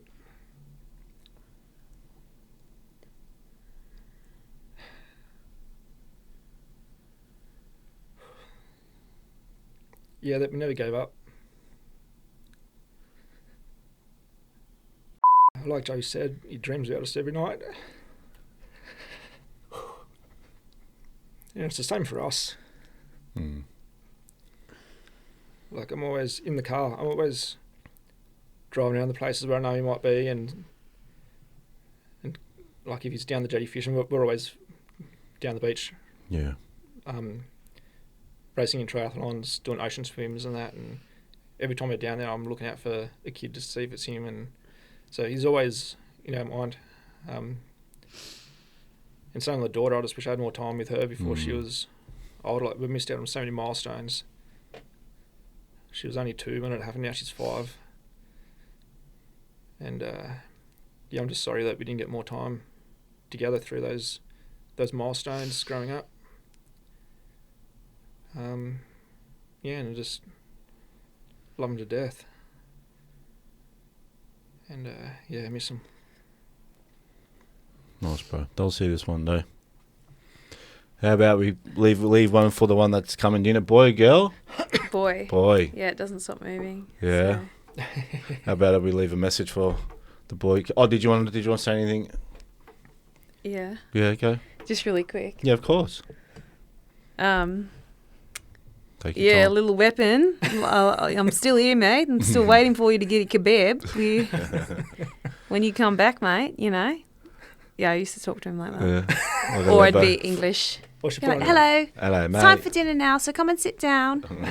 It's a couple of personalities. She's Yeah. got about a dozen personalities Yeah. coming out. So So they're still there, and for the little one, you know, we love you, and our doors will always be open, no matter what you've done, no matter what happened. You know, we will always be there, and our arms are always open. We're always thinking about you. We're always praying for you both, and we wish it could have been different. And yeah, we have you. When are you due?